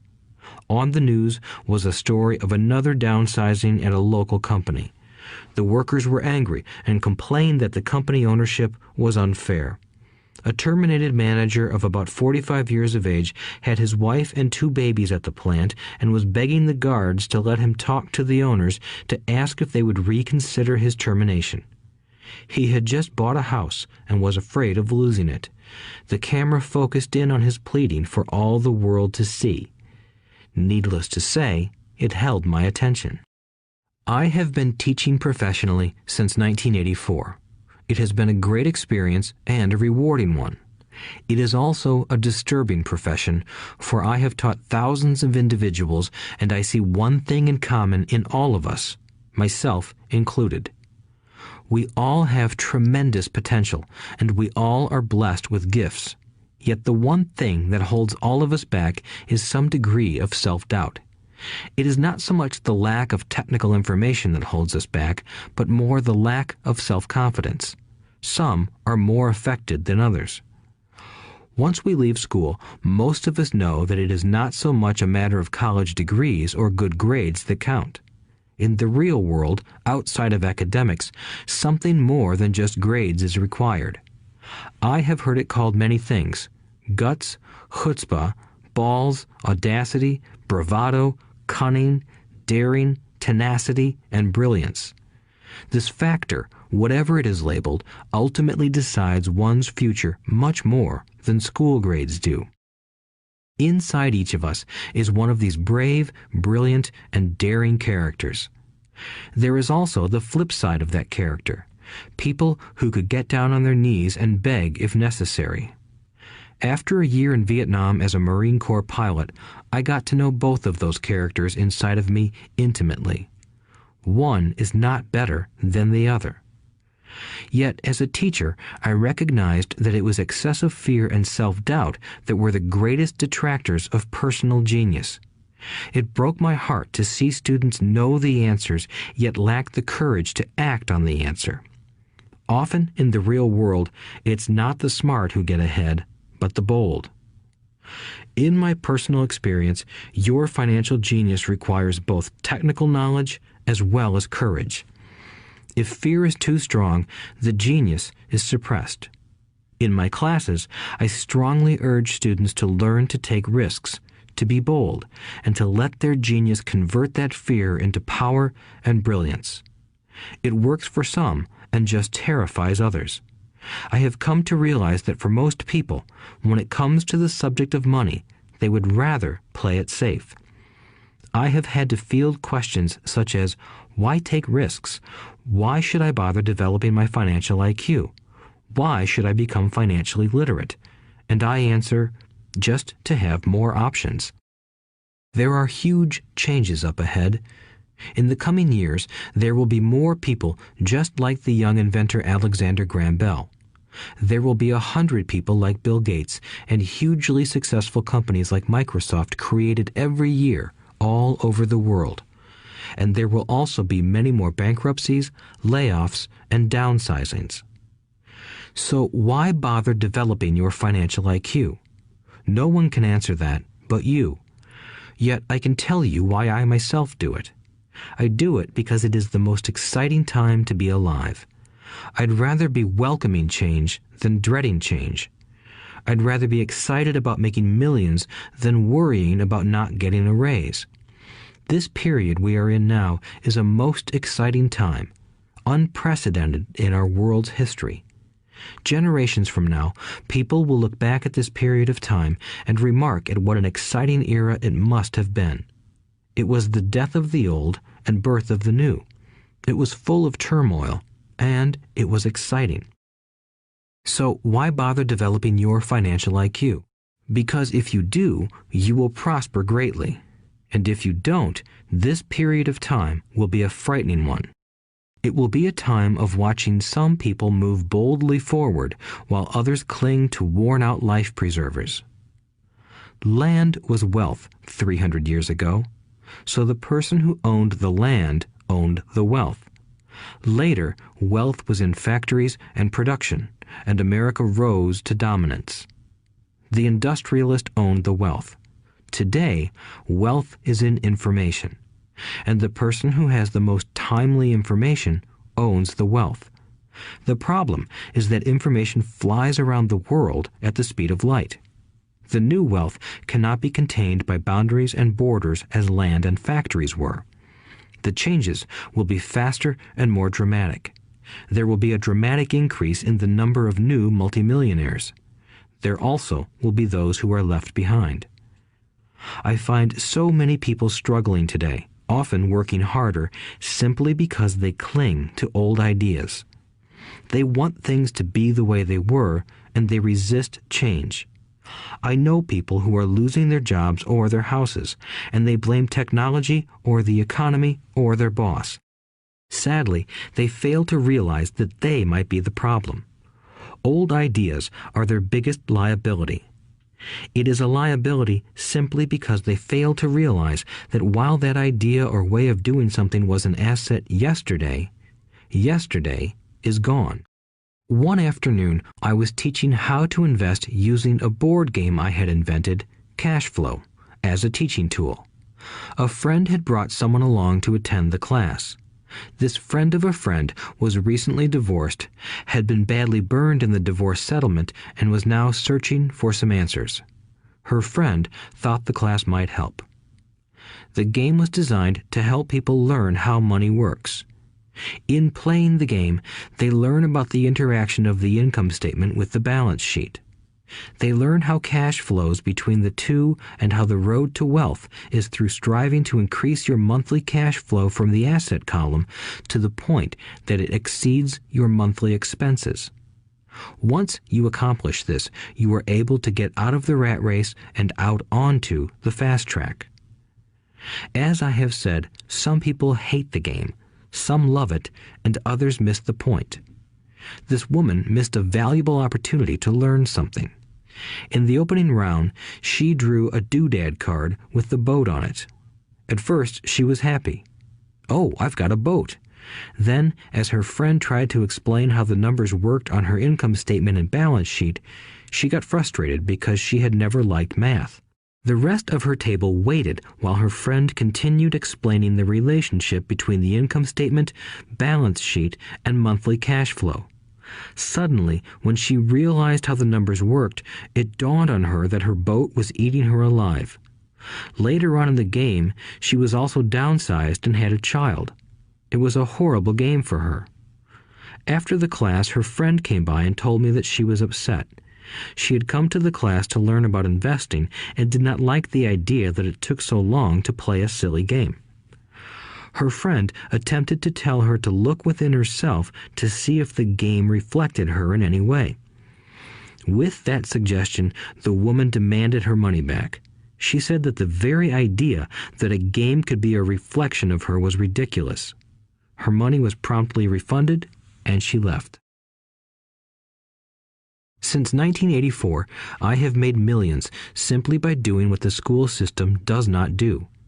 In school, most teachers lecture. I hated lectures as a student. I was soon bored, and my mind would drift. In 1984, I began teaching via games and simulations, and I still rely on these tools today. I always encourage adult students to look at games as reflecting back to them what they know and what they need to learn. Most importantly, games reflect behavior. They are instant feedback systems. Instead of the teacher lecturing you, the game is giving you a personalized lecture, one that is custom-made just for you. The friend of the woman who left later called to give me an update. She said her friend was fine and had calmed down. In her cooling off period, she could see some slight relationship between the game and her life. Although she and her husband did not own a boat, they did own everything else imaginable. She was angry after their divorce, both because he had run off with a younger woman and because, after 20 years of marriage, they had accumulated little in the way of assets. There was virtually nothing for them to split. Their 20 years of married life had been incredible fun, but all they had accumulated was a ton of doodads. She realized that her anger at doing the numbers, the income statement and balance sheet, came from her embarrassment about not understanding them. She believed that finances were the man's job. She maintained the house and did the entertaining, and he handled the finances. She was now quite certain that in the last 5 years of their marriage, he had hidden money from her. She was angry at herself for not being more aware of where the money was going, as well as for not knowing about the other woman. Just like a board game, the world is always providing us with instant feedback. We could learn a lot if we tuned in more. One day, not long ago, I complained to my wife that the cleaners must have shrunk my pants. My wife gently smiled and poked me in the stomach to inform me that the pants had not shrunk. Something else had expanded. Me. The cash flow game was designed to give every player personal feedback. Its purpose is to give you options. If you draw the boat card and it puts you into debt, the question is, now what can you do? How many different financial options can you come up with? That is the purpose of the game, to teach players to think and create new and various financial options. Thousands of people throughout the world have played this game. The players who get out of the rat race the quickest are the people who understand numbers and have creative financial minds. They recognize different financial options. Rich people are often creative and take calculated risks. People who take the longest are people who are not familiar with numbers and often do not understand the power of investing. Some people playing cash flow gain lots of money in the game, but they don't know what to do with it. Even though they have money, everyone else seems to be getting ahead of them. And that is true in real life. There are a lot of people who have a lot of money and do not get ahead financially. Limiting your options is the same as hanging on to old ideas. I have a friend from high school who now works at 3 jobs. Years ago, he was the richest of all my classmates. When the local sugar plantation closed, the company he worked for went down with the plantation.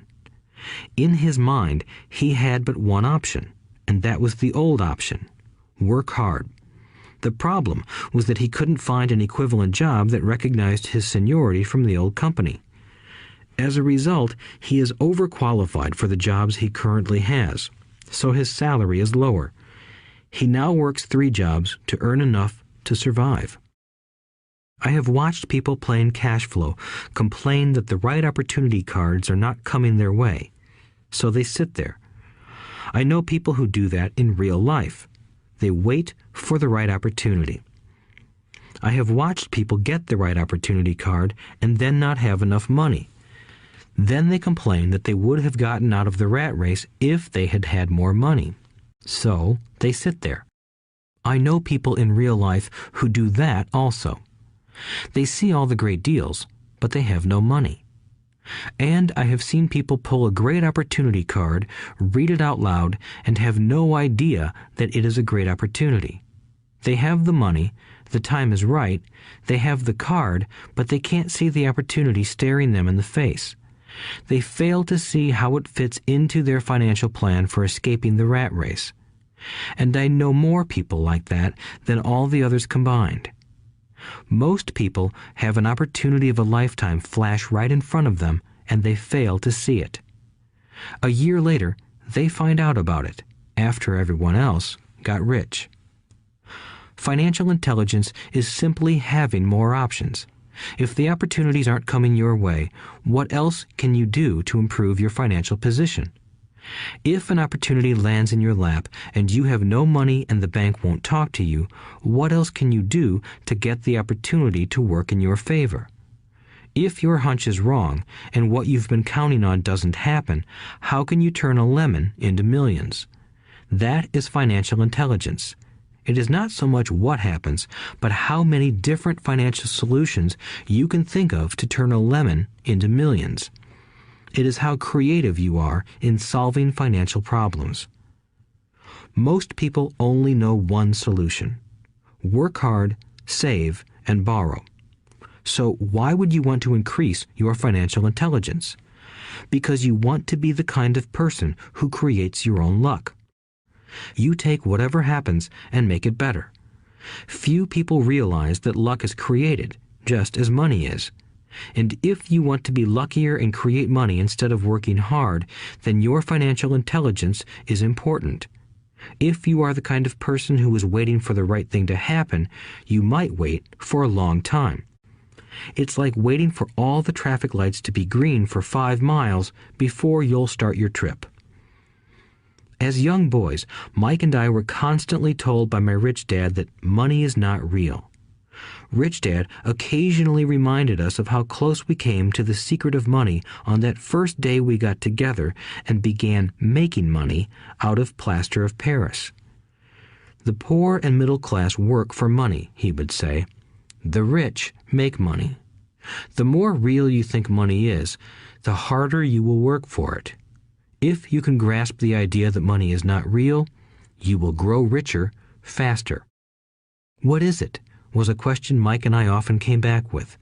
What is money if it is not real? What we agree it is, was all Rich Dad would say. The single most powerful asset we all have is our mind. If it is trained well, it can create enormous wealth seemingly instantaneously. An untrained mind can also create extreme poverty that can crush a family for generations. In the information age, money is increasing exponentially. A few individuals are getting ridiculously rich from nothing, just ideas and agreements. If you ask many people who trade stocks or other investments for a living, they see it done all the time. Often, millions can be made instantaneously from nothing. And by nothing, I mean no money was exchanged. It is done via agreement, a hand signal in a trading pit, a blip on a trader's screen in Lisbon from a trader's screen in Toronto and back to Lisbon, a call to my broker to buy and a moment later to sell. Money did not change hands. Agreements did. So why develop your financial genius? Only you can answer that. I can tell you why I have been developing this area of my intelligence. I do it because I want to make money fast. Not because I need to, but because I want to. It is a fascinating learning process. I develop my financial IQ because I want to participate in the fastest game and biggest game in the world. And, in my own small way, I would like to be part of this unprecedented evolution of humanity, the era where humans work purely with their minds and not with their bodies. Besides, it is where the action is. It is what is happening. It's hip, it's scary, and it's fun. That is why I invest in my financial intelligence, developing the most powerful asset I have. I want to be with people moving boldly forward.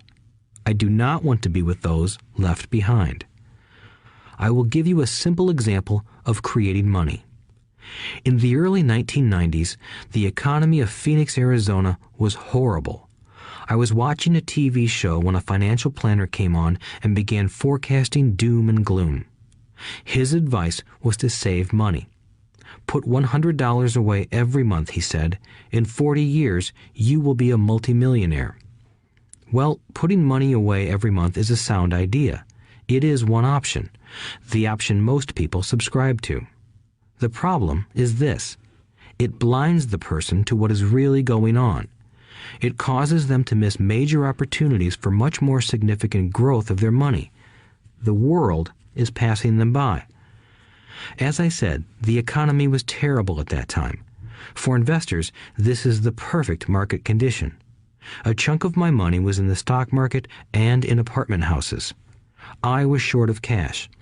Because people were giving properties away, I was buying. I was not saving money. I was investing. Kim and I had more than $1 million in cash working in a market that was rising fast. It was the best opportunity to invest. The economy was terrible. I just could not pass up these small deals. Houses that were once $100,000 were now $75,000.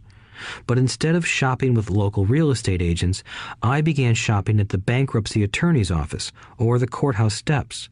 In these shopping places, a $75,000 house could sometimes be bought for $20,000 or less. For $2,000, which was loaned to me from a friend for 90 days for $200, I gave an attorney a cashier's check as a down payment. While the acquisition was being processed, I ran an ad advertising a $75,000 house for only $60,000 and no money down. The phone rang hard and heavy.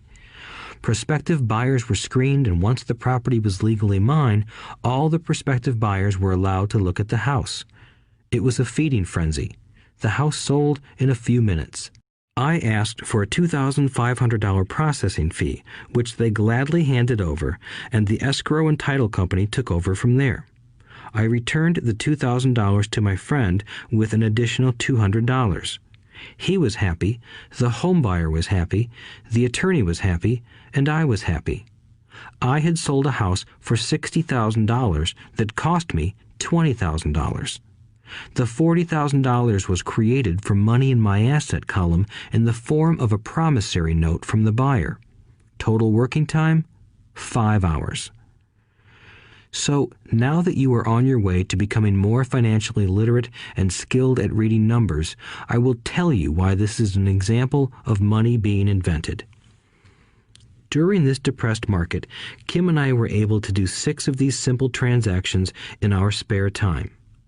While the bulk of our money was in larger properties and the stock market, we were able to create more than $190,000 in assets, notes at 10% interest, in those 6 buy, create, and sell transactions.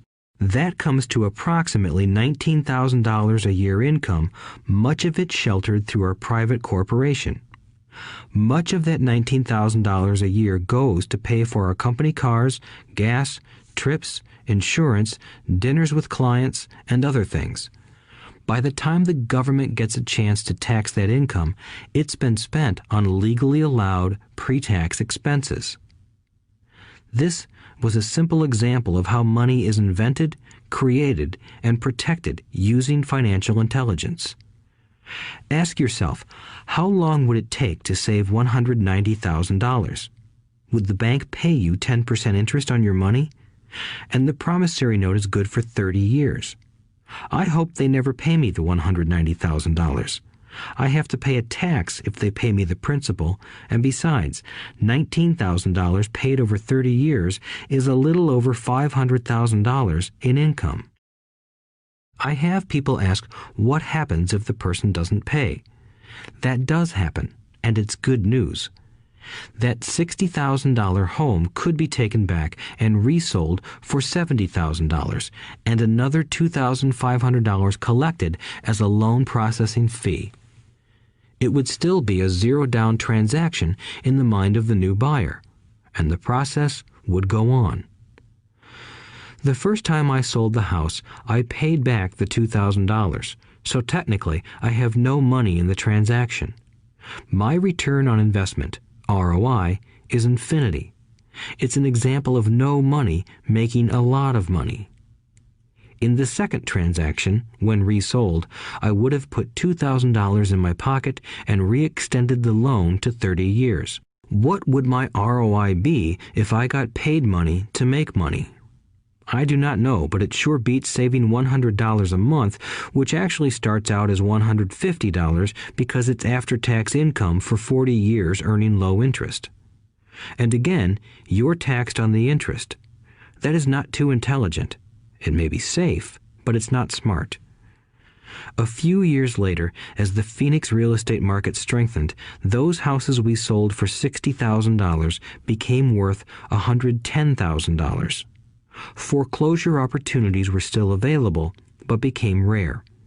It cost a valuable asset, my time, to go out looking for them. Thousands of buyers were looking for the few available deals. The market had changed. It was time to move on and look for other opportunities to put in the asset column. You cannot do that here. That is against the law. You're lying. I hear those comments much more often than, "Can you show me how to do that?" The math is simple. You do not need algebra or calculus, and the escrow company handles the legal transaction and the servicing of the payments. I have no roofs to fix or toilets to unplug because the owners do that. It's their house. Occasionally, someone does not pay, and that is wonderful because there are late fees, or they move out and the property is sold again. The court system handles that. And it may not work in your area. The market conditions may be different, but the example illustrates how a simple financial process can create hundreds of thousands of dollars with little money and low risk. It is an example of money being only an agreement. Anyone with a high school education can do it. Yet most people won't. Most people listen to the standard advice of work hard and save money. For about 30 hours of work, approximately $190,000 was created in the asset column, and no taxes were paid. Which one sounds harder to you? 1. Work hard, pay 50% in taxes, save what is left, your savings, then earn 5%, which is also taxed. Or 2. Take the time to develop your financial intelligence, harness the power of your brain and the asset column.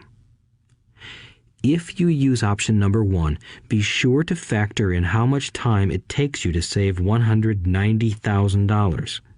Time is one of your greatest assets. Now, you may understand why I silently shake my head when I hear parents say, "My child is doing well in school and receiving a good education." It may be good, but is it adequate? I know the above investment strategy is a small one. It is used to illustrate how small can grow into big. Again, my success reflects the importance of a strong financial foundation, which starts with a strong financial education. I have said it before, but it's worth repeating. Financial intelligence is made up of these 4 main technical skills. 1. Accounting.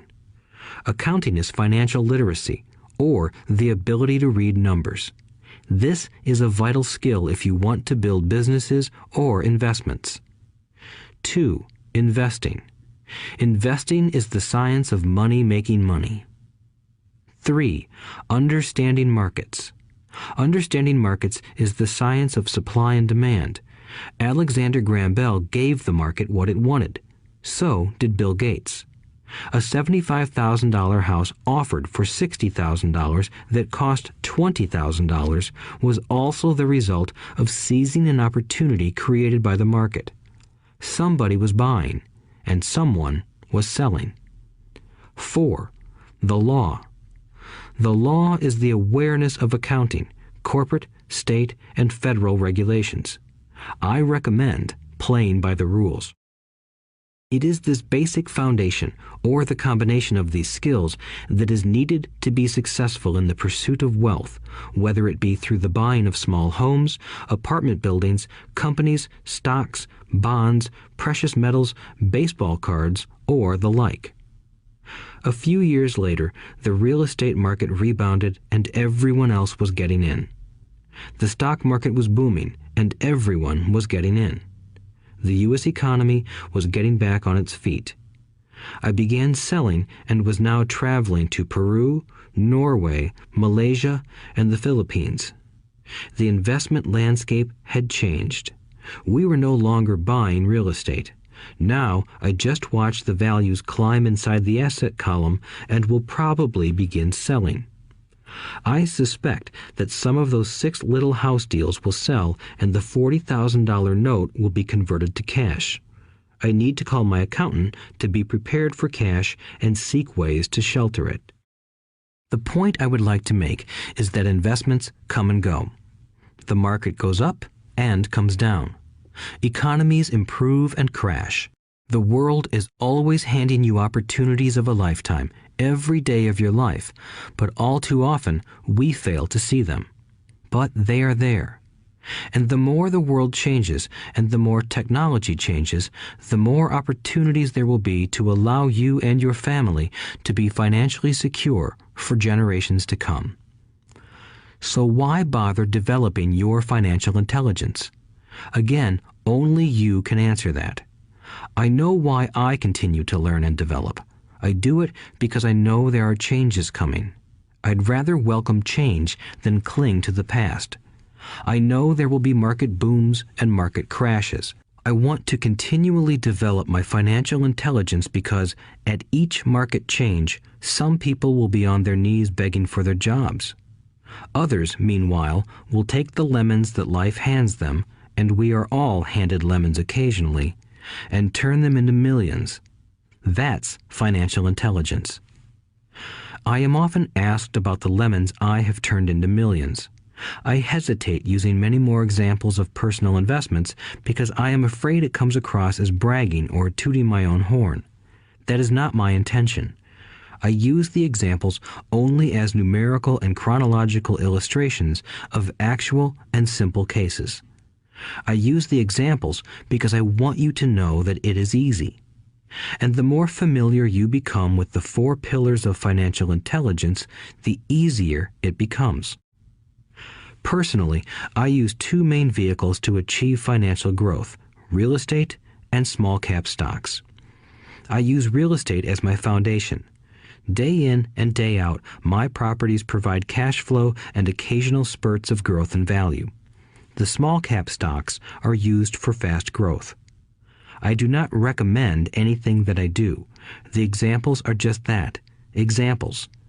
If the opportunity is too complex and I do not understand the investment, I don't do it. Simple math and common sense are all you need to do well financially.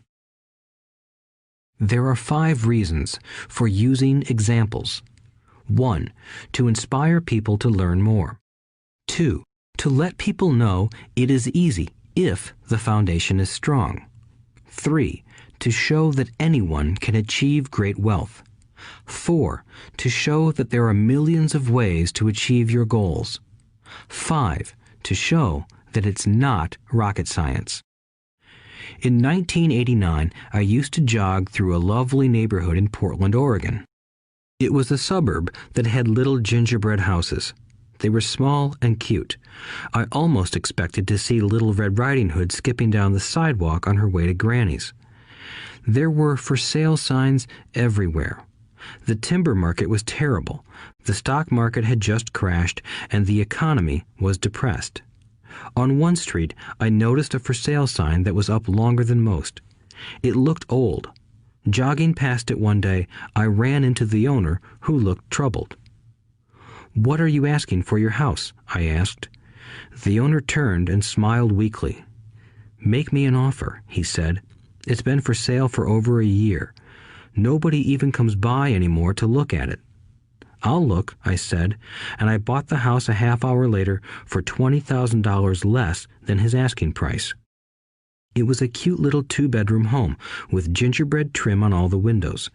It was light blue with gray accents and had been built in 1930. Inside, there was a beautiful rock fireplace, as well as 2 tiny bedrooms. It was a perfect rental house.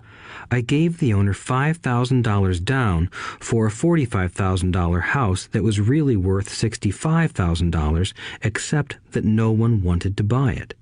The owner moved out in a week, happy to be free, and my first tenant moved in, a local college professor. After the mortgage, expenses, and management fees were paid, I put a little less than $40 in my pocket at the end of each month. Hardly exciting. A year later, the depressed Oregon real estate market had begun to pick up. California investors, flush with money from their still booming real estate market, were moving north and buying up Oregon and Washington. I sold that little house for $95,000 to a young couple from California who thought it was a bargain. My capital gains of approximately $40,000 were placed into a 1031 tax-deferred exchange, and I went shopping for a place to put my money. In about a month, I found a 12-unit apartment house right next to the Intel plant in Beaverton, Oregon. The owners lived in Germany, had no idea what the place was worth, and again, just wanted to get out of it. I offered $275,000 for a $450,000 building. They agreed to $300,000. I bought it and held it for 2 years. Utilizing the same 1031 exchange process, we sold the building for $495,000 and bought a 30-unit apartment building in Phoenix, Arizona. We had moved to Phoenix by then to get out of the rain and needed to sell anyway. Like the former Oregon market, the real estate market in Phoenix was depressed. The price of the 30-unit apartment building in Phoenix was $875,000, with $225,000 down. The cash flow from the 30 units was a little over $5,000 a month. The Arizona market began moving up, and a few years later, a Colorado investor offered us $1.2 million for the property. The point of this example is how a small amount can grow into a large amount. Again, it is a matter of understanding financial statements, investment strategies, a sense of the market, and the laws. If people are not versed in these subjects, then obviously they must follow standard dogma, which is to play it safe, diversify, and only invest in secure investments. The problem with secure investments is that they are often sanitized, that is, made so safe that the gains are less. Most large brokerage houses will not touch speculative transactions in order to protect themselves and their clients, and that is a wise policy. The really hot deals are not offered to people who are novices. Often, the best deals that make the rich even richer are reserved for those who understand the game. It is technically illegal to offer speculative deals to someone who is considered not sophisticated, but of course, it happens. The more sophisticated I get, the more opportunities come my way. Another case for developing your financial intelligence over a lifetime is simply that more opportunities are presented to you. And the greater your financial intelligence, the easier it is to tell whether a deal is good.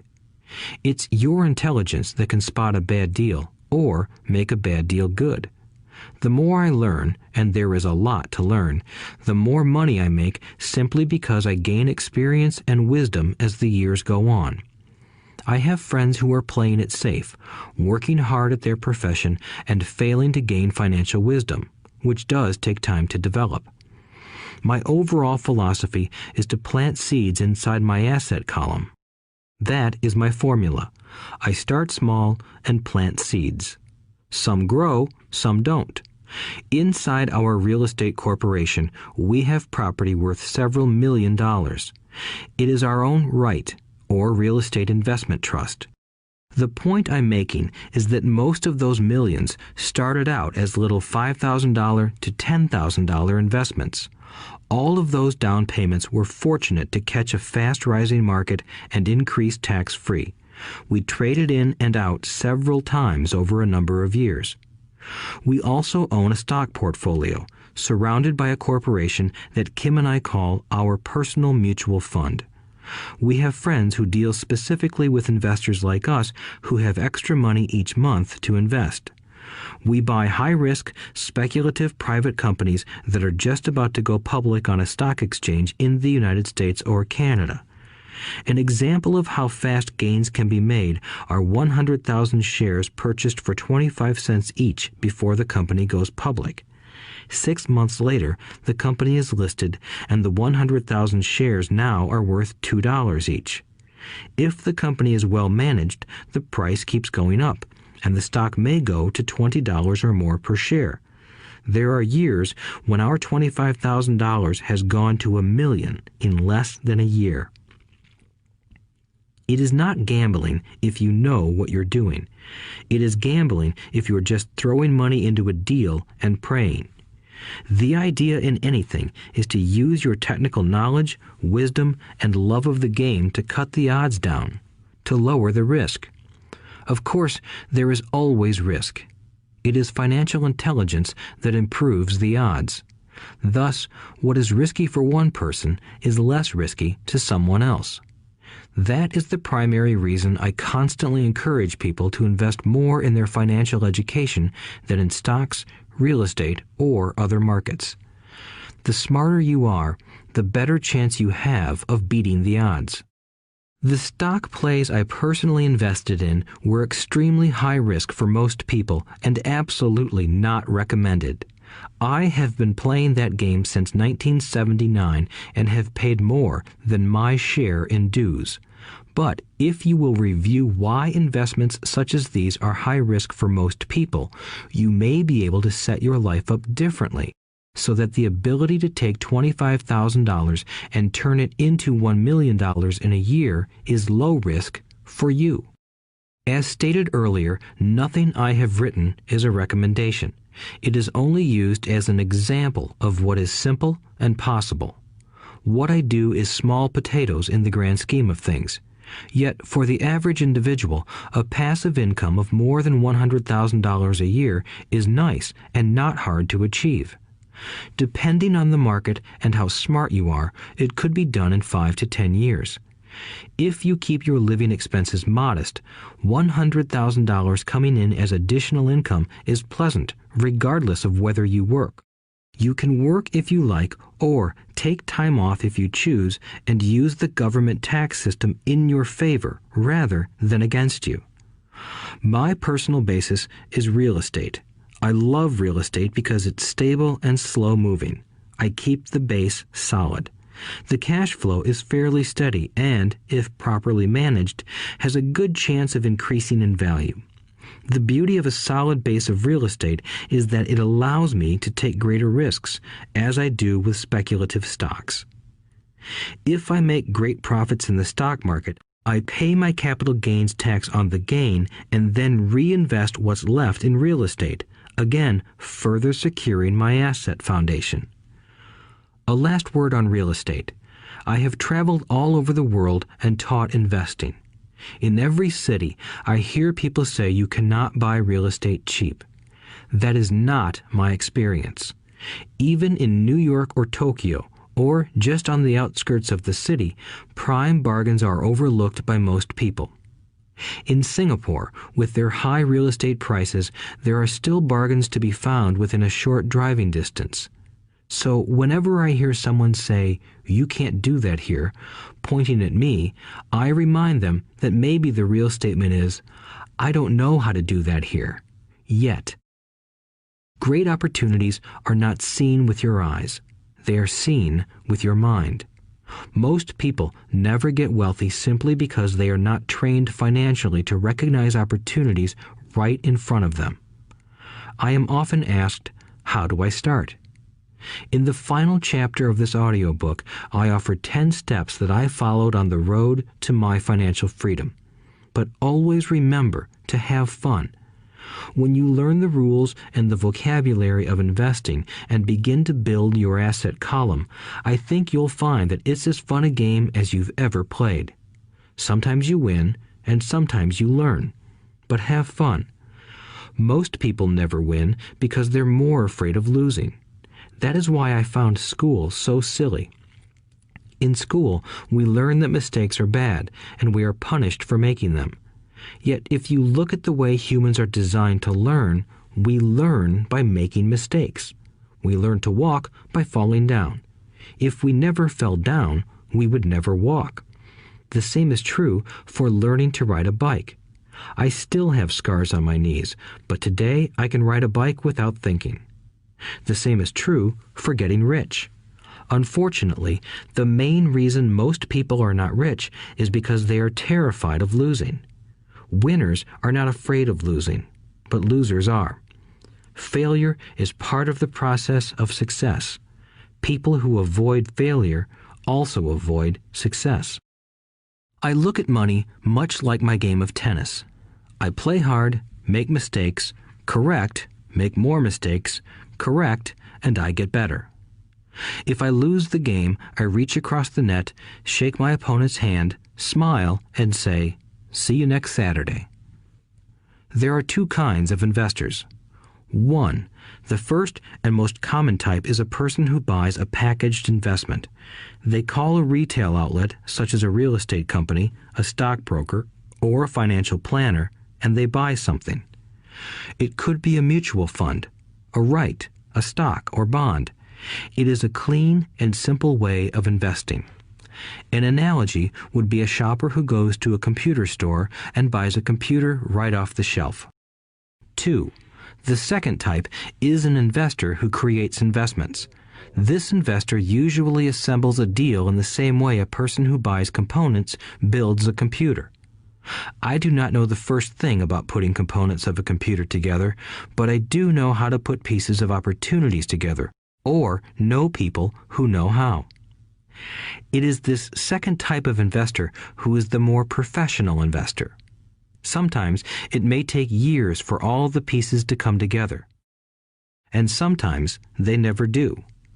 It is this second type of investor that my rich dad encouraged me to be.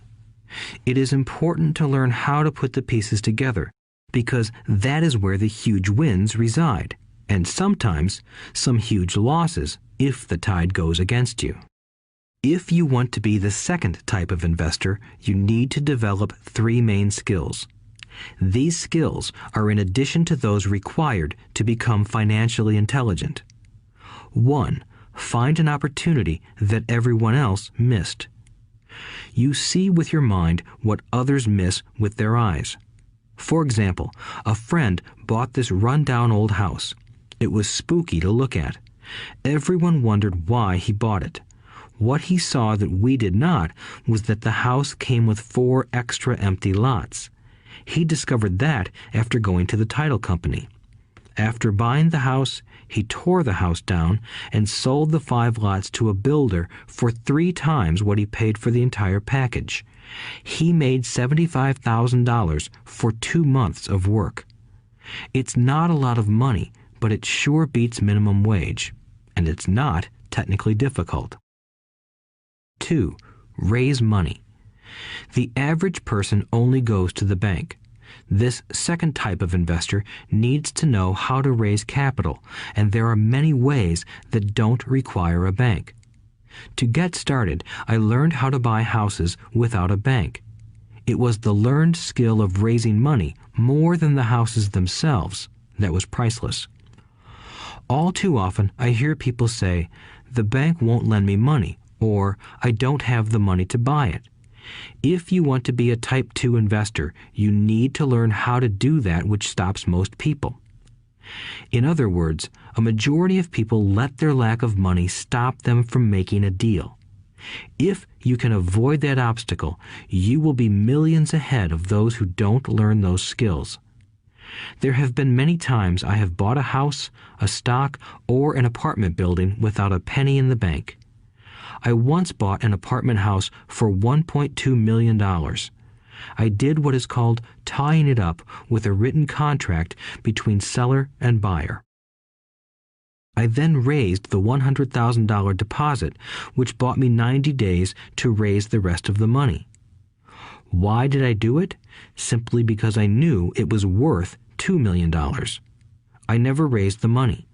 Instead, the person who put up the $100,000 gave me $50,000 for finding the deal, took over my position, and I walked away. Total working time? 3 days. Again, it's what you know more than what you buy. Investing is not buying. It's more a case of knowing. 3. Organize smart people. Intelligent people are those who work with or hire a person who is more intelligent than they are. When you need advice, make sure you choose your advisor wisely. There is a lot to learn, but the rewards can be astronomical. If you do not want to learn those skills, then being a Type 1 investor is highly recommended. It is what you know that is your greatest wealth. It is what you do not know that is your greatest risk. There is always risk, so learn to manage risk instead of avoiding it. Chapter 6. Lesson 6. Work to learn, don't work for money. Job security meant everything to my educated dad. Learning meant everything to my rich dad. A few years ago, I granted an interview with a newspaper in Singapore. The young female reporter was on time, and the interview got underway immediately. We sat in the lobby of a luxurious hotel, sipping coffee and discussing the purpose of my visit to Singapore. I was to share the platform with Zig Ziglar. He was speaking on motivation, and I was speaking on the secrets of the rich. Someday, I would like to be a best-selling author like you, she said. I had seen some of the articles she had written for the paper, and I was impressed. She had a tough, clear style of writing. Her articles held a reader's interest. You have a great style, I said in reply. What holds you back from achieving your dream? My work does not seem to go anywhere, she said quietly. Everyone says that my novels are excellent, but nothing happens. So I keep my job with the paper. At least it pays the bills.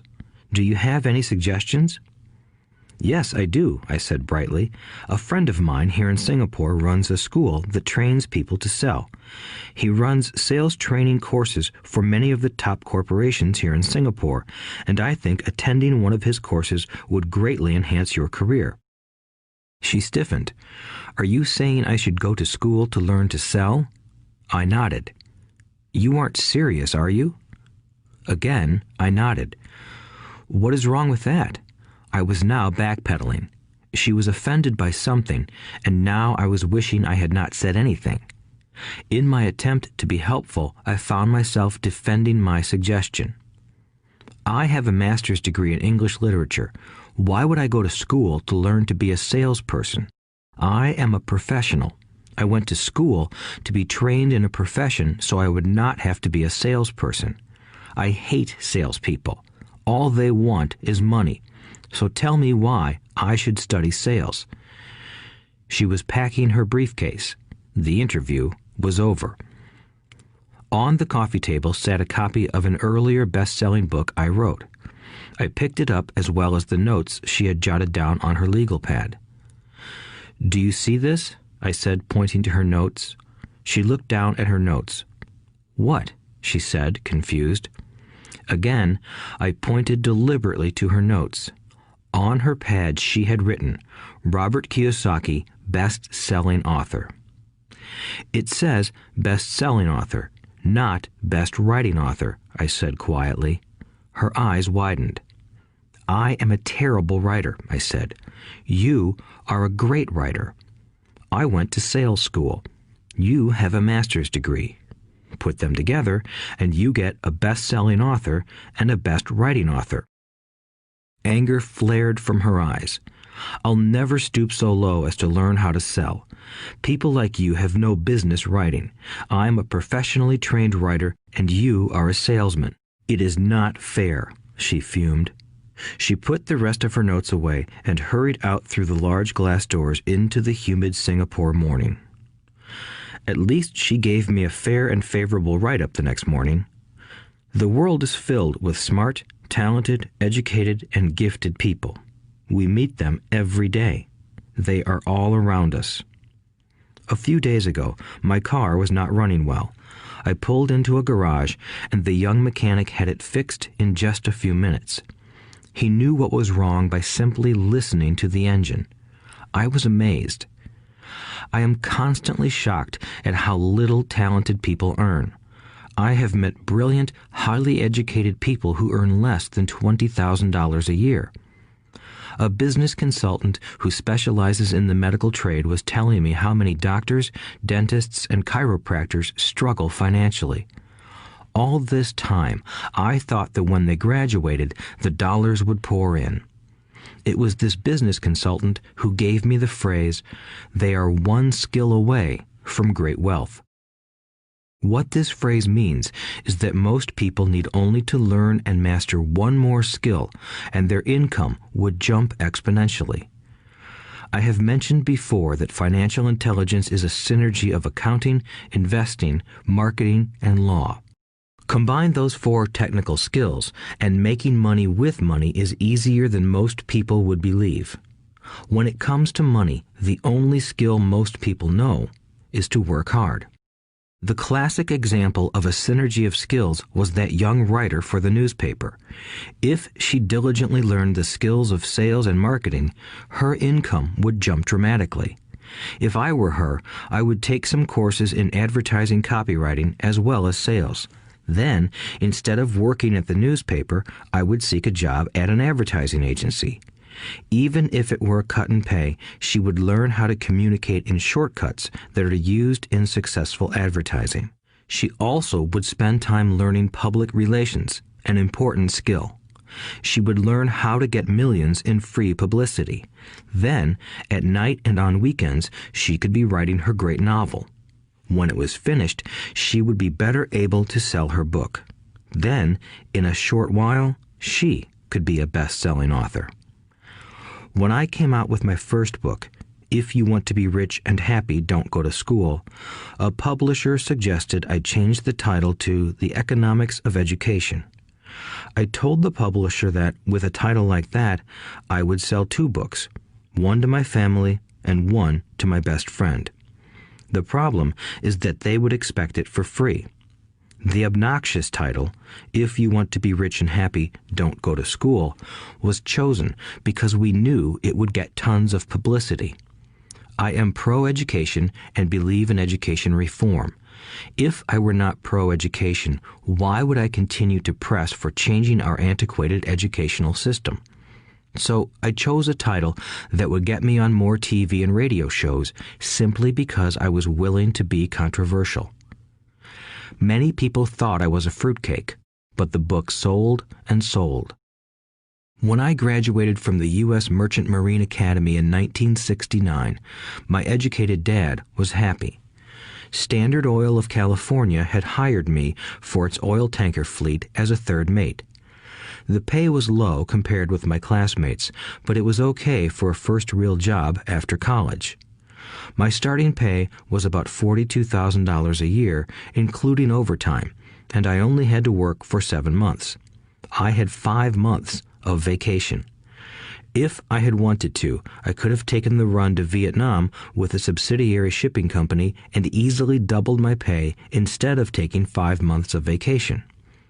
I had a great career ahead of me, yet I resigned after 6 months with the company and joined the Marine Corps to learn how to fly. My educated dad was devastated. Rich Dad congratulated me. In school and in the workplace, the popular opinion is the idea of specialization. That is, in order to make more money or get promoted, you need to specialize.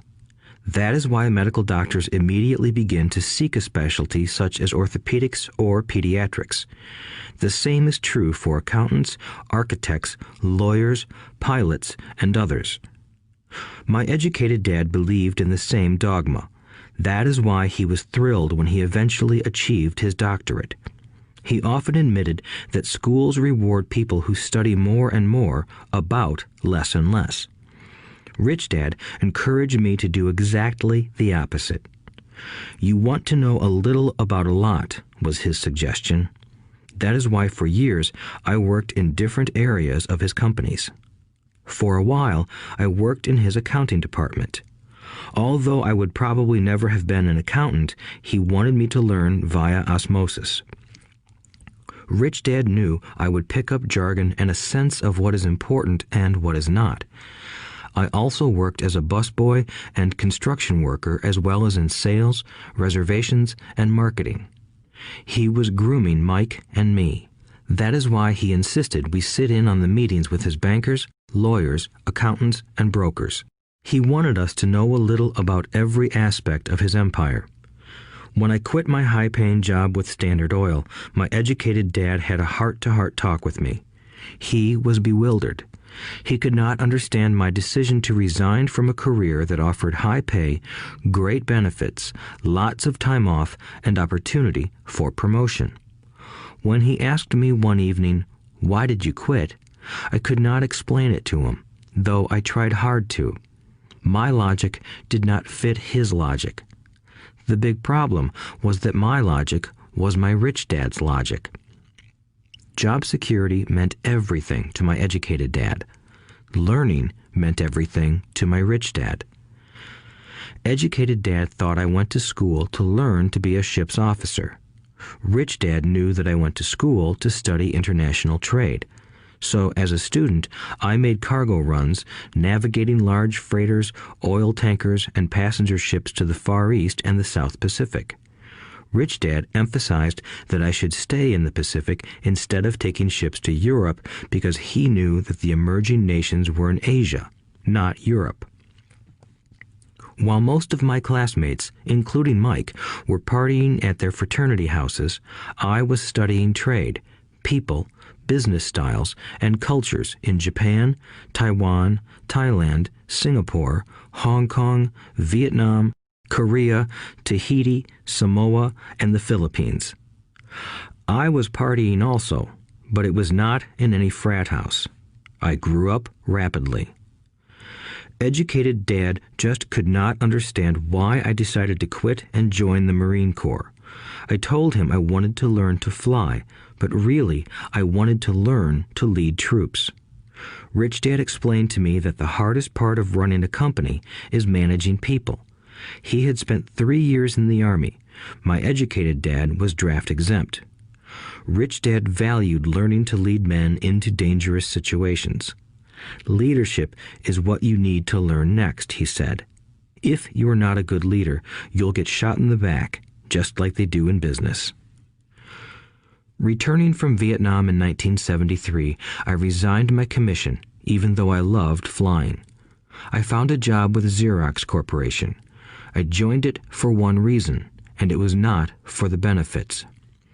I was a shy person, and the thought of selling was the most frightening subject in the world. Xerox has one of the best sales trainings programs in America.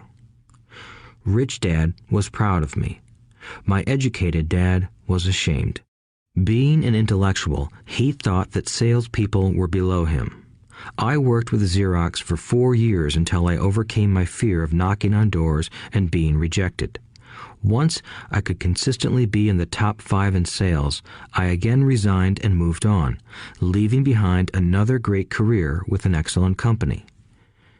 In 1977, I formed my first company.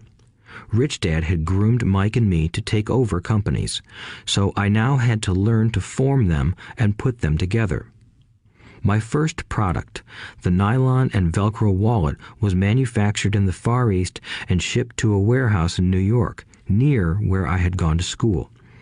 My formal education was complete, and it was time to test my wings. If I failed, I would go broke. Rich Dad thought it best to go broke before 30. You still have time to recover, was his advice. On the eve of my 30th birthday, my first shipment left Korea for New York. Today, I still do business internationally, and as my rich dad encouraged me to do, I keep seeking the emerging nations. Today, my investment company invests in South American countries and Asian countries, as well as in Norway and Russia. There is an old cliche that goes, "Job is an acronym for just over broke." Unfortunately, I would say that applies to millions of people. Because school does not think financial intelligence is an intelligence, most workers live within their means. They work and they pay bills. There is another horrible management theory that goes, workers work hard enough to not be fired, and owners pay just enough so that workers won't quit. And if you look at the pay scales of most companies, again, I would say there is a degree of truth to that statement. The net result is that most workers never get ahead. They do what they've been taught to do, get a secure job. Most workers focus on working for pay and benefits that reward them in the short term, but are often disastrous in the long run. Instead, I recommend to young people to seek work for what they will learn more than what they will earn. Look down the road at what skills they want to acquire before choosing a specific profession and before getting trapped in the rat race. Once people are trapped in the lifelong process of bill paying, they become like those little hamsters running around in those metal wheels. Their little furry legs are spinning furiously, the wheel is turning furiously, but come tomorrow morning, they'll still be in the same cage. Great job. In the movie Jerry Maguire, starring Tom Cruise, there are many great one-liners. Probably the most memorable is, "Show me the money." But there is one line I thought most truthful. It comes from the scene where Tom Cruise is leaving the firm. He has just been fired, and he is asking the entire company, "Who wants to come with me?" And the whole place is silent and frozen. Only one woman speaks up and says, "I'd like to, but I'm due for a promotion in 3 months."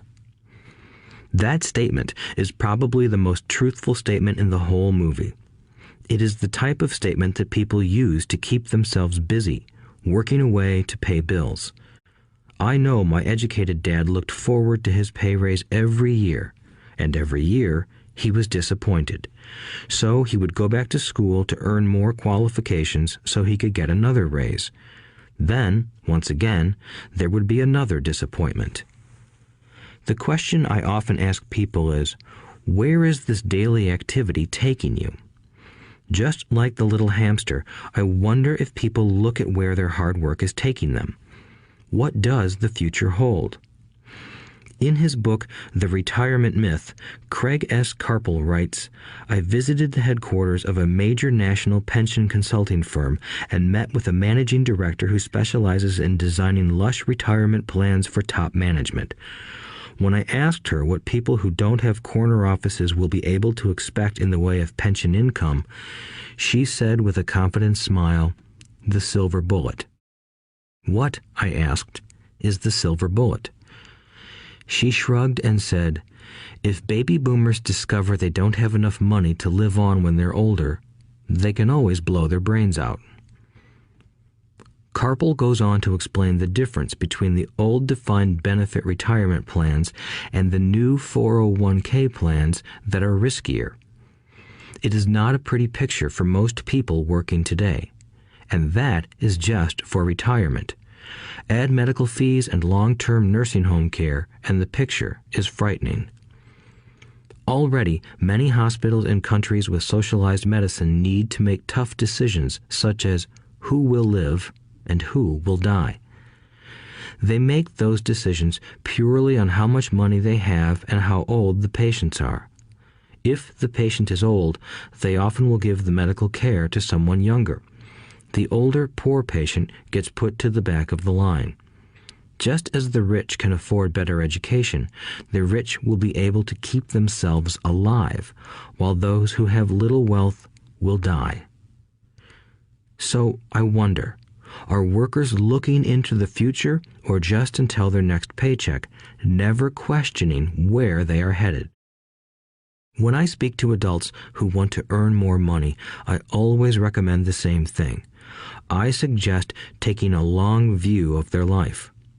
Instead of simply working for the money and security, which I admit are important, I suggest they take a second job that will teach them a second skill. Often I recommend joining a network marketing company, also called multi-level marketing, if they want to learn sales skills. Some of these companies have excellent training programs that help people get over their fear of failure and rejection, which are the main reasons people are unsuccessful. Education is more valuable than money in the long run. When I offer this suggestion, I often hear in response, "Oh, that is too much hassle," or "I only want to do what I am interested in." If they say it's too much of a hassle, I ask, so you would rather work all your life giving 50% of what you earn to the government? If they tell me, I only do what I am interested in, I say, I'm not interested in going to the gym, but I go because I want to feel better and live longer. Unfortunately, there is some truth to the old statement, you can't teach an old dog new tricks. Unless a person is used to changing, it's hard to change. But for those of you who might be on the fence when it comes to the idea of working to learn something new, I offer this word of encouragement. Life is much like going to the gym. The most painful part is deciding to go. Once you get past that, it's easy. There have been many days I have dreaded going to the gym, but once I am there and in motion, it is a pleasure. After the workout is over, I am always glad I talked myself into going. If you are unwilling to work to learn something new and instead insist on becoming highly specialized within your field, make sure the company you work for is unionized. Labor unions are designed to protect specialists. My educated dad, after falling from grace with the governor, became the head of the teachers' union in Hawaii. He told me that it was the hardest job he ever held.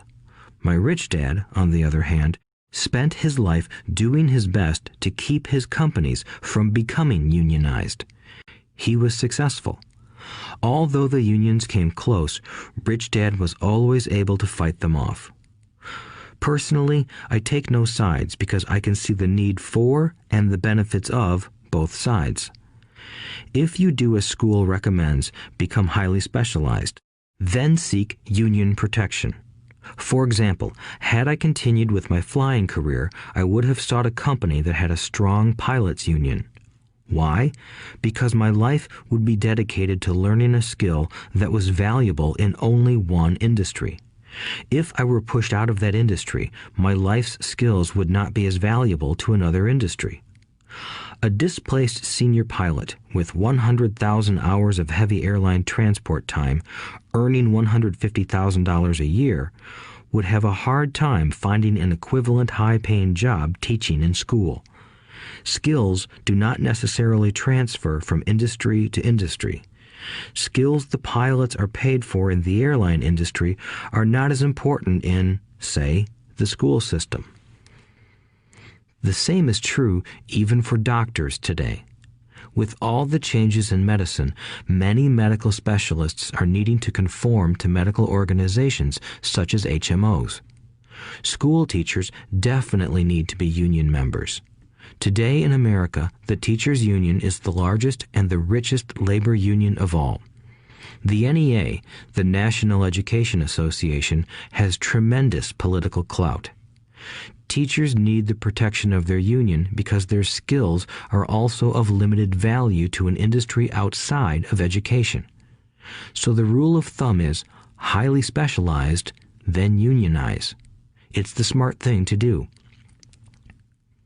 When I ask the classes I teach, how many of you can cook a better hamburger than McDonald's, almost all the students raise their hands. I then ask, so if most of you can cook a better hamburger, how come McDonald's makes more money than you? The answer is obvious. McDonald's is excellent at business systems. The reason so many talented people are poor is because they focus on building a better hamburger and know little to nothing about business systems. A friend of mine in Hawaii is a great artist. He makes a sizable amount of money. One day, his mother's attorney called to tell him that she had left him $35,000. That is what was left of her estate after the attorney and the government took their shares. Immediately, he saw an opportunity to increase his business by using some of this money to advertise. 2 months later, his first 4-color full-page ad appeared in an expensive magazine that targeted the very rich. The ad ran for 3 months. He received no replies from the ad, and all of his inheritance is now gone. He now wants to sue the magazine for misrepresentation. This is a common case of someone who can build a beautiful hamburger but knows little about business. When I asked him what he learned, his only reply was, "Advertising salespeople are crooks."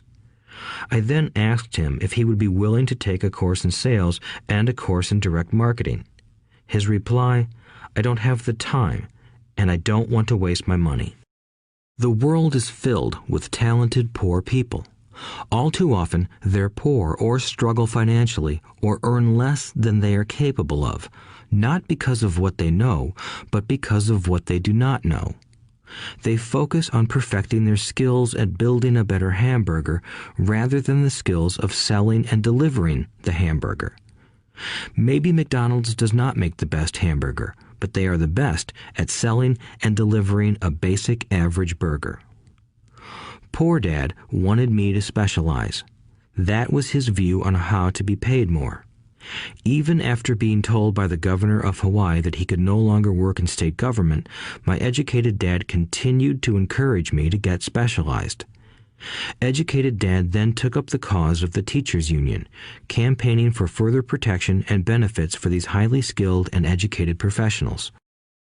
We argued often, but I know he never agreed that over-specialization is what caused the need for union protection. He never understood that the more specialized you become, the more you are trapped and dependent on that specialty. Rich Dad advised that Mike and I groom ourselves. Many corporations do the same thing. They find a young, bright student just out of business school and begin grooming that person to someday take over the company. So these bright young employees do not specialize in one department. They are moved from department to department to learn all the aspects of business systems. The rich often groom their children or the children of others. By doing so, their children gain an overall knowledge of the operations of the business and how the various departments interrelate. For the World War II generation, it was considered bad to skip from company to company. Today, it is considered smart. Since people will skip from company to company rather than seek greater specialization in skills, why not seek to learn more than to earn? In the short term, it may earn you less, but it will pay dividends in the long term. The main management skills needed for success are 1. Management of cash flow, 2. Management of systems, 3. Management of people. The most important specialized skills are sales and marketing. The ability to sell, to communicate to another human being, be it a customer, employee, boss, spouse, or child, is the base skill of personal success. Communication skills such as writing, speaking, and negotiating are crucial to a life of success. These are skills I work on constantly, attending courses or buying educational resources to expand my knowledge. As I have mentioned, my educated dad worked harder and harder the more competent he became. He also became more trapped the more specialized he got. Although his salary went up, his choices diminished. Soon after he was locked out of government work, he found out how vulnerable he really was professionally. It is like professional athletes who suddenly are injured or are too old to play. Their once high-paying position is gone, and they have limited skills to fall back on. I think that is why my educated dad sided so much with the unions after that. He realized how much a union would have benefited him. Rich Dad encouraged Mike and me to know a little about a lot. He encouraged us to work with people smarter than we were and to bring smart people together to work as a team. Today, it would be called a synergy of professional specialties. Today, I meet ex-school teachers earning hundreds of thousands of dollars a year. They earn that much because they have specialized skills in their field as well as other skills. They can teach as well as sell and market. I know of no other skills to be more important than selling and marketing. The skills of selling and marketing are difficult for most people, primarily due to their fear of rejection. The better you are at communicating, negotiating, and handling your fear of rejection, the easier life is. Just as I advise that newspaper writer who wanted to become a best-selling author, I advise anyone else today. Being technically specialized has its strengths as well as its weaknesses. I have friends who are geniuses, but they cannot communicate effectively with other human beings, and, as a result, their earnings are pitiful. I advise them to just spend a year learning to sell. Even if they earn nothing, their communication skills will improve, and that is priceless. In addition to being good learners, sellers, and marketers, we need to be good teachers as well as good students. To be truly rich, we need to be able to give as well as to receive. In cases of financial or professional struggle, there is often a lack of giving and receiving. I know many people who are poor because they are neither good students nor good teachers. Both of my dads were generous men. Both made it a practice to give first. Teaching was one of their ways of giving. The more they gave, the more they received. One glaring difference was in the giving of money. My rich dad gave lots of money away. He gave to his church, to charities, and to his foundation. He knew that to receive money, you had to give money. Giving money is the secret to most great wealthy families. That is why there are organizations like the Rockefeller Foundation and the Ford Foundation. These are organizations designed to take their wealth and increase it, as well as give it away in perpetuity. My educated dad always said, "When I have some extra money, I'll give it." The problem was that there was never any extra. So he worked harder to draw more money in rather than focus on the most important law of money. Give and you shall receive. Instead, he believed in receive and then you give. In conclusion, I became both dads. One part of me is a hardcore capitalist who loves the game of money making money. The other part is a socially responsible teacher who is deeply concerned with this ever-widening gap between the haves and have-nots.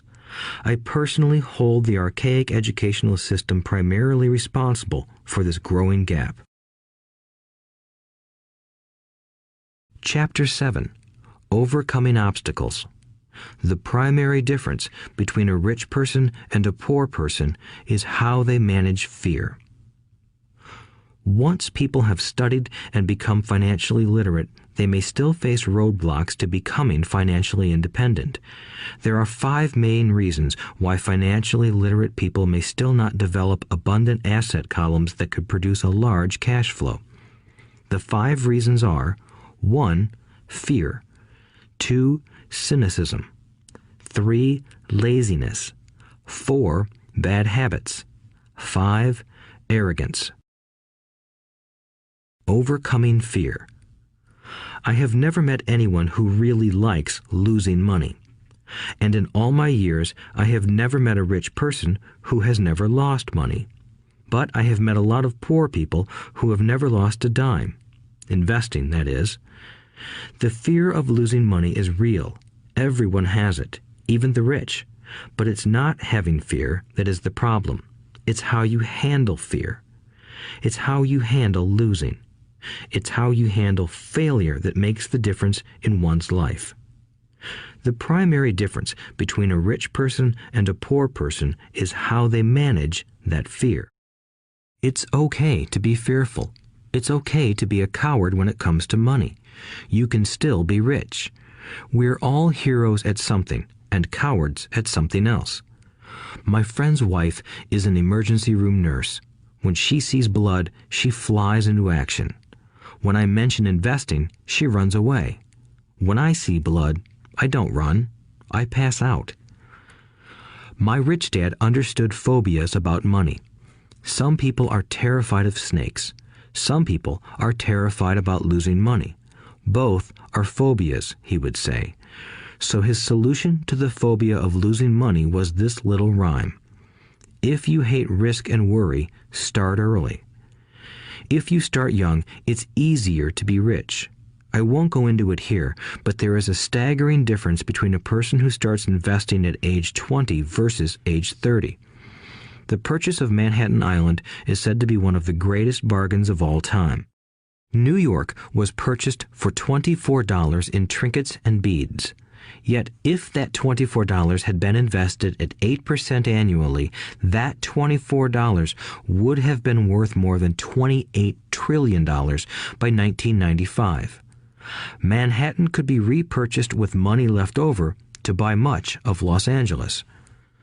But what if you don't have much time left or would like to retire early? How do you handle the fear of losing money? My poor dad did nothing. He simply avoided the issue, refusing to discuss the subject. My rich dad, on the other hand, recommended that I think like a Texan. I like Texas and Texans, he used to say. In Texas, everything is bigger. When Texans win, they win big. And when they lose, it's spectacular. They like losing? I asked. That's not what I'm saying. Nobody likes losing. Show me a happy loser, and I'll show you a loser, said Rich Dad. It's a Texan's attitude toward risk, reward, and failure I'm talking about. It's how they handle life. They live it big. Not like most of the people around here, living like roaches when it comes to money, terrified that someone will shine a light on them and whimpering when the grocery clerk shortchanges them a quarter. Rich Dad went on, "What I like best is the Texas attitude. They're proud when they win, and they brag when they lose. Texans have a saying, if you're going to go broke, go big. You don't want to admit you went broke over a duplex." He constantly told Mike and me that the greatest reason for lack of financial success was because most people played it too safe. People are so afraid of losing that they lose, were his words. Fran Tarkenton, a one-time great NFL quarterback, says it still another way. Winning means being unafraid to lose. In my own life, I've noticed that winning usually follows losing. Before I finally learned to ride a bike, I first fell down many times. I've never met a golfer who has never lost a golf ball. I've never met people who have fallen in love who have never had their heart broken. And I've never met someone rich who has never lost money. So for most people, the reason they don't win financially is because the pain of losing money is far greater than the joy of being rich. Another saying in Texas is, everyone wants to go to heaven, but no one wants to die. Most people dream of being rich, but are terrified of losing money, so they never get to heaven. Rich Dad used to tell Mike and me stories about his trips to Texas. If you really want to learn the attitude of how to handle risk, losing, and failure, go to San Antonio and visit the Alamo. The Alamo is a great story of brave people who chose to fight, knowing there was no hope of success. They chose to die instead of surrendering. It's an inspiring story worthy of study. Nonetheless, it's still a tragic military defeat. They got their butts kicked. So, how do Texans handle failure? They still shout, "Remember the Alamo." Mike and I heard this story a lot. He always told us this story when he was about to go into a big deal and he was nervous. After he had done all his due diligence and it was time to put up or shut up, he told us this story. Every time he was afraid of making a mistake or losing money, he told us this story. It gave him strength, for it reminded him that he could always turn a financial loss into a financial win. Rich Dad knew that failure would only make him stronger and smarter. It's not that he wanted to lose. He just knew who he was and how he would take a loss. He would take a loss and make it a win. That's what made him a winner and others losers. It gave him the courage to cross the line when others backed out. That's why I like Texans so much, he would say. They took a great failure and turned it into inspiration, as well as a tourist destination that makes them millions. But probably his words that mean the most to me today are these. Texans don't bury their failures. They get inspired by them. They take their failures and turn them into rallying cries. Failure inspires Texans to become winners. But that formula is not just the formula for Texans. It is the formula for all winners.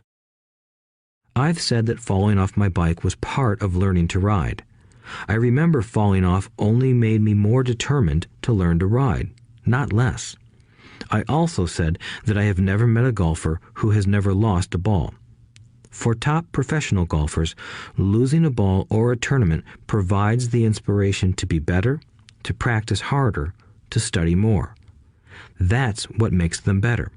For winners, losing inspires them. For losers, losing defeats them. I like to quote John D. Rockefeller, who said, "I always tried to turn every disaster into an opportunity." And being Japanese American, I can say this.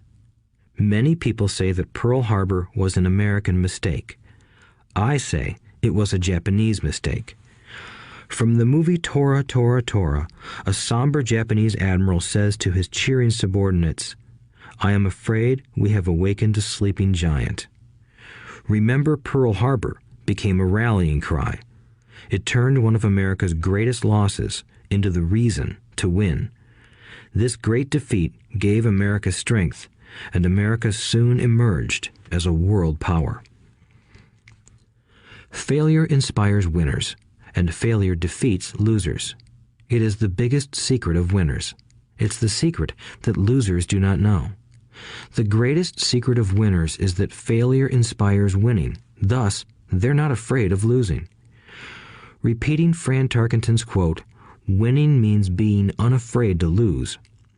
People like Fran Tarkenton are not afraid of losing because they know who they are. They hate losing, so they know that losing will only inspire them to become better. There is a big difference between hating losing and being afraid to lose. Most people are so afraid of losing money that they lose. They go broke over a duplex. Financially, they play life too safe and too small. They buy big houses and big cars, but not big investments. The main reason that over 90% of the American public struggles financially is because they play not to lose. They don't play to win. They go to their financial planners or accountants or stockbrokers and buy a balanced portfolio.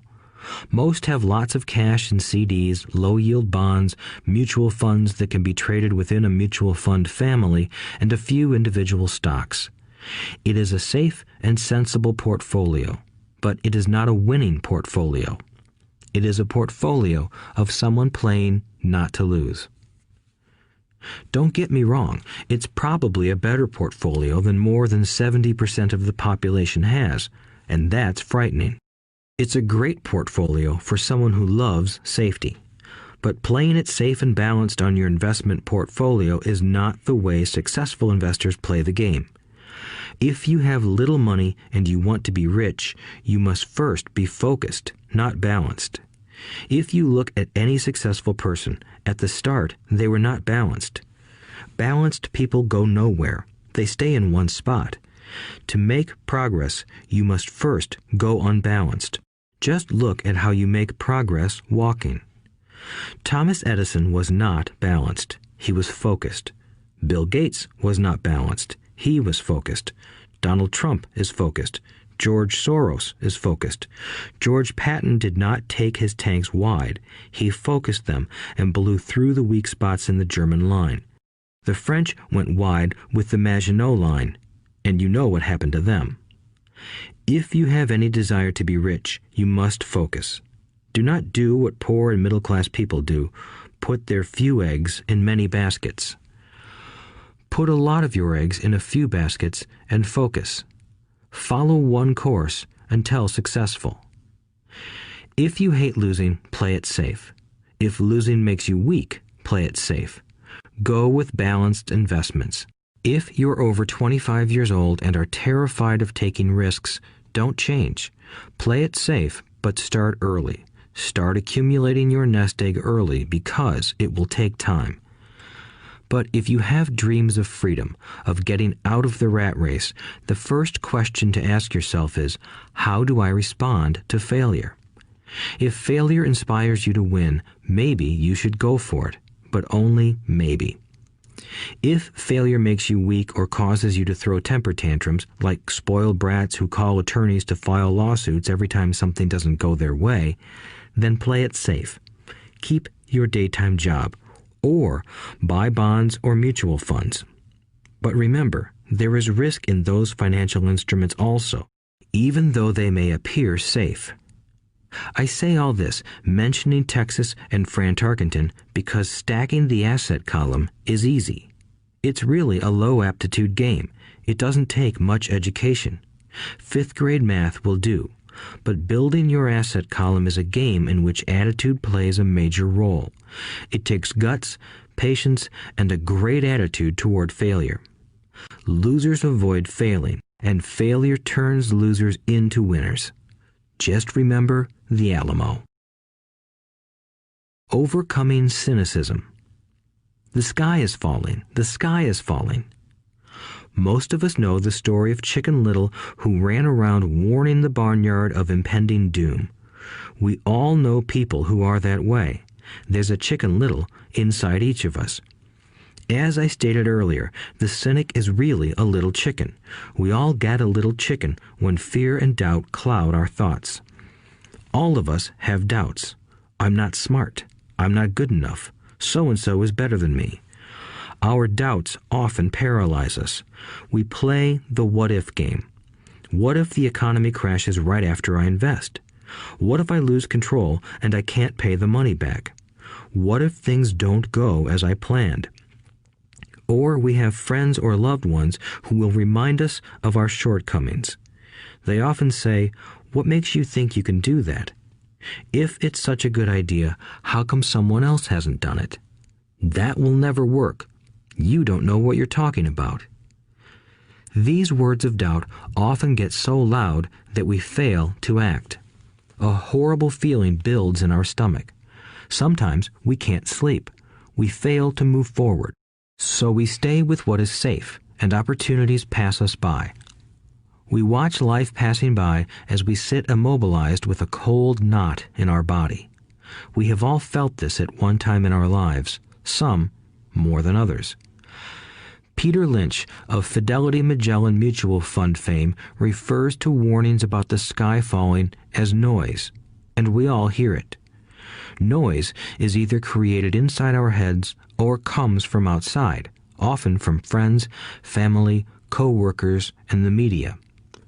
Lynch recalls the time during the 1950s when the threat of nuclear war was so prevalent in the news that people began building fallout shelters and storing food and water. If they had invested that money wisely in the market, instead of building a fallout shelter, they'd probably be financially independent today. When violence breaks out in a city, gun sales go up all over the country. A person dies from rare hamburger meat in the state of Washington, and the Arizona Health Department orders restaurants to have all beef cooked well done. A drug company runs a TV commercial in February showing people catching the flu. Colds go up as well as sales of cold medicine. Most people are poor because when it comes to investing, the world is filled with Chicken Littles running around yelling, "The sky is falling, the sky is falling." And Chicken Littles are effective because every one of us is a little chicken. It often takes great courage to not let rumors and talk of doom and gloom affect your doubts and fears. But a savvy investor knows that the seemingly worst of times is actually the best of times to make money. When everyone else is too afraid to act, they pull the trigger and are rewarded. Some time ago, a friend named Richard came from Boston to visit Kim and me in Phoenix. He was impressed with what we had done through stocks and real estate. The Phoenix real estate prices were depressed. We spent 2 days showing him what we thought were excellent opportunities for cash flow and capital appreciation. Kim and I are not real estate agents. We are strictly investors. After identifying a unit in a resort community, we called an agent who sold it to him that afternoon. The price was a mere $42,000 for a 2-bedroom townhome. Similar units were going for $65,000. He had found a bargain. Excited, he bought it and returned to Boston. 2 weeks later, the agent called to say that our friend had backed out. I called immediately to find out why. All he said was that he talked to his neighbor, and his neighbor told him it was a bad deal. He was paying too much. I asked Richard if his neighbor was an investor. Richard said he was not. When I asked why he listened to him, Richard got defensive and simply said he wanted to keep looking. The real estate market in Phoenix turned, and a few years later, that little unit was renting for $1,000 a month, $2,500 in the peak winter months. The unit was worth $95,000. All Richard had to put down was $5,000, and he would have had a start at getting out of the rat race. Today, he still has done nothing. Richard's backing out did not surprise me. It's called buyer's remorse, and it affects all of us. The little chicken won, and a chance at freedom was lost. In another example, I hold a small portion of my assets in tax lien certificates instead of CDs. I earn 16% per year on my money, which certainly beats the interest rates banks offer on CDs. The certificates are secured by real estate and enforced by state law, which is also better than most banks. The formula they're bought on makes them safe. They just lack liquidity. So I look at them as 2 to 7 year CDs. Almost every time I tell someone that I hold my money this way, especially if they have money in CDs, they will tell me it's risky. They tell me why I should not do it. When I ask them where they get their information, they say from a friend or an investment magazine. They've never done it, and they're telling someone who's doing it why they shouldn't. The lowest yield I look for is 16%, but people who are filled with doubt are willing to accept a far lower return. Doubt is expensive. My point is that it's those doubts and cynicism that keep most people poor and playing it safe. The real world is simply waiting for you to get rich. Only a person's doubts keep them poor. As I said, getting out of the rat race is technically easy. It doesn't take much education, but those doubts are cripplers for most people. Cynics never win, said Rich Dad. Unchecked doubt and fear creates a cynic. Cynics criticize and winners analyze was another of his favorite sayings. Rich Dad explained that criticism blinded while analysis opened eyes. Analysis allowed winners to see that critics were blind and to see opportunities that everyone else missed. And finding what people miss is key to any success. Real estate is a powerful investment tool for anyone seeking financial independence or freedom. It is a unique investment tool. Yet every time I mention real estate as a vehicle, I often hear, "I don't want to fix toilets." That's what Peter Lynch calls noise. That's what my rich dad would say is the cynic talking, someone who criticizes and does not analyze, someone who lets their doubts and fears close their mind instead of open their eyes. So when someone says, "I don't want to fix toilets, I want to fire back," what makes you think I want to? They're saying a toilet is more important than what they want. I talk about freedom from the rat race, and they focus on toilets. That is the thought pattern that keeps most people poor. They criticize instead of analyze. I don't once hold the key to your success, Rich Dad would say, because I too do not want to fix toilets. I shop hard for a property manager who does fix toilets. And by finding a great property manager who runs houses or apartments, well, my cash flow goes up. But more importantly, a great property manager allows me to buy a lot more real estate since I don't have to fix toilets. A great property manager is key to success in real estate. Finding a good manager is more important to me than the real estate. A great property manager often hears of great deals before real estate agents do, which makes them even more valuable. That is what Rich Dad meant by, I don't once hold the key to your success. Because I do not want to fix toilets either, I figured out how to buy more real estate and expedite my getting out of the rat race. The people who continue to say, I don't want to fix toilets, often deny themselves the use of this powerful investment vehicle. Toilets are more important than their freedom. In the stock market, I often hear people say, I don't want to lose money. Well, what makes them think I or anyone else likes losing money? They don't make money because they choose to not lose money. Instead of analyzing, they close their minds to another powerful investment vehicle, the stock market. I was riding with a friend past our neighborhood gas station. He looked up and saw that the price of gas was going up and thus the price of oil. My friend is a worrywart, or a Chicken Little. To him, the sky is always going to fall, and it usually does, on him. When we got home, he showed me all the stats as to why the price of oil was going to go up over the next few years, statistics I had never seen before, even though I already owned substantial shares of an existing oil company.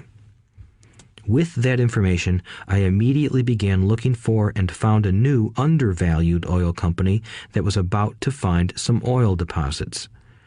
My broker was excited about this new company, and I bought 15,000 shares for 65 cents per share. 3 months later, this same friend and I drove by the same gas station, and sure enough, the price per gallon had gone up nearly 15%.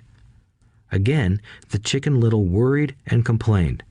I smiled, because a month earlier, that little oil company hit oil, and those 15,000 shares went up to more than $3 per share since he had first given me the tip.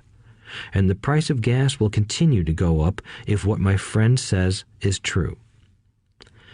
If most people understood how a stop worked in stock market investing, there would be more people investing to win instead of investing not to lose. A stop is simply a computer command that sells your stock automatically if the price begins to drop, helping to minimize your losses and maximize some gains.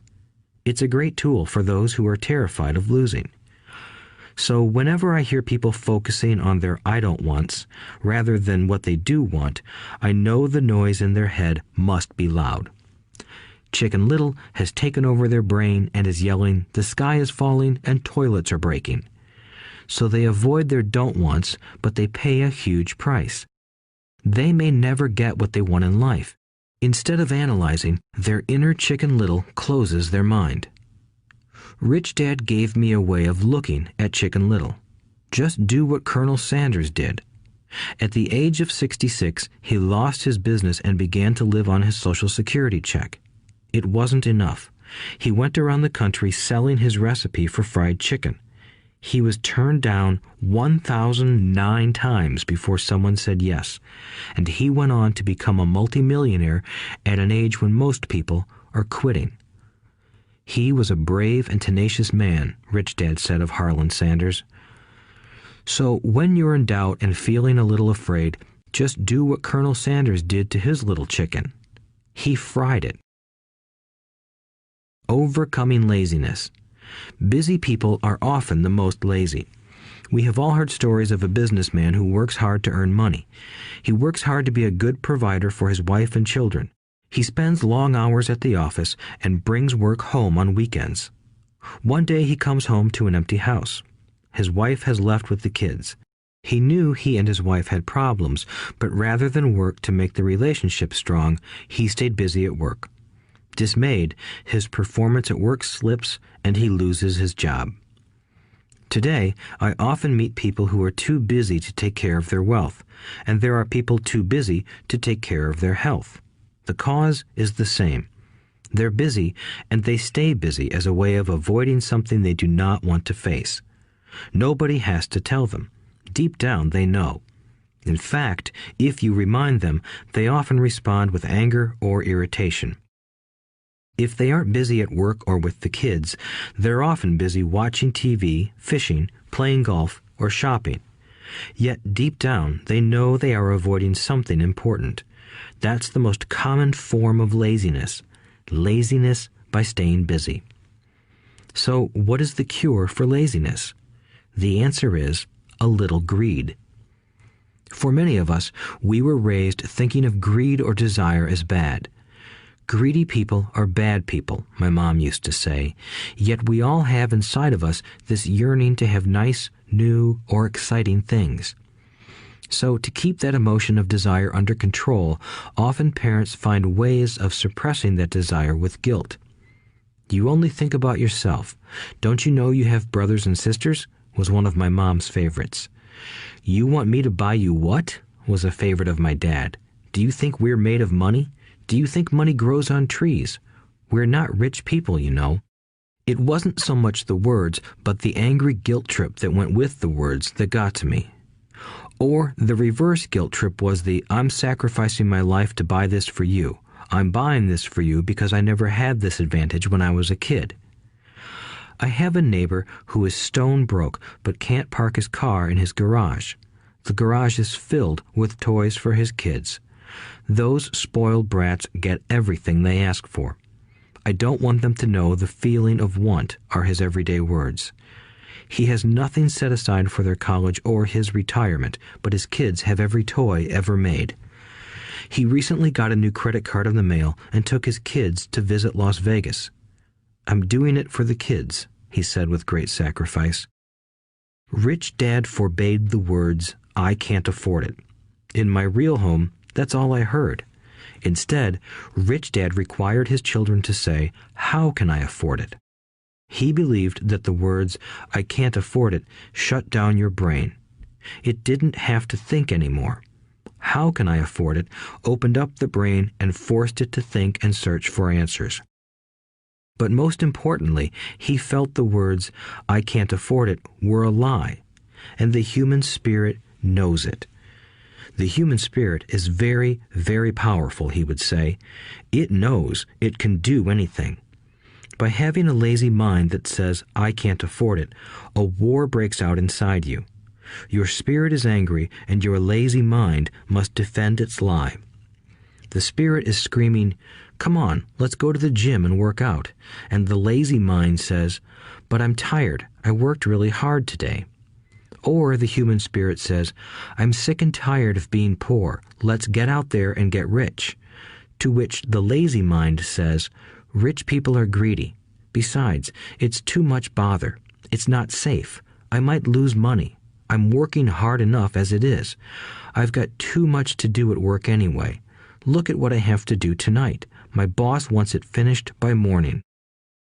I can't afford it also causes sadness, a helplessness that leads to despondency and often depression. How can I afford it opens up possibilities, excitement, and dreams. So Rich Dad was not so concerned about what we wanted to buy as long as we understood that how can I afford it creates a stronger mind and a dynamic spirit. Thus, he rarely gave Mike or me anything. He would instead ask, how can you afford it? And that included college, which we paid for ourselves. It was not the goal, but the process of attaining the goal that he wanted us to learn. The problem I see today is that there are millions of people who feel guilty about their desire or their greed. It's old conditioning from their childhood. While they desire to have the finer things that life offers, most have been conditioned subconsciously to say, I can't have that, or I'll never be able to afford that. When I decided to exit the rat race, it was simply a question of how can I afford to never work again? And my mind began to kick out answers and solutions. The hardest part was fighting my real parents' dogma. We can't afford that. Stop thinking only about yourself. Why don't you think about others? And other similar sentiments designed to instill guilt to suppress my greed. So, how do you beat laziness? Once again, the answer is a little greed. It's that radio station WIIFM, which stands for What's in it for me? A person needs to sit down and ask, what would my life be like if I never had to work again? What would I do if I had all the money I needed? Without that little greed, the desire to have something better, progress is not made. Our world progresses because we all desire a better life. New inventions are made because we desire something better. We go to school and study hard because we want something better. So whenever you find yourself avoiding something you know you should be doing, then the only thing to ask yourself is, what's in it for me? Be a little greedy. It's the best cure for laziness. Too much greed, however, as anything in excess can be, is not good. But just remember what Michael Douglas said in the movie Wall Street. Greed is good. Rich Dad said it differently. Guilt is worse than greed, for guilt robs the body of its soul. I think Eleanor Roosevelt said it best. Do what you feel in your heart to be right, for you'll be criticized anyway. You'll be damned if you do, and damned if you don't. Overcoming bad habits. Our lives are a reflection of our habits more than our education. After seeing the movie Conan the Barbarian, starring Arnold Schwarzenegger, a friend said, "I'd love to have a body like Schwarzenegger." Most of the guys nodded in agreement. "I even heard he was really puny and skinny at one time," another friend added. "Yeah, I heard that too," another one said. "I heard he has a habit of working out almost every day in the gym." "Yeah, I'll bet he has to." "Nah," said the group's cynic. "I'll bet he was born that way. Besides, let's stop talking about Arnold and get some beers." This is an example of habits controlling behavior. I remember asking my rich dad about the habits of the rich. Instead of answering me outright, he wanted me to learn through example, as usual. "When does your dad pay his bills?" Rich Dad asked. "The first of the month," I said. "Does he have anything left over?" he asked. "Very little," I said. "That's the main reason he struggles," said Rich Dad. "He has bad habits. Your dad pays everyone else first. He pays himself last, but only if he has anything left over." "Which he usually doesn't," I said. "But he has to pay his bills, doesn't he? You're saying he shouldn't pay his bills?" "Of course not," said Rich Dad. "I firmly believe in paying my bills on time. I just pay myself first, before I pay even the government." "But what happens if you don't have enough money?" I asked. "What do you do then?" "The same," said Rich Dad. "I still pay myself first, even if I'm short of money. My asset column is far more important to me than the government." "But," I said, "don't they come after you?" "Yes, if you don't pay," said Rich Dad. "Look, I did not say not to pay. I just said I pay myself first, even if I'm short of money." "But," I replied, "how do you do that?" "It's not how. The question is why," Rich Dad said. "Okay, why?" "Motivation," said Rich Dad. "Who do you think will complain louder if I don't pay them? Me or my creditors?" "Your creditors will definitely scream louder than you," I said, responding to the obvious. "You wouldn't say anything if you didn't pay yourself."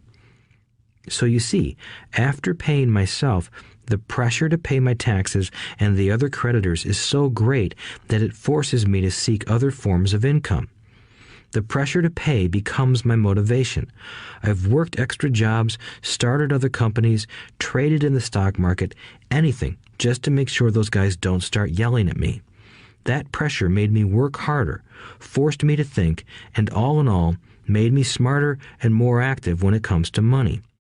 If I had paid myself last, I would have felt no pressure, but I'd be broke. So it is the fear of the government or other people you owe money to that motivates you? "That's right," said Rich Dad. You see, government bill collectors are big bullies. So are bill collectors in general.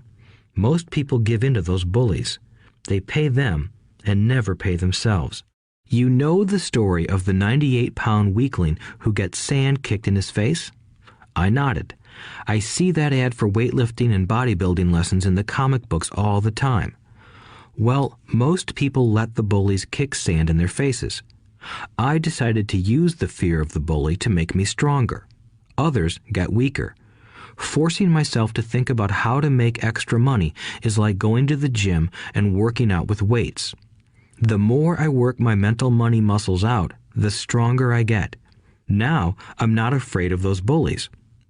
I liked what Rich Dad was saying, so if I pay myself first, I get financially stronger mentally and fiscally. Rich Dad nodded. And if I pay myself last, or not at all, I get weaker. So people like bosses, managers, tax collectors, bill collectors, and landlords push me around all my life just because I don't have good money habits. Rich Dad nodded, just like the 98-pound weakling. Overcoming arrogance. What I know makes me money. What I don't know loses me money. Every time I have been arrogant, I have lost money. Because when I'm arrogant, I truly believe that what I don't know is not important, Rich Dad would often tell me. I have found that many people use arrogance to try to hide their own ignorance. It often happens when I am discussing financial statements with accountants or even other investors. They try to bluster their way through the discussion. It is clear to me that they don't know what they're talking about. They're not lying, but they are not telling the truth. There are many people in the world of money, finances, and investments who have absolutely no idea what they're talking about. Most people in the money industry are just spouting off sales pitches like used car salesmen. When you know you are ignorant in a subject, start educating yourself by finding an expert in the field or a book on the subject. Chapter 8. Getting Started. There is gold everywhere. Most people are not trained to see it.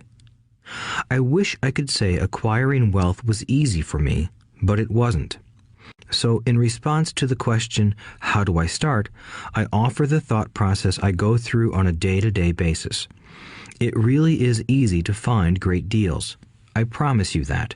It's just like riding a bike. After a little wobbling, it's a piece of cake. But when it comes to money, it takes determination to get through the wobbling. That's a personal thing. To find million-dollar deals of a lifetime requires us to call on our financial genius. I believe that each of us has a financial genius within us. The problem is that our financial genius lies asleep, waiting to be called upon. It lies asleep because our culture has educated us into believing that the love of money is the root of all evil.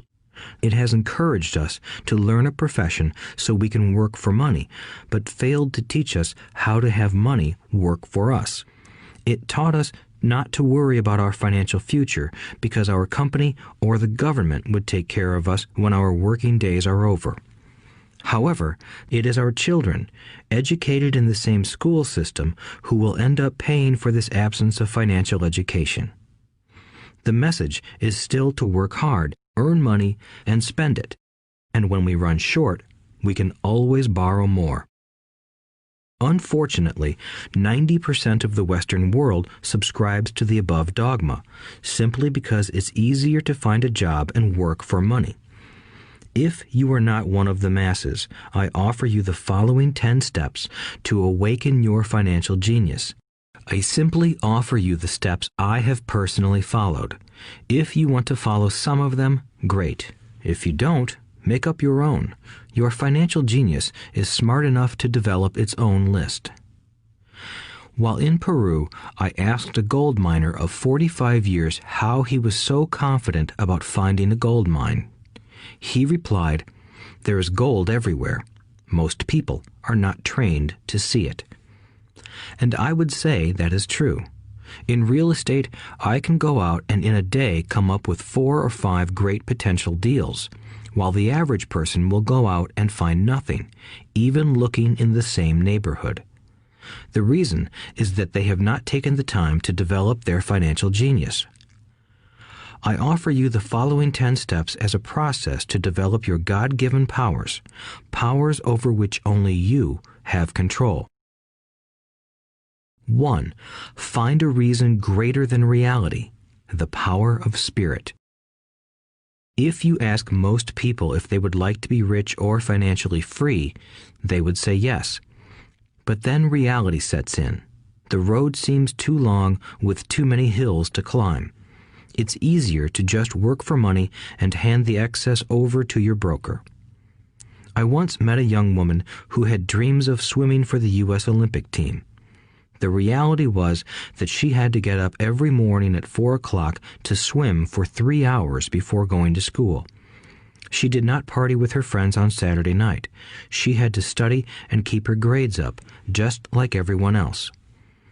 When I asked her what fueled her superhuman ambition and sacrifice, she simply said, "I do it for myself and the people I love. It's love that gets me over the hurdles and sacrifices." A reason or a purpose is a combination of wants and don't wants. When people ask me what my reason for wanting to be rich is, I tell them that it is a combination of deep emotional wants and don't wants. I will list a few. First, the don't wants, for they create the wants. I don't want to work all my life. I don't want what my parents aspired for, which was job security and a house in the suburbs. I don't like being an employee. I hated that my dad always missed my football games because he was so busy working on his career. I hated it when my dad worked hard all his life and the government took most of what he worked for at his death. He could not even pass on what he worked so hard for when he died. The rich don't do that. They work hard and pass it on to their children. Now, the wants. I want to be free to travel the world and live in the lifestyle I love. I want to be young when I do this. I want to simply be free. I want control over my time and my life. I want money to work for me. Those are my deep-seated emotional reasons. What are yours? If they are not strong enough, then the reality of the road ahead may be greater than your reasons. I have lost money and been set back many times, but it was the deep emotional reasons that kept me standing up and going forward. I wanted to be free by age 40, but it took me until I was 47, with many learning experiences along the way. As I said, I wish I could say it was easy. It wasn't, but it wasn't that hard either. I've learned that without a strong reason or purpose, anything in life is hard. If you do not have a strong reason, there is no sense listening further. It will sound like too much work. 2. Make daily choices. The power of choice. Choice is the main reason people want to live in a free country. We want the power to choose. Financially, with every dollar we get in our hands, we hold the power to choose our future, to be rich, poor, or middle class. Our spending habits reflect who we are. Poor people simply have poor spending habits. The benefit I had as a boy was that I loved playing Monopoly constantly. Nobody told me Monopoly was only for kids, so I just kept playing the game as an adult. I also had a rich dad who pointed out to me the difference between an asset and a liability. So a long time ago, as a little boy, I chose to be rich, and I knew that all I had to do was learn to acquire assets, real assets. My best friend, Mike, had an asset column handed to him, but he still had to choose to learn to keep it. Many rich families lose their assets in the next generation simply because there was no one trained to be a good steward over their assets. Most people choose not to be rich. For 90% of the population, being rich is too much of a hassle. So they invent sayings that go, "I'm not interested in money. I'll never be rich. I don't have to worry. I'm still young. When I make some money, then I'll think about my future." My husband or wife handles the finances. The problem with those statements is that they rob the person who chooses to think such thoughts of two things. One is time, which is your most precious asset. The second is learning. Having no money should not be an excuse to not learn, but that is a choice we all make daily. The choice of what we do with our time, our money, and what we put in our heads. That is the power of choice. All of us have choice. I just choose to be rich, and I make that choice every day. Invest first in education. In reality, the only real asset you have is your mind, the most powerful tool we have dominion over. Each of us has the choice of what we put in our brain once we're old enough. You can watch TV, read golf magazines, or go to ceramics class or a class on financial planning. You choose. Most people simply buy investments rather than first investing in learning about investing. A friend of mine recently had her apartment burglarized. The thieves took her electronics and left all the books. And we all have that same choice. 90% of the population buys TV sets, and only about 10% buy business books. So what do?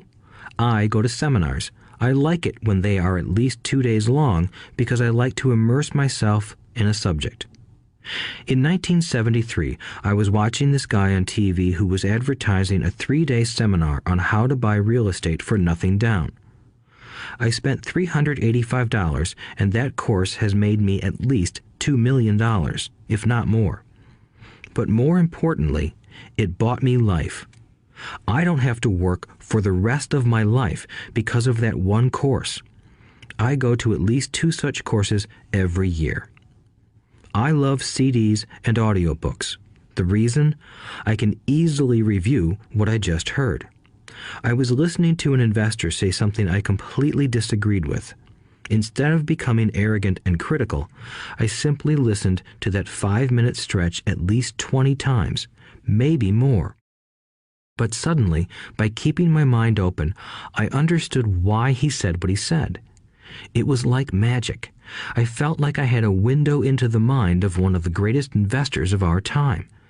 I gained tremendous insight into the vast resources of his education and experience. The net result?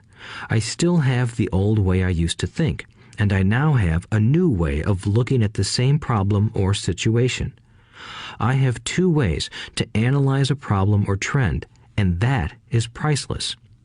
Today, I often say, how would Donald Trump do this, or Warren Buffett, or George Soros? The only way I can access their vast mental power is to be humble enough to read or listen to what they have to say. Arrogant or critical people are often people with low self-esteem who are afraid of taking risks. That's because if you learn something new, you are then required to make mistakes in order to fully understand what you have learned. If you have listened this far, arrogance is not one of your problems. Arrogant people rarely read or listen to experts. Why should they? They are the center of the universe. There are so many intelligent people who argue or defend when a new idea clashes with the way they think. In this case, their so-called intelligence combined with arrogance equals ignorance. Each of us knows people who are highly educated or believe they are smart, but their balance sheet paints a different picture. A truly intelligent person welcomes new ideas, for new ideas can add to the synergy of other accumulated ideas. Listening is more important than talking.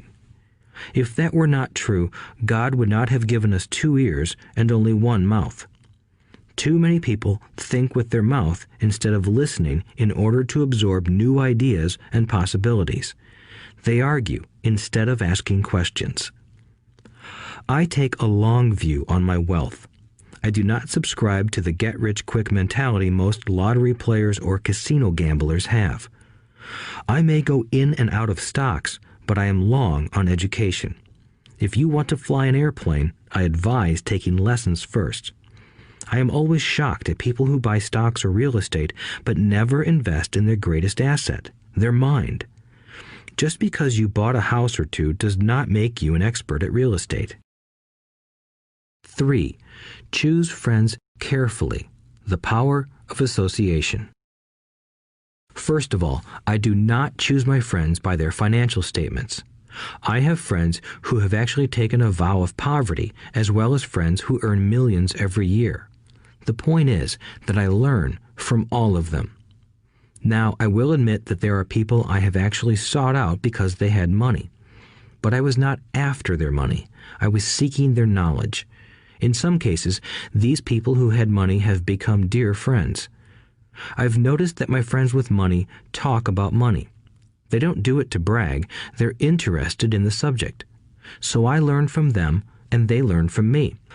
My friends who are in dire financial straits do not like talking about money, business, or investing. They often think it rude or unintellectual. So I also learn from my friends who struggle financially. I find out what not to do. I have several friends who have generated over $1 billion in their short lifetimes. The 3 of them report the same phenomenon. Their friends who have no money have never come to them to ask them how they did it, but they do come asking for one of 2 things, or both, a loan or a job. Warning: don't listen to poor or frightened people. I have such friends, and while I love them dearly, they are the Chicken Littles of life. To them, when it comes to money, especially investments, it's always, the sky is falling, the sky is falling. They can always tell you why something won't work. The problem is that people listen to them. But people who blindly accept doom and gloom information are also Chicken Littles. As that old saying goes, birds of a feather flock together. If you watch business channels on TV, they often have a panel of so-called experts. One expert will say the market is going to crash, and the other will say it's going to boom. If you're smart, you listen to both. Keep your mind open, because both have valid points. Unfortunately, most poor people listen to Chicken Little. I have had many close friends try to talk me out of a deal or an investment. Not long ago, a friend told me he was excited because he found a 6% certificate of deposit. I told him I earned 16% from the state government. The next day, he sent me an article about why my investment was dangerous. I have received 16% for years now, and he still receives 6%. I would say that one of the hardest things about wealth building is to be true to yourself and to be willing to not go along with the crowd. This is because, in the market, it is usually the crowd that shows up late that is slaughtered. If a great deal is on the front page, it's too late in most instances. Look for a new deal. As we used to say as surfers, there is always another wave. People who hurry and catch a wave late usually are the ones who wipe out. Smart investors don't time the markets. If they miss a wave, they search for the next one and get themselves in position. This is hard for most investors because buying what is not popular is frightening. Timid investors are like sheep going along with the crowd. Or their greed gets them in when wise investors have already taken their profits and moved on. Wise investors buy an investment when it's not popular. They know their profits are made when they buy, not when they sell. They wait patiently. As I said, they do not time the market. Just like a surfer, they get in position for the next big swell. It's all insider trading. There are forms of insider trading that are illegal, and there are forms of insider trading that are legal. But either way, it's insider trading. The only distinction is, how far away from the inside are you? The reason you want to have rich friends is because that is where the money is made. It's made on information. You want to hear about the next boom, get in and get out before the next bust. I'm not saying do it illegally, but the sooner you know, the better your chances are for profits with minimal risk. That is what friends are for, and that is financial intelligence. 4. Master a formula and then learn a new one. The power of learning quickly. In order to make bread, every baker follows a recipe, even if it's only held in their head. The same is true for making money. Most of us have heard the saying, "You are what you eat." I have a different slant. I say, "You become what you study." In other words, be careful what you learn, because your mind is so powerful that you become what you put in your head. For example, if you study cooking, you then tend to cook. If you don't want to be a cook anymore, then you need to study something else. When it comes to money, the masses generally have one basic formula they learned in school, and it's this: work for money. The predominant formula I see in the world is that every day millions of people get up, go to work, earn money, pay bills, balance checkbooks, buy some mutual funds, and go back to work. That is the basic formula, or recipe. If you're tired of what you're doing, or you're not making enough, it's simply a case of changing the formula via which you make money. Years ago, when I was 26, I took a weekend class called How to Buy Real Estate Foreclosures. I learned a formula. The next trick was to have the discipline to actually put into action what I had learned. That is where most people stop. For 3 years, while working for Xerox, I spent my spare time learning to master the art of buying foreclosures. I've made several $million using that formula. So after I mastered that formula, I went in search of other formulas. For many of the classes, I did not directly use the information I learned, but I always learned something new. I have attended classes designed for derivative traders, commodity option traders, and chaologists. I was way out of my league, being in a room full of people with doctorates in nuclear physics and space science. Yet, I learned a lot that made my stock and real estate investing more meaningful and lucrative. Most junior colleges and community colleges have classes on financial planning and buying traditional investments. They are good places to start, but I always search for a faster formula. That is why, on a fairly regular basis, I make more in a day than many people will make in their lifetime. Another side note, in today's fast-changing world, it's not so much what you know anymore that counts, because often what you know is old. It is how fast you learn. That skill is priceless. It's priceless in finding faster formulas, recipes, if you will, for making dough. Working hard for money is an old formula born in the day of cavemen. 5. Pay yourself first. The power of self-discipline. If you cannot get control of yourself, do not try to get rich. It makes no sense to invest, make money, and blow it. It is the lack of self-discipline that causes most lottery winners to go broke soon after winning millions. It is the lack of self-discipline that causes people who get a raise to immediately go out and buy a new car or take a cruise. It is difficult to say which of the 10 steps is the most important, but of all the steps, this step is probably the most difficult to master if it is not already a part of your makeup. I would venture to say that personal self-discipline is the number one delineating factor between the rich, the poor, and the middle class. Simply put, people who have low self-esteem and low tolerance for financial pressure can never be rich. As I have said, a lesson learned from my rich dad was that the world will push you around. The world pushes people around, not because other people are bullies, but because the individual lacks internal control and discipline. People who lack internal fortitude often become victims of those who have self-discipline. In the entrepreneur classes I teach, I constantly remind people to not focus on their product, service, or widget, but to focus on developing management skills. The 3 most important management skills necessary to start your own business are management of 1. Cash flow, 2. People, 3. Personal time. I would say the skills to manage these three apply to anything, not just entrepreneurs.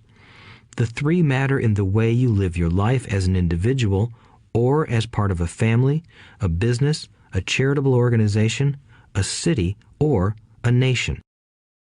Each of these skills is enhanced by the mastery of self-discipline. I do not take the saying, "pay yourself first," lightly.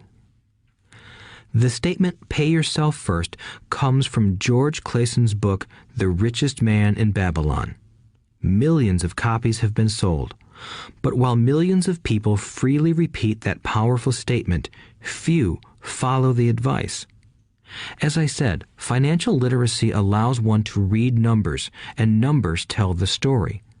By looking at a person's income statement and balance sheet, I can readily see if people who spout the words, "pay yourself first," actually practice what they preach. In reality, each month, many allocate money to their asset column before they pay their monthly expenses. Although millions of people have read Clayson's book and understand the words, "pay yourself first," in reality, they pay themselves last. Now, I can hear the howls from those of you who sincerely believe in paying your bills first, and I can hear all the responsible people who pay their bills on time. I am not saying be irresponsible and not pay your bills. All I am saying is do what the book says, which is pay yourself first. If you can truly begin to understand the power of cash flow, you will soon realize why 90% of people work hard all their lives and need government support like Social Security when they are no longer able to work. Kim and I have had many bookkeepers, accountants, and bankers who have had a major problem with this way of looking at pay yourself first. The reason is that these financial professionals actually do what the masses do. They pay themselves last. There have been times in my life when, for whatever reason, cash flow was far less than my bills. I still paid myself first. My accountant and bookkeeper screamed in panic. "They're going to come after you. The IRS is going to put you in jail. You're going to ruin your credit rating. They'll cut off the electricity." I still paid myself first. Why, you ask? Because that's what the story, The Richest Man in Babylon, was all about. The power of self-discipline and the power of internal fortitude. As my rich dad taught me the first month I worked for him, most people allow the world to push them around. A bill collector calls and you pay or else. A sales clerk says, "Oh, just put it on your charge card." Your real estate agent tells you, "Go ahead. The government allows you a tax deduction on your home." That is what the book is really about. Having the guts to go against the tide and get rich. You may not be weak, but when it comes to money, many people get wimpy. I am not saying be irresponsible. The reason I don't have high credit card debt and doodad debt is because I pay myself first.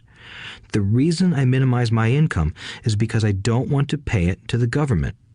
That is why my income comes from my asset column through a Nevada corporation. If I work for money, the government takes it. Although I pay my bills last, I am financially astute enough to not get into a tough financial situation. I don't like consumer debt. I actually have liabilities that are higher than 99% of the population, but I don't pay for them. Other people pay for my liabilities. They're called tenants. So rule number 1 in paying yourself first is don't get into debt in the first place. Although I pay my bills last, I set it up to have only small, unimportant bills that are due. When I occasionally come up short, I still pay myself first. I let the creditors and even the government scream. I like it when they get tough. Why? Because those guys do me a favor. They inspire me to go out and create more money. So I pay myself first, invest the money, and let the creditors yell. I generally pay them right away anyway. Kim and I have excellent credit. We just don't cave into pressure and spend our savings or liquidate stocks to pay for consumer debt. That is not too financially intelligent. To successfully pay yourself first, keep the following in mind. 1. Don't get into large debt positions that you have to pay for. Keep your expenses low. Build up assets first. Then buy the big house or nice car. Being stuck in the rat race is not intelligent. 2. When you come up short, let the pressure build and don't dip into your savings or investments. Use the pressure to inspire your financial genius to come up with new ways of making more money and then pay your bills.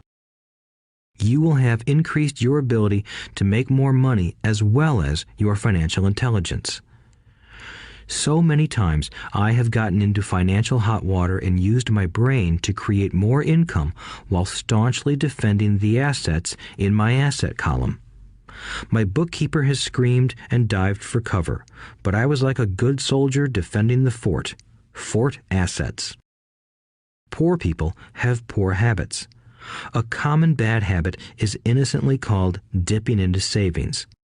The rich know that savings are only used to create more money, not to pay bills. I know that sounds tough, but as I said, if you're not tough inside, the world will always push you around anyway. If you do not like financial pressure, then find a formula that works for you. A good one is to cut expenses, put your money in the bank, pay more than your fair share of income tax, buy safe mutual funds, and take the vow of the average. But this violates the pay yourself first rule. This rule does not encourage self-sacrifice or financial abstinence. It doesn't mean pay yourself first and starve. Life was meant to be enjoyed.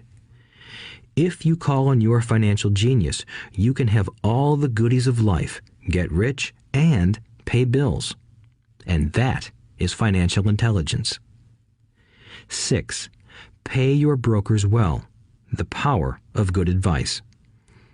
Sometimes I see people posting a sign in front of their house that says, "For sale by owner." Or I see people on TV claiming to be discount brokers. My rich dad taught me to take the opposite approach.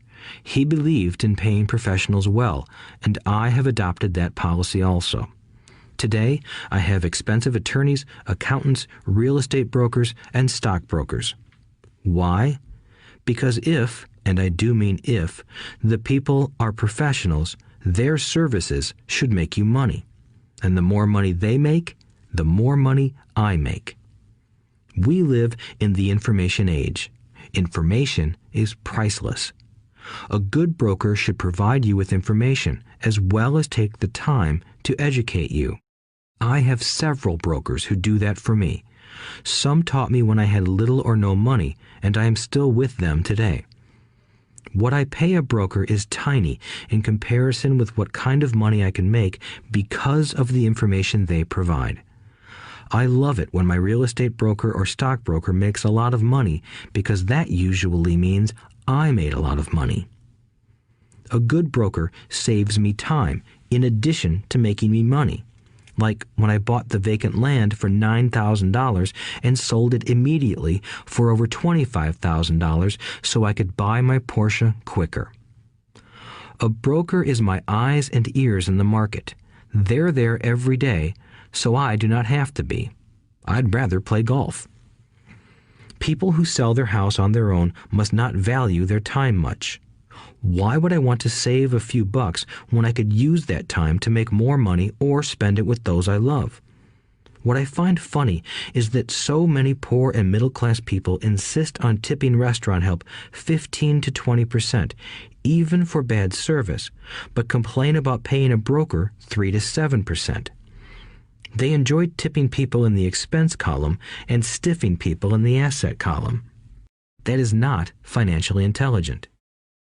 Keep in mind that not all brokers are created equal. Unfortunately, most brokers are only salespeople. They sell, but they themselves own little or no real estate. There is a tremendous difference between a broker who sells houses and a broker who sells investments. The same is true for stock, bond, mutual fund, and insurance, brokers who call themselves financial planners. When I interview any paid professional, I first find out how much property or stocks they personally own and what percentage they pay in taxes. And that applies to my tax attorney as well as my accountant. I have an accountant who minds his own business. His profession is accounting, but his business is real estate. I used to have an accountant who was a small business accountant, but he had no real estate. I switched because we did not love the same business. Find a broker who has your best interests at heart. Many brokers will spend the time educating you, and they could be the best asset you find. Just be fair, and most of them will be fair to you. If all you can think about is cutting their commissions, then why should they want to help you? It's just simple logic. As I said earlier, one of the management skills is the management of people. Many people only manage people they feel smarter than and they have power over. Many middle managers remain middle managers, failing to get promoted because they know how to work with people below them, but not with people above them. The real skill is to manage and reward the people who are smarter than you in some technical area. That is why companies have a board of directors. You should have one too. That is financial intelligence. 7. Be an Indian giver. The power of getting something for nothing. When the first European settlers came to America, they were taken aback by a cultural practice some American Indians had. For example, if a settler was cold, the Indian would give the person a blanket. Mistaking it for a gift, the settler was often offended when the Indian asked for it back. The Indians also got upset when they realized that settlers did not want to give it back. That is where the term Indian giver came from, a simple cultural misunderstanding. In the world of the asset column, being an Indian giver is vital to wealth. The sophisticated investor's first question is, how fast do I get my money back? They also want to know what they get for free, also called a piece of the action. That is why the ROI, or return on investment, is so important. For example, I found a small condominium that was in foreclosure a few blocks from where I lived. The bank wanted $60,000 and I submitted a bid for $50,000, which they took simply because, along with my bid, was a cashier's check for $50,000. They realized I was serious. Most investors would say, "Aren't you tying up a lot of cash? Would it not be better to get a loan on it?" The answer is, not in this case. My investment company uses this condominium as a vacation rental in the winter months when the snowbirds come to Arizona. It rents for $2,500 a month for 4 months out of the year. For rental during the off-season, it rents for only $1,000 a month. I had my money back in about 3 years. Now I own this asset, which pumps money out for me, month in and month out. The same is done with stocks. Frequently, my broker calls and recommends I move a sizable amount of money into the stock of a company that he feels is just about to make a move that will add value to the stock, like announcing a new product. I will move my money in for a week to a month while the stock moves up. Then I pull my initial dollar amount out and stop worrying about the fluctuations of the market because my initial money is back and ready to work on another asset. So my money goes in, and then it comes out, and I own an asset that was technically free. True, I have lost money on many occasions, but I only play with money I can afford to lose. I would say, on an average 10 investments, I hit home runs on 2 or 3, while 5 or 6 do nothing, and I lose on 2 or 3. But I limit my losses to only the money I have in at that time. People who hate risk put their money in the bank. In the long run, safe savings are better than no savings. But it takes a long time to get your money back, and, in most instances, you don't get anything for free with it. On every one of my investments, there must be an upside, something for free, like a condominium, a mini storage, a piece of free land, a house, stock shares, or an office building. and there must be limited risk or a low-risk idea. There are books devoted entirely to this subject, so I will not talk about it here. Ray Kroc, of McDonald's fame, sold hamburger franchises, not because he loved hamburgers, but because he wanted the real estate under the franchise for free. So wise investors must look at more than ROI. They look at the assets they get for free once they get their money back. That is financial intelligence. 8. Use assets to buy luxuries. The power of focus. A friend's child has been developing a nasty habit of burning a hole in his pocket. Just 16, he wanted his own car. The excuse? All his friends' parents gave their kids cars. The child wanted to go into his savings and use it for a down payment. That was when his father called me and then came to see me. Do you think I should let him do it, or should I just buy him a car? I answered, it might relieve the pressure in the short term, but what have you taught him in the long term? Can you use this desire to own a car and inspire your son to learn something? Suddenly, the lights went on and he hurried home. 2 months later, I ran into my friend again. Does your son have his new car? I asked. No, he doesn't, but I gave him $3,000 for the car. I told him to use my money instead of his college money. Well, that's generous of you, I said. Not really. The money came with a hitch. So what was the hitch? I asked. Well, first we played your cash flow game. We then had a long discussion about the wise use of money. After that, I gave him a subscription to the Wall Street Journal and a few books on the stock market. Then what? I asked. What was the catch? I told him that $3,000 was his, but he could not directly buy a car with it. He could use it to find a stockbroker and buy and sell stocks. Once he had made $6,000 with the $3,000, the money would be his for the car, and the $3,000 would go into his college fund. And what are the results? I asked. Well, he got lucky early in his trading, but lost everything a few days later. Then he really got interested. Today, I would say he is down $2,000, but his interest is up. He has read all the books I bought him, and he's gone to the library to get more.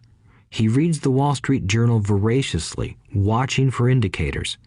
He's only got $1,000 left, but his interest and learning are sky high. He knows that if he loses that money, he walks for 2 more years. But he does not seem to care. He even seems uninterested in getting a car because he's found a game that is more fun. What happens if he loses all the money? I asked. We'll cross that bridge when we get to it. I'd rather have him lose everything now than wait till he's our age to risk losing everything. And besides, that is the best $3,000 I've ever spent on his education. What he is learning will serve him for life, and he seems to have gained a new respect for the power of money. As I said earlier, if a person cannot master the power of self-discipline, it is best not to try to get rich.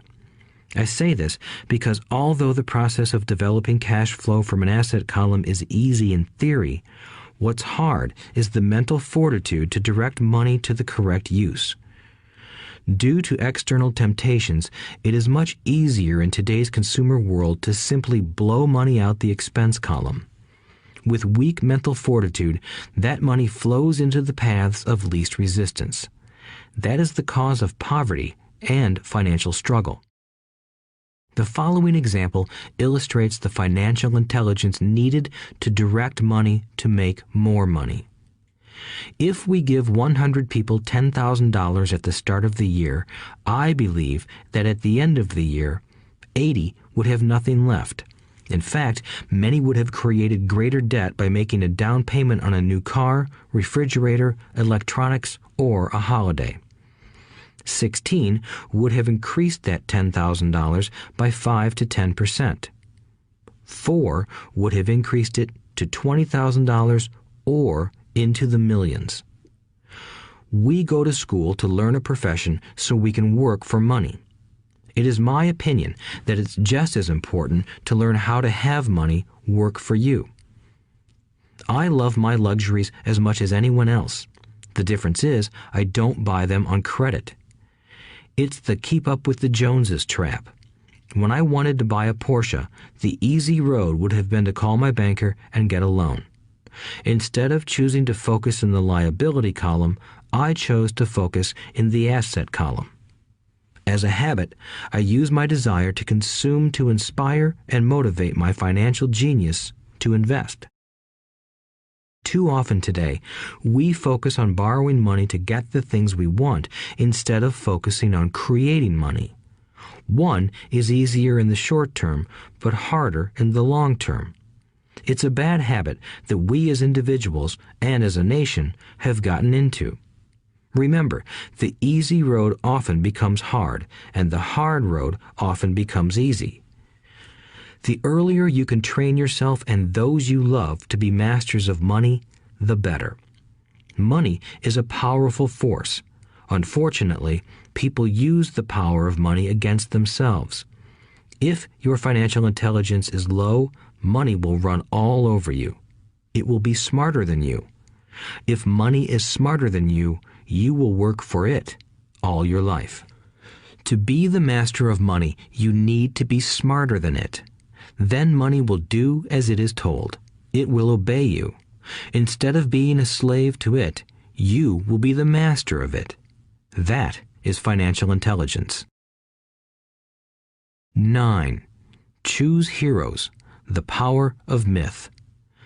When I was a kid, I greatly admired Willie Mays, Hank Aaron, and Yogi Berra. They were my heroes, and I wanted to be just like them. I treasured their baseball cards. I knew their stats, the RBIs, the ERAs, their batting averages, how much they got paid, and how they came up from the minor leagues. As a 9-year-old kid, when I stepped up to bat or played first base or catcher, I wasn't me. I pretended I was a famous baseball player. It's one of the most powerful ways we learn, and we often lose that as adults. We lose our heroes. Today, I watch young kids playing basketball near my home. On the court, they're not little Johnny. They're pretending to be their favorite basketball hero. Copying or emulating heroes is true power learning. I have new heroes as I grow older. I have golf heroes, and I copy their swings and do my best to read everything I can about them. I also have heroes such as Donald Trump, Warren Buffett, Peter Lynch, George Soros, and Jim Rogers. I know their stats just like I knew the ERAs and RBIs of my childhood baseball heroes. I follow what Warren Buffett invests in, and I read anything I can about his point of view on the market and how he chooses stocks. And I read about Donald Trump, trying to find out how he negotiates and puts deals together. Just as I was not me when I was up to bat, when I'm in the market or I'm negotiating a deal, I am subconsciously acting with the bravado of Trump. Or, when analyzing a trend, I look at it as though Warren Buffett were doing it. By having heroes, we tap into a tremendous source of raw genius. But heroes do more than simply inspire us. Heroes make things look easy. Making it look easy convinces us to want to be just like them. If they can do it, so can I. When it comes to investing, too many people make it sound hard. Instead, find heroes who make it look easy. 10. Teach and you shall receive. The power of giving.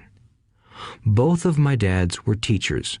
My rich dad taught me a lesson I have carried all my life, the necessity of being charitable or giving.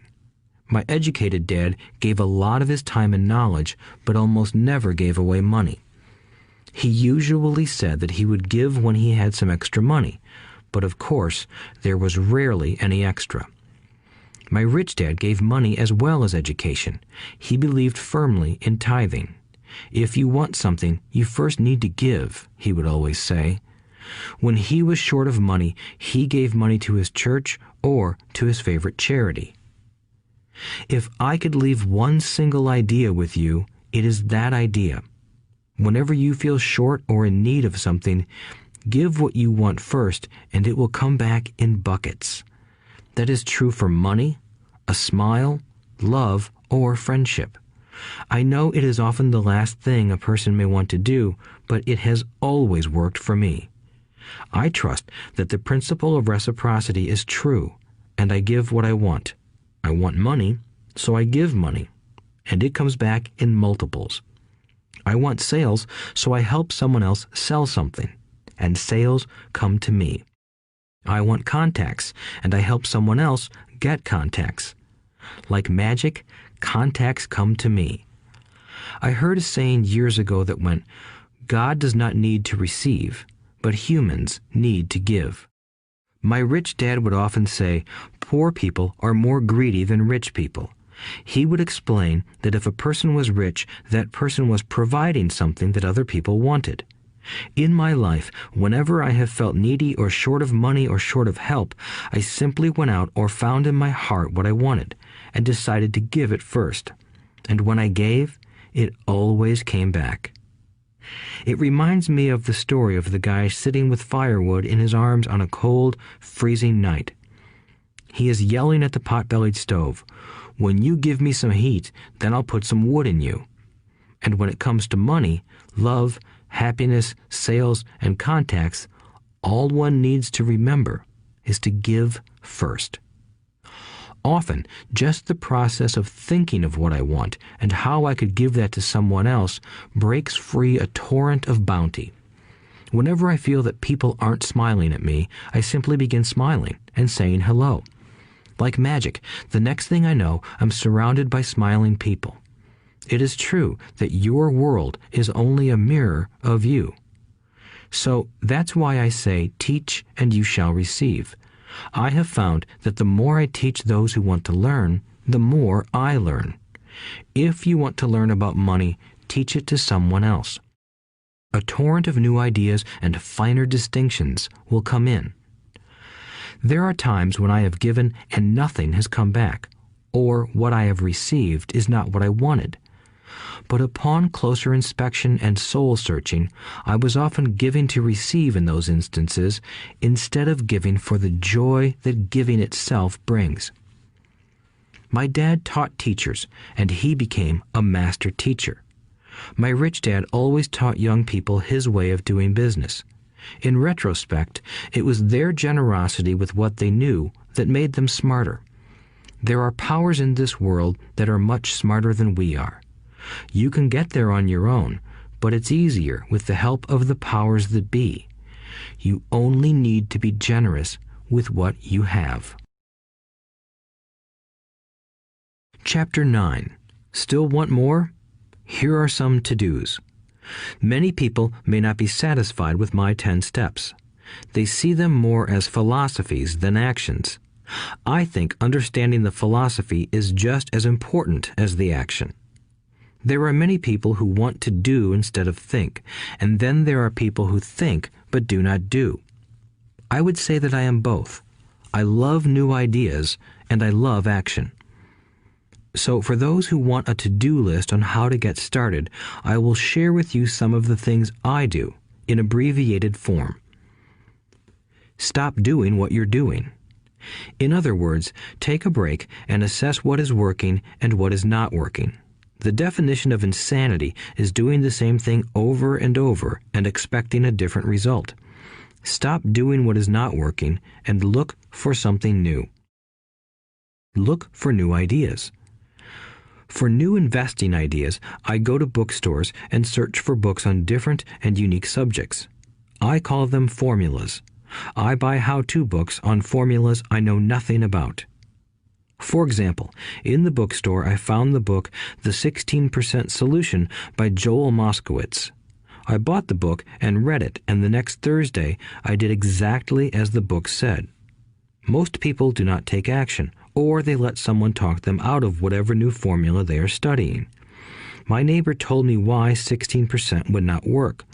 I did not listen to him because he's never done it. Find someone who has done what you want to do. take them to lunch, and ask them for tips and tricks of the trade. As for 16% tax lien certificates, I went to the county tax office and found the government employee who worked in that office. I found out that she, too, invested in the tax liens. Immediately, I invited her to lunch. She was thrilled to tell me everything she knew and how to do it. After lunch, she spent all afternoon showing me everything. By the next day, I found 2 great properties with her help that have been accruing interest at 16% ever since. It took a day to read the book, a day to take action, an hour for lunch, and a day to acquire 2 great deals. Take classes, read, and attend seminars.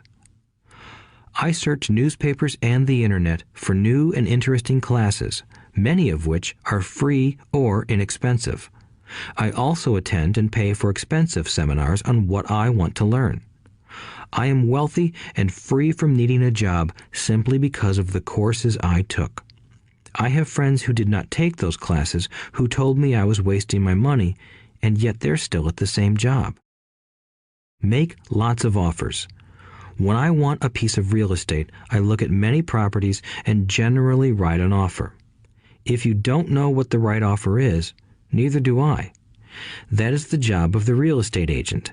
They make the offers. I do as little work as possible. A friend wanted me to show her how to buy apartment houses.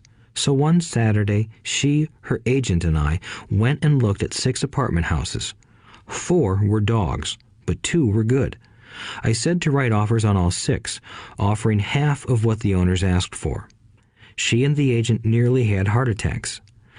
They thought it was rude and would offend the sellers, but I really don't think the agent wanted to work that hard. So they did nothing and went on looking for a better deal. No offers were ever made, and that person is still looking for the right deal at the right price. Well, you don't know what the right price is until you have a second party who wants to deal. Most sellers ask too much. It is rare that a seller asks a price that is less than something is worth. Moral of the story: make offers.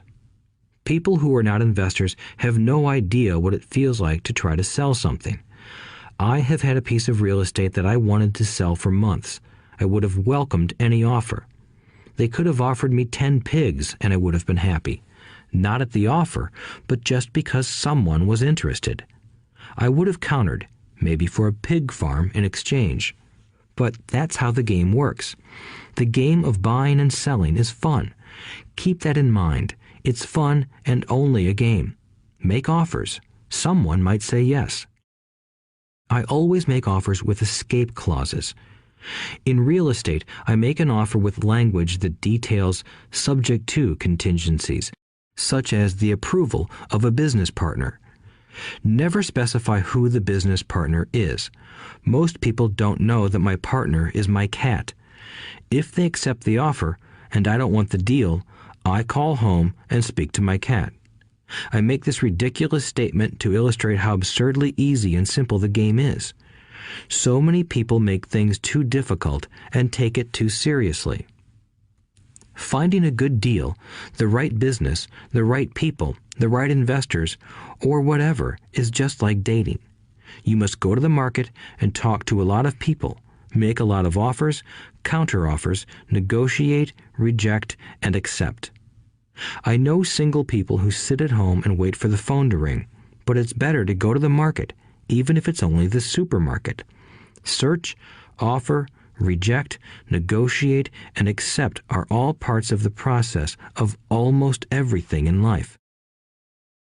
Jog, walk, or drive a certain area once a month for 10 minutes. I have found some of my best real estate investments doing this. I will jog a certain neighborhood for a year and look for change. For there to be profit in a deal, there must be 2 elements, a bargain and change. There are lots of bargains, but it's change that turns a bargain into a profitable opportunity. So when I jog a neighborhood I might like to invest in. It is the repetition that causes me to notice slight differences. I notice real estate signs that are up for a long time. That means the seller might be more agreeable to deal. I watch for moving trucks going in or out. I stop and talk to the drivers. I talk to the postal carriers. It's amazing how much information they acquire about an area. I find a bad area, especially an area that the news has scared everyone away from. I drive it for sometimes a year, waiting for signs of something changing for the better. I talk to retailers, especially new ones, and find out why they're moving in. It takes only a few minutes a month, and I do it while doing something else, like exercising or going to and from the store. Shop for bargains in all markets. Consumers will always be poor. When the supermarket has a sale, say on toilet paper, the consumer runs in and stocks up. But when the housing or stock market has a sale, most often called a crash or correction, the same consumer often runs away from it. When the supermarket raises its prices, the consumer shops somewhere else. But when housing or the stock market raises their prices, the same consumer often rushes in and starts buying. Always remember, profits are made in the buying, not in the selling. Look in the right places. A neighbor bought a condominium for $100,000. I bought the identical condo next door for $50,000. He told me he's waiting for the price to go up.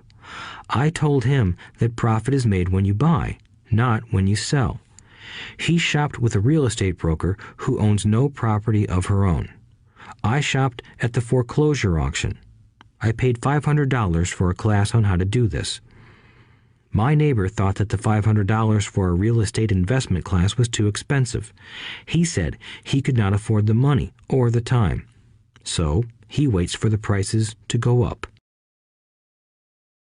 Look for people who want to buy first, then look for someone who wants to sell. A friend was looking for a certain piece of land. He had the money, but did not have the time. I found a large piece of land, larger than what my friend wanted to buy, tied it up with an option, called my friend, and he said he wanted a piece of it. So I sold the piece to him and then bought the land. I kept the remaining land as mine for free. Moral of the story: buy the pie and cut it in pieces. Most people look for what they can afford, so they look too small. They buy only a piece of the pie, so they end up paying more for less. Small thinkers don't get the big breaks. If you want to get richer, think big. Think big. Retailers love giving volume discounts simply because most business people love big spenders. So even if you're small, you can always think big. When my company was in the market for computers, I called several friends and asked them if they were ready to buy also. We then went to different dealers and negotiated a great deal because we wanted to buy so many. I have done the same with stocks.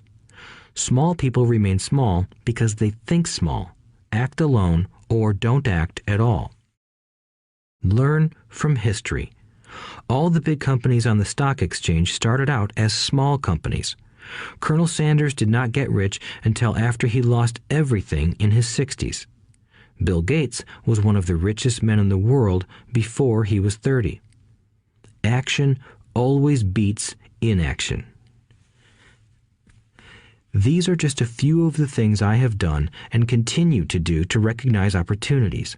The important words are have done and do. As repeated many times throughout this audiobook, you must take action before you can receive the financial rewards. Act now. Final thoughts. I would like to share some final thoughts with you. The main reason I wrote this book, and the reason it has remained a bestseller since 2000, was to share insights into how increased financial intelligence can be used to solve many of life's common problems. Without financial training, we all too often use the standard formulas to get through life. Work hard, save, borrow, and pay excessive taxes. Today, more than ever, we need better information. I use the following story as an example of a financial problem that confronts many young families today. How do you afford a good education for your children and provide for your own retirement? It requires using financial intelligence instead of hard work. A friend of mine was griping one day about how hard it was to save money for his 4 children's college educations. He was putting $300 away in a college fund each month and had so far accumulated only about $12,000. He had about 12 more years to save for college since his oldest child was then 6 years old. At the time, the real estate market in Phoenix was terrible. People were giving houses away. I suggested to my friend that he buy a house with some of the money in his college fund. The idea intrigued him, and we began to discuss the possibility. His primary concern was that he did not have credit with the bank to buy another house since he was so overextended. I assured him that there were other ways to finance a property rather than through the bank. We looked for a house for 2 weeks, a house that would fit all our criteria. There were plenty to choose from, so shopping was fun. Finally, we found a 3-bedroom, 2-bath home in a prime neighborhood. The owner had been downsized and needed to sell that day because he and his family were moving to California where another job waited. The owner wanted $102,000, but we offered only $79,000. He took it immediately and agreed to carry back the loan with a 10% down payment. All my friend had to come up with was $7,900. As soon as the owner moved, my friend put the house up for rent. After all expenses were paid, including the mortgage, he put $125 in his pocket each month. His plan was to keep the house for 12 years and let the mortgage get paid down faster by applying the extra $125 to the principal each month. We figured that in 12 years, a large portion of the mortgage would be paid off and he could possibly be clearing $800 a month by the time his first child went to college. He could also sell the house if it had appreciated in value. 3 years later, the real estate market greatly improved in Phoenix, and he was offered $156,000 for the same house by the tenant who lived in it. Again, he asked me what I thought. I advised that he sell it, using a 1031 tax-deferred exchange. Suddenly, he had nearly $80,000 to operate with. I called another friend in Austin, Texas, who then moved this tax-deferred capital gain into a mini storage facility. Within 3 months, he began receiving checks for a little less than $1,000 a month, which he then poured back into the college fund. A couple of years later, the mini warehouse sold, and he received a check for nearly $330,000 as proceeds from the sale. He rolled those funds into a new project that would now generate over $3,000 a month in income, again going into the college fund. He is now very confident that his goal will be met easily. It only took $7,900 to start and a little financial intelligence. His children will be able to afford the education they want, and he will then use the underlying asset, wrapped in his legal entity, to pay for his retirement. As a result of this successful investment strategy, he will be able to retire early. Thank you for listening to this audiobook. I hope it has provided some insights into utilizing the power of money to work for you. Today, we need greater financial intelligence to simply survive. The idea that it takes money to make money is the thinking of financially unsophisticated people. It does not mean that they're not intelligent. They have simply not learned the science of money making money. Money is only an idea. If you want more money, simply change your thinking. Every self-made person started small with an idea and then turned it into something big. The same applies to investing. It takes only a few dollars to start and grow it into something big. I meet so many people who spend their lives chasing the big deal or trying to amass a lot of money to get into a big deal. But to me, that is foolish. Too often, I have seen unsophisticated investors put their large nest egg into one deal and lose most of it rapidly. They may have been good workers, but they were not good investors. Education and wisdom about money are important. Start early. Buy a book. Go to a seminar. Practice. Start small. I turned $5,000 cash into a $1 million asset, producing $5,000 a month cash flow in less than 6 years. But I started learning as a kid. I encourage you to learn because it's not that hard. In fact, it's pretty easy once you get the hang of it. I think I have made my message clear. It's what is in your head that determines what is in your hands. Money is only an idea. There is a great book called Think and Grow Rich. The title is not Work Hard and Grow Rich. Learn to have money work hard for you, and your life will be easier and happier. Today, don't play it safe. Play it smart. The 3 incomes. In the world of accounting, there are 3 different types of income. 1. Ordinary earned. 2. Portfolio. 3. Passive. When my poor dad said to me, "Go to school, get good grades, and find a safe, secure job," he was recommending I work for earned income. When my rich dad said, "The rich don't work for money, they have their money work for them," he was talking about passive income and portfolio income. Passive income, in most cases, is income derived from real estate investments. Portfolio income is income derived from paper assets such as stocks and bonds. Portfolio income is the income that makes Bill Gates the richest man in the world, not earned income. Rich Dad used to say, the key to becoming wealthy is the ability to convert earned income into passive income or portfolio income as quickly as possible. He would say, taxes are highest on earned income. The least taxed income is passive income. That is another reason why you want your money working hard for you. The government taxes the income you work hard for more than the income your money works hard for. In my second book, Rich Dad's Cash Flow Quadrant, I explain the 4 different types of people who make up the world of business. They are E, employee, S, self-employed, B, business owner, and I, investor. Most people go to school to learn to be an E or an S.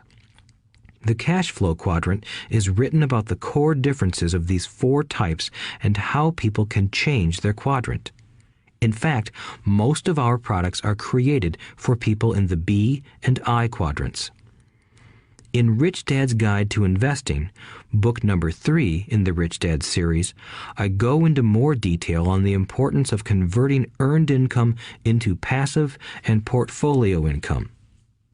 Rich Dad used to say, all a real investor does is convert earned income into passive and portfolio income. If you know what you're doing, investing is not risky. It's just common sense. The key to financial freedom.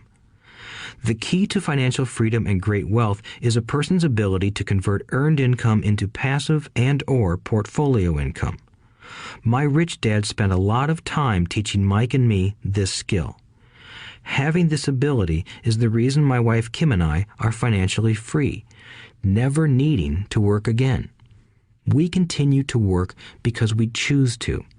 Today, we own a real estate investment company for passive income and participate in private placements and initial public offerings of stock for portfolio income. We also went back to work to build a financial education company so that we can continue to create and publish books and games. All of our educational products are created to teach the same skills my rich dad taught me, the skills of converting earned income into passive and portfolio income.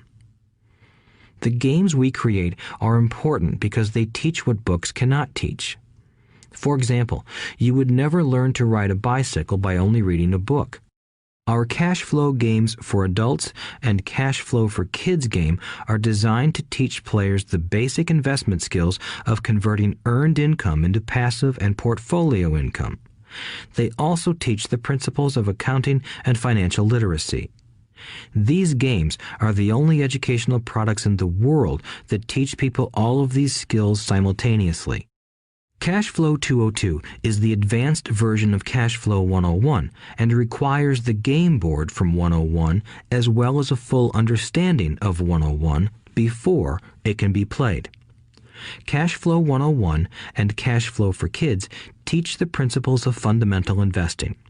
Cash Flow 202 teaches the principles of technical investing. Technical investing involves advanced trading techniques such as short selling, call options, put options, and straddles. A person who understands these advanced techniques is able to make money when the market goes up, as well as when the market comes down. As my rich dad would say, a real investor makes money in an up market and a down market. That is why they make so much money. One of the reasons they make more money is simply because they have more self-confidence. Rich Dad would say they have more self-confidence because they are less afraid of losing. In other words, the average investor does not make as much money because they are so afraid of losing money. The average investor does not know how to protect themselves from losses, and that is what Cash Flow 202 teaches. Average investors think investing is risky because they have not been formally trained to be professional investors. As Warren Buffett, America's richest investor, says, risk comes from not knowing what you're doing. My board games teach the simple basics of fundamental investing and technical investing while people are having fun. I occasionally hear someone say, your educational games are expensive, which poses the question of ROI, the return on investment, or the value returned for the price paid.